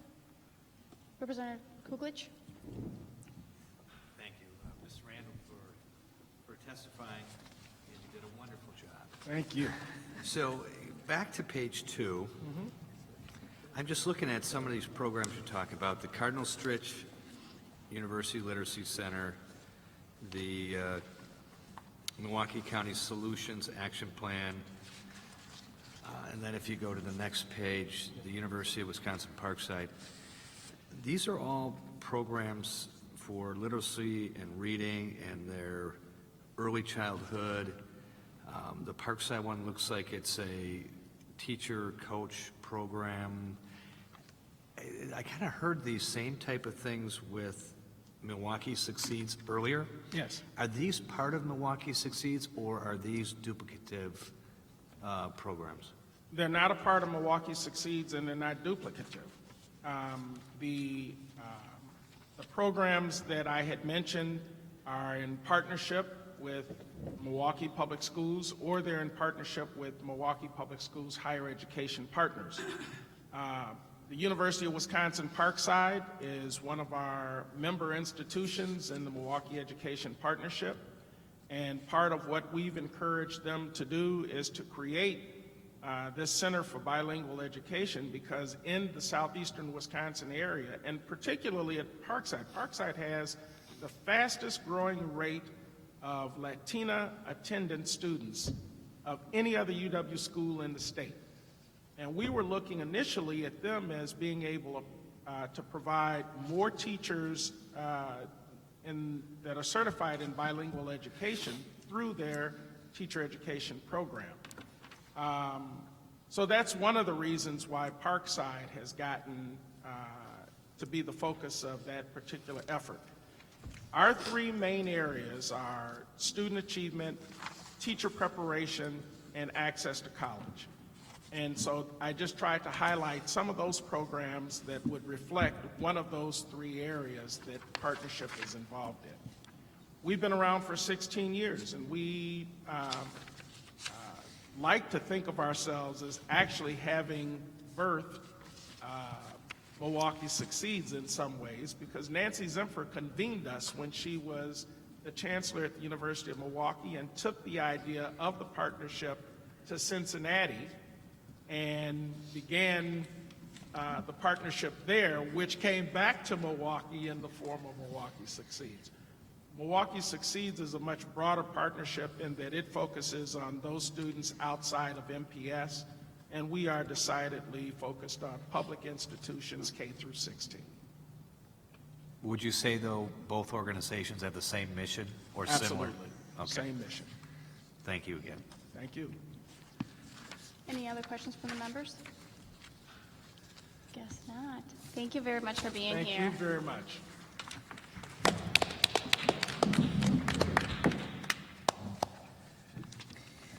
And up next from, this actually concludes our invited testimony. So now we will open it up to the public. So up first is Rachel Schluter, and I'm sorry if I mispronounce your name.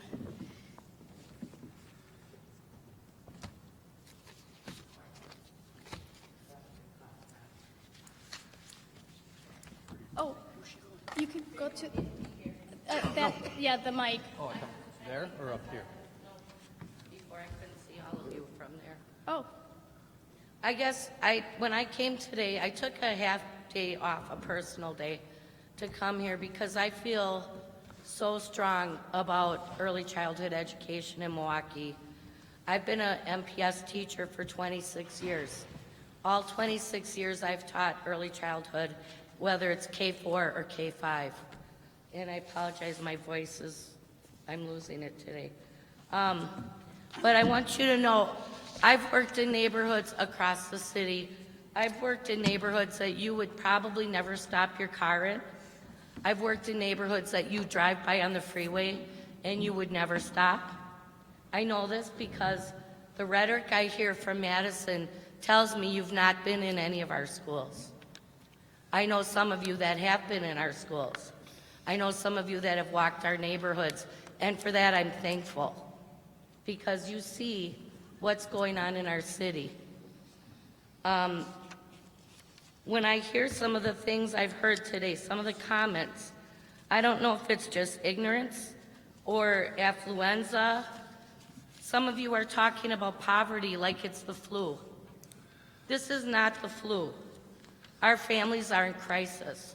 Our families in the city are one paycheck away from losing their apartment, one blown out tire on their car, and they can't get their child to school, or they lose their apartment while they're trying to get that car fixed to get to work. Some of them don't even have the cash to get on the bus in the morning. They rely on certain things, and we need to worry about our children. They did not ask to be born into poverty. Some of them weren't born into poverty, but because of the declining jobs in our city and the decline of all the good paying, family sustainable jobs, they're now on food share. They're now on W-2. They're getting services they've never been on before. And I speak from experience because I've been working with families for 26 years in this city. So when I hear some of the rhetoric today, I just can't believe what I'm hearing. Like, why would a teacher need a degree? Let me tell you why. I went to Madison. I got my degree in early childhood education. I went and I got my master's degree. I went to look for jobs working with young children. They paid minimum wage and no benefits. So you tell me how a person would sustain a home, a car, and food for their family working in a daycare setting. It's not possible unless you have a husband, like the one gentleman was talking about, like you need your husband to take care of you. That's not realistic. I have a husband. My husband is working for minimum wage right now. My job is supporting our family, and I'm thankful every day that I have the job and the benefits I do teaching in Milwaukee. We've been talking about trauma-informed care today. Children that I work with have lived through things you will never believe, things that they have seen in the first 4 or 5 years of their life that you would never have a clue about. I have a child this year, I had to help potty train him. His family is so dysfunctional. His behavior is so out of control. I have to be on that one child most of the day or he will hurt people. But if you heard the story behind his family, you would know why he's acting that way. You would know that he needs services that his family cannot afford because his foster parent, his grandparent works at Family Dollar. So I guess my whole point is we need to continue funding early childhood education. We can't just think about what's going on in the belly. We have to remember once those kids come out of the belly, we need to take care of them. And parents need help. Parents living in poverty need help. They love their child more than anybody else in this world. And I know that because I work with them. And some of them did not have the same advantages that some of us in this room have had. And they don't know what we would think is right. And it took me a long time to learn that. But when I see our parents doing the very best that they know how and the very best that they can, I am not there to judge them because I was fortunate enough to be white. I was fortunate enough to grow up in Grafton. And I was fortunate enough to have 2 parents working, and they both were college educated. And yes, you were talking about families. I came from a large family. My older siblings took care of me when my parents were working after school. They would take care of me. Some of our families don't have that. Some of our families don't have someone they can call and say, hey, I have to get to work, can you help me today? Our kids are falling through the cracks. And some of the behaviors we're seeing and the things we're learning about trauma are just going to lead to more mental health issues in the future, more health issues in the future, and more dysfunction in the future. And I don't know how else to put this. I just really believe strongly that we need to fund early childhood education, and we need to do our best to keep kids in school every day where they are safe, where they are fed, and we need to try and find more services to help them because I've got kids, they were tested in October, they failed the screening for they need eyeglasses. They're still waiting to get to a doctor because the way the system is set up, they need to see a family physician to get referred to the eye doctor for glasses. So we need to be helping our families, not putting them down, and we need to help get some of the things they need to build them up, starting with jobs, health care, and services to help wrap our arms around all children in this city and all people in the city. Because if our parents are doing better, our kids are definitely going to do better too. Thank you. Rachel, there's some questions, and I have a comment for, I just wanted to say something. I appreciate your passion. I know that, you know, you're committed to your students, and it's commendable. I'm actually a minority. I'm a Hispanic woman. I'm an immigrant. My parents, they made minimum wage. I think at the time when we came to this country, they made maybe $1.50, $3, and that's what they supported their family, 4 kids. The stakes were totally against me. I didn't know English, so we were poor. And then when I was older, my father ended up being disabled and he couldn't work. And my mom was the breadwinner, but she's an immigrant. She didn't have a college education, and so she worked for a factory. And so we were poor. And when we came to Milwaukee, I lived on 15th and Scott. I think anybody who's walked that area knows it's a very poor area. I understand the idea of poverty. I understand the idea of sacrifice. Luckily, I had 2 parents who were really committed to us and instituted in us the belief that success was only going to be achieved through education. I know that there's been a lot of questions asked in this committee. Our goal, our job as legislators is to ask questions, and sometimes those questions are very hard, and they come off as not sympathetic. But we are here today to listen to what everyone has to say, to understand the need, and see if we can come up with something that we can do to help. So I thank you for your passion. I think my question for you is, and I think you already probably said it, was that, you know, my question was, what do you see? What would you like to see happen in MPS that could improve the outcome of these children? I really believe in the community schools model that we're starting to implement more in our district. It provides sort of like wraparound services within the school. It kind of goes back to that whole idea of the lighted schoolhouse and being able to provide some of the services our kids need within the school building, whether it's you know, joining up with the United Way or Boys and Girls Club to provide activities for kids.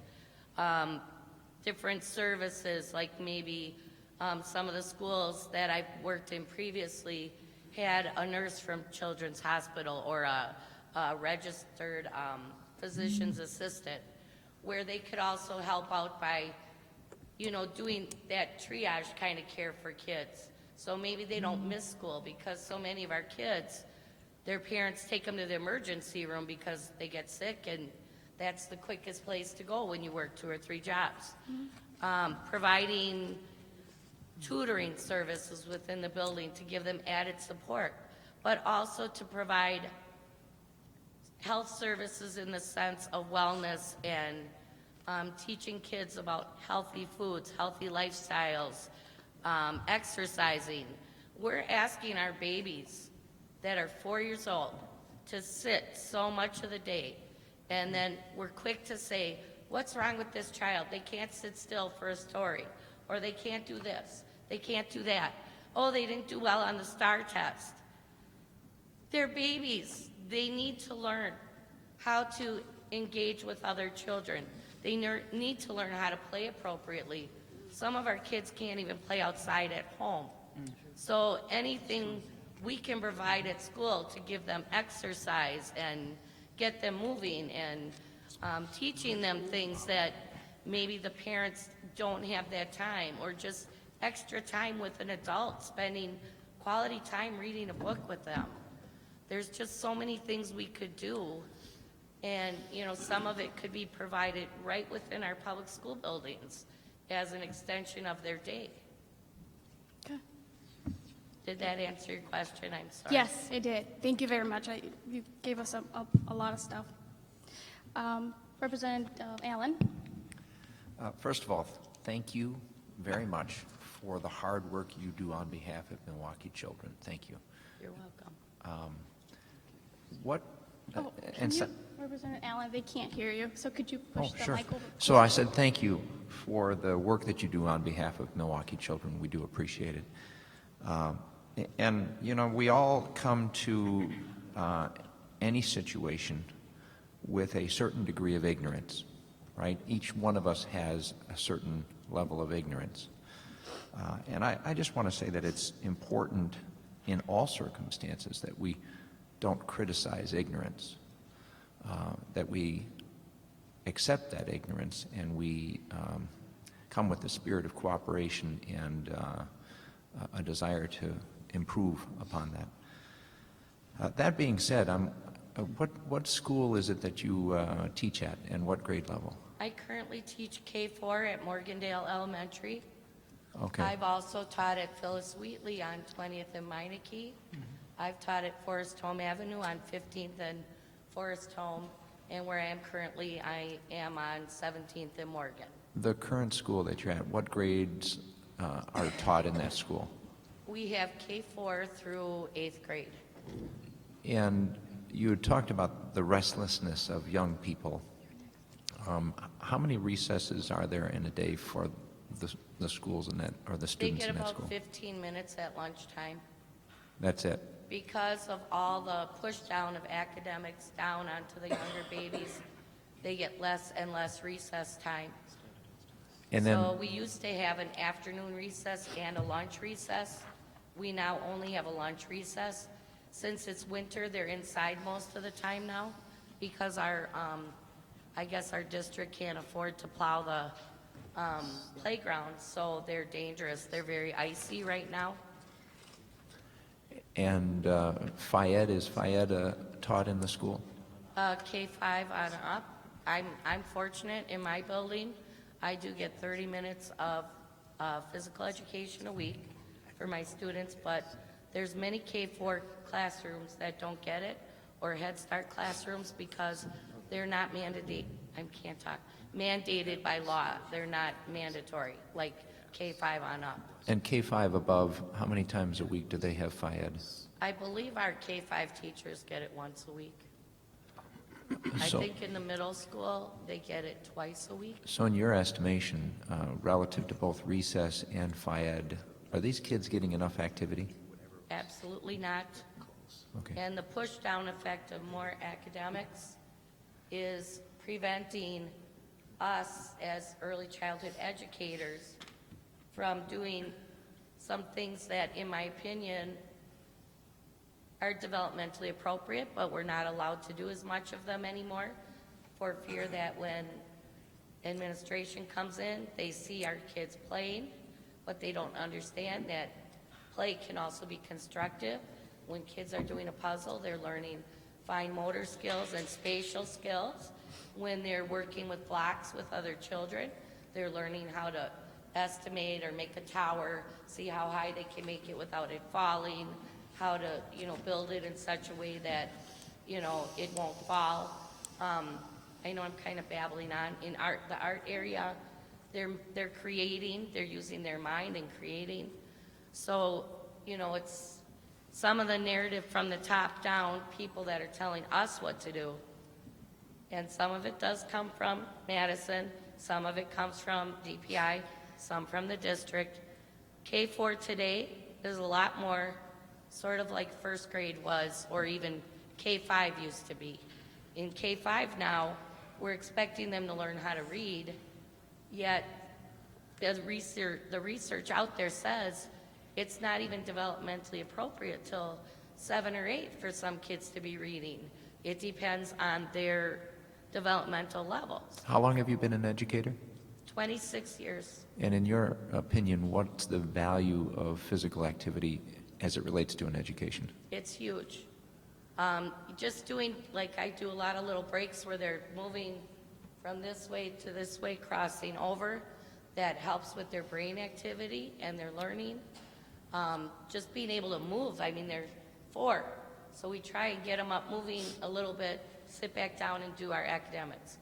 And then once they're getting fidgety again, get them moving again, and then try and sit them back down to do the next thing that we're mandated to do. Thank you very much. You're welcome. Representative Sinicki. Thank you, Madam Chair. Excuse me. Rachel, thanks for hanging out so long and waiting. You're welcome. We've had a lot of discussions. I'm fortunate that I have many passionate people in my district like Rachel.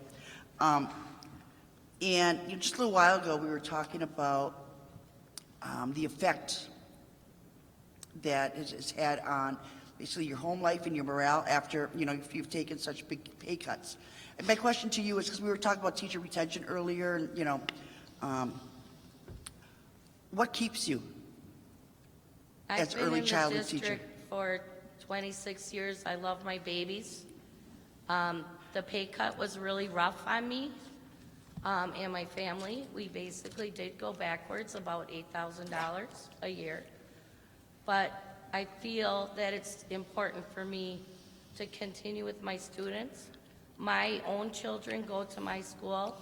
They see me working with kids. They know I'm passionate about it. I was also fortunate enough that when I was hired 26 years ago, we had like steps or lanes, a career ladder in MPS. So for more experience and more education, you could move up that ladder. What happens now are people that were hired just before or right after Act 10, they haven't moved at all. So to expect them to stay in the profession when it hasn't been really respected as a profession, it seems to be more of a job now in this state. If you're not going to move up at all, and you can get a job making more elsewhere, what would you choose to do? And I'm very honest when I say, teaching in MPS is not like teaching in Palmyra. I taught in Palmyra. 2 different worlds. Working with children in poverty, working in an urban city, it has its challenges. And the children can learn. They do learn. They make progress every year. It's unbelievable progress.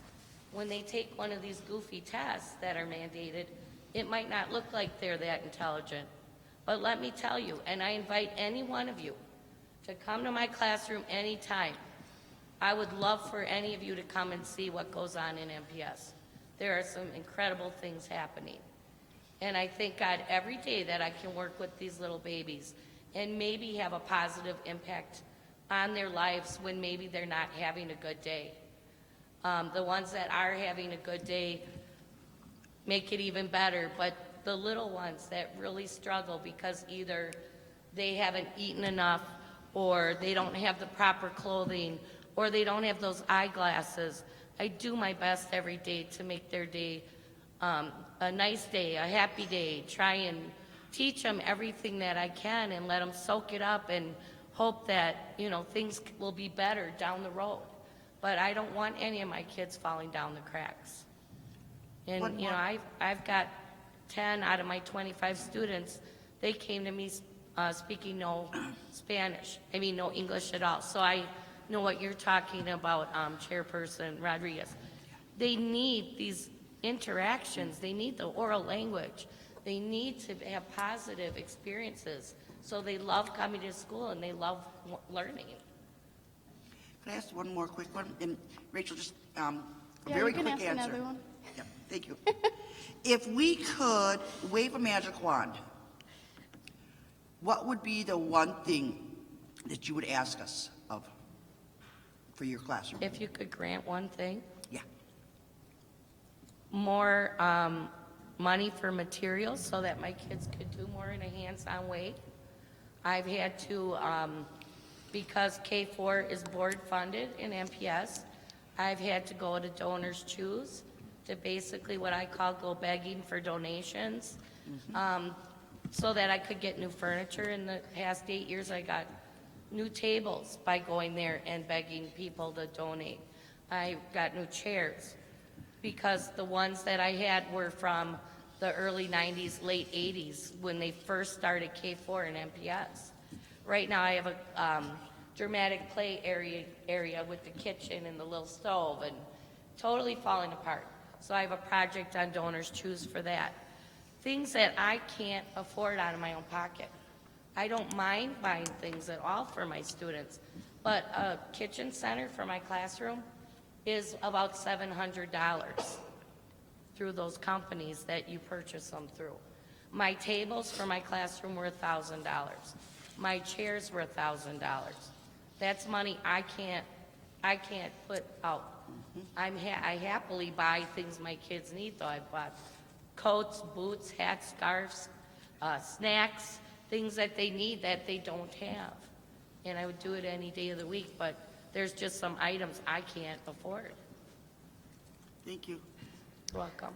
Thank you, Rachel, and thank you for staying around. Thank you.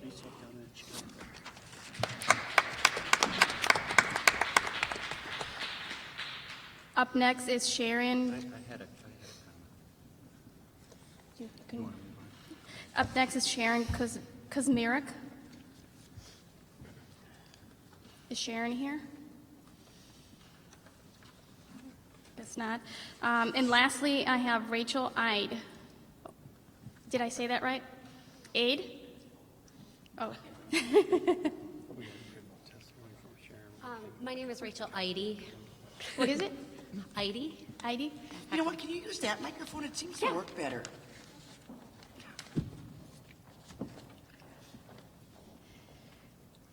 Better? I think so. Okay. My name is Rachel Ide. In addition to my full-time day job as a workforce management consultant in the private sector, I'm an MPS parent of 2 students. Ingrid, who is in 4K, I think you saw her today in Miss Paula Ambos's room, and Oliver, a 2-year-old student at Highland Community School in their toddler community. I'm also the spouse of Mr. Ide, who you also observed today during the Socratic seminar, the guy with the curly hair. Okay. If that wasn't enough MPS, I'm also serve on the board of directors at Highland Community School, a non-instrumentality charter of MPS. You might say our family is passionate about Milwaukee education. We're committed to quality public education. I'm speaking to you today to request universal full day 3 and 4K across all of MPS. It's a sad fact that far less than half of our 3rd graders at MPS attended a 3K program as part of MPS. Earlier, Dr. Driver showed the difference of, the early childhood scores, and then, they get to 3rd grade, and it drops off quite a bit. When you consider that there's only 1,800 seats district-wide for 3K, and they're testing over 6,000 3rd graders, I think that's an indicator of how well, actually, early childhood education in 3K is working, not the opposite, as I know the question was raised. Both of my children started attending MPS before the age of 2 at Highland Community School's toddler program. Something my daughter's teachers have told me now is absolutely evident in her aptitude and abilities today, especially when it comes to her self-esteem. My kids are really excited to learn and excited to try new things because of the confidence that their early childhood education at MPS has given them. Beyond our children's exposure to the school environment, early literacy, socialization and learning of care of self and care of environment, that's part of our Montessori curriculum here, we as a family have benefited by learning how to be better parents, by being part of the school community. Especially, parenting toddlers, right? They don't come with instruction manuals, and they can be really difficult. And you're like, hey, should my 5-year-old still be having meltdowns? It's good to have those teachers to walk you through it, what's expected, what's not. Not enough can be said about how my husband and I have grown as parents based on our experiences here at MPS. My family has options, okay? Though we're not wealthy people. We live here in the neighborhood, actually 4 blocks that way. there is no way we would ever leave our children's education to chance. If everything burned down, we have the means to send our children wherever we would need to ensure that they got a quality education. But we choose MPS, we choose McDowell Montessori, we choose Highland Community School because of its excellence in early childhood education. We looked at the private schools. There's no chance I would send my kid there. I want my children to have that diverse environment where they can learn from other people and learn from teachers that have faced challenges outside of, the typical things that you would find in a private school or a suburban school environment. Please, if there's a way, find a way to make 3 and 4K universal full day at all MPS schools, allowing every child in this city a chance at the education that my children have been fortunate enough to receive. Thank you. Thank you, Rachel. Are there any questions from Rachel, I think there's a question from Representative Bowen. Thank you. Thank you, Madam Chair. I have a question because my niece and nephews go to Highland Community School and wanted you to talk about just parent engagement. Highland does a really good job of engaging parents, and Sure. just share that with the committee, please. So Highland Community School is a parent-directed Montessori school here in Milwaukee, and part of the expectation when you enroll your child at Highland Community School is, among a myriad of things, the things that I think personally are most impactful are you will read to your child 30 minutes every day. That's the expectation. You will volunteer at your children's school at a minimum of 36 hours per parent per year. There's parent involvement. We bring in fresh fruits and vegetables every week for our students so that they can have a healthy snack, not the, Teddy Grahams or stuff. I mean, we're happy to have all the great food and the nutrition that central office provides. But you know what? Kids need fresh fruits and vegetables, and they're excited to have it. Those are some of the things that I think Highland is really well known for, and that make it a very, very special place. And then what about parents that struggle making those time commitments and Yeah, things of and that that's nature? a real thing. So I'm not going to lie, my first year as a parent at Highland, I really struggled to get my hours in. There's nobody chasing you around with a measuring stick, let's be honest about it. But you get hours for going to parent-teacher conferences, attending school functions, whether it's parent education nights at the school. You get hours I do the laundry for my child's Montessori classroom every week. I do that here at McDowell too, even though I don't have the mandate. There's different ways to be involved with your kids' school where you don't have to take time out of your day necessarily. I know I cut out probably about 300 Easter eggs out of construction paper while binge watching Netflix. But those are all ways that you can be involved and feel like a part of the school and part of the community. Mm-hmm. It's one of the things when it comes to parent engagement that I appreciated. My parents are Jamaican immigrants and Yes. came to Milwaukee in the late 70s. They had the ability to have time because economically they could. Yeah. And I think a lot of times now that we are dealing with families that are working so hard that they don't have the time to engage their child's school, switching from their second to their third job. And a lot of times we're talking about low-wage, part-time jobs. I really see the correlation of having families having access to sustainable economic opportunity that a lot of the families have access to. But, I think it has such a domino effect because you want the time to be able to invest into your children. But I think, we do have some competition of the demands that have increased on our parents. Absolutely, and one of the great things is when you're involved in your child's school and you understand and you know the parents of the other students and you know the other students. I mean, even here at McDowell, I went to the lunchroom today to see my daughter and surprise her and oh, Ingrid's mom's here. It's a great feeling because I own a little piece of that too, right? We all do. and being involved in your kids' education is absolutely imperative. Representative Billings. Thank you. I'm going to ask a question that I think it might put you on the spot a little bit, but I don't mean to put you on the spot because I'm in agreement with what you say. I think to have 3- and 4-year kindergarten is the ultimate. The problem is that as I toured the 2 schools today, I mean, I came to this school and the previous school. They're beautiful schools. They smell really good. They look nice. Well, we did know you were coming. Especially at this school, the teacher-student ratio seems pretty good. I have 2 kids that went through public school on the other side of the state. And so, I mean, I went into a classroom that had fresh-cut flowers, for goodness sakes. Wow. I mean, that's wonderful. But I wonder if all schools in Milwaukee are like that. And my guess is they're not.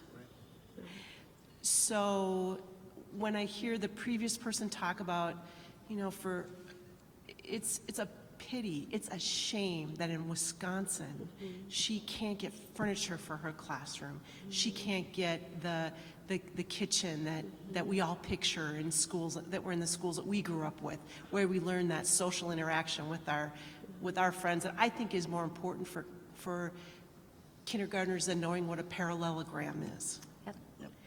So, you know, how do you answer that when we're, you know, looking at limited resources? We've got this disparity, and we can't even, I mean, the state of Wisconsin isn't even doing right by some of those classrooms where they don't have furniture for the kids.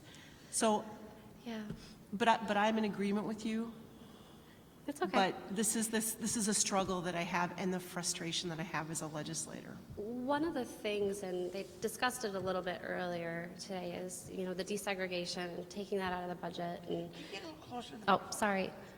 When you think about the people, I have friends, right? Like, my husband grew up in Cedarburg, and I have a lot of friends that live in the suburbs, and like, you send your kids to MPS? They're horrified. They're absolutely horrified because for whatever reason, the news or what they hear is that it's a really, really bad place. And families leave, right? The people who have the means, they find something else. Or they get really, really involved and they stand in line and they get their kid's name into the lottery and they do that. But you know what? Only the people that have the extra time to do that and only the people who are really passionate are going to be the ones that stay. And we need more people staying in Milwaukee, going to public Milwaukee schools. I mean, that's not like a silver bullet. I mean, if you asked for a magic wand, that's what I would do. You know, I want more people in the city. I want more people committed to their neighborhood schools that are going to come out and be proud of that, right? But like you mentioned, not every school is like McDowell. Not every school is like a Highland Community School. And that's because people left those neighborhoods. They left those neighborhoods because there's no good jobs. They left their neighborhoods because there was crime. They left their neighborhoods and then their neighborhood schools because they looked at the test scores, these arbitrary test scores that may or may not have made sense, that were taking a snapshot in time and decided that it was an unworthy place to bring their children. And these teachers that teach, especially at those schools, those are the really, really good ones because it's easy to teach at a pretty building. Not easy, but it's a lot more enjoyable to do that work, not to go into the trenches every day, into those rougher schools. Madam Chair, for me? Are you done, Jill? Yeah, thank you. Sure. Thank you. There's no more questions. I'm not going to ask you a question. I just have an observation, really. I have been around Milwaukee Public Schools my entire life. I'm a product of Milwaukee Public Schools. My kids went to Milwaukee Public Schools. Spent 8 years on the Milwaukee School Board as a policymaker, now here in the legislature. And I don't want anybody on this committee who's not from Milwaukee to think, I mean, we have toured 2 beautiful buildings today. We have toured 2 schools that are excellent, very high-performing schools. But we have haves and have-nots in the Milwaukee Public Schools. And at some point, Madam Chair, I would hope that maybe some of these members would go to some of the have-nots, because they're out there. Parents in Milwaukee are very smart. They know what are the good schools to go to, and those are the schools that really tend to be the schools that have. And the parents who don't know how to work the system, don't understand how it works, don't know what schools are good or bad, they're the ones that end up in the have-nots. And at some point in my adult life, I would love to see every school be a school that has and not have not. Thank you.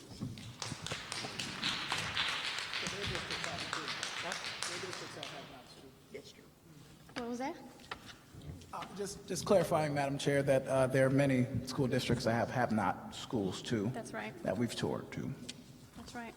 And actually, Representative Siddiqui, I have been to some of those bad schools. Oh, I know. Actually, was attending one bad school until I asked the school district to move me to a better school because I realized it wasn't a good school for me to And, learn. Yeah, I'm sure you're lucky. You had parents that knew, and you, like you said, and a lot of parents don't have that knowledge. Actually, my parents weren't able to help me. It was actually friends. Well, then you knew. Somebody knew. Somebody knew. Somebody was Somebody there to knew. help That's you. right. And unfortunately, we've got a lot of families that they don't get the help and assistance they need in something like this. That's And right. Madam Chair, can I also just clarify, we're not talking about voucher schools either, that we also know have a number of issues too.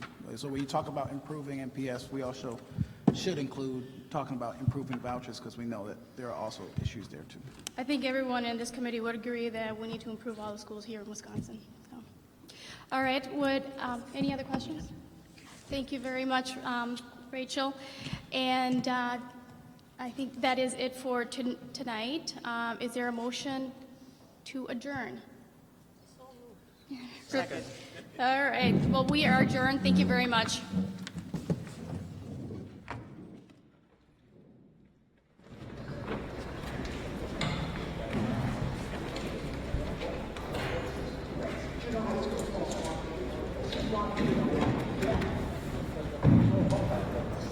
Yeah.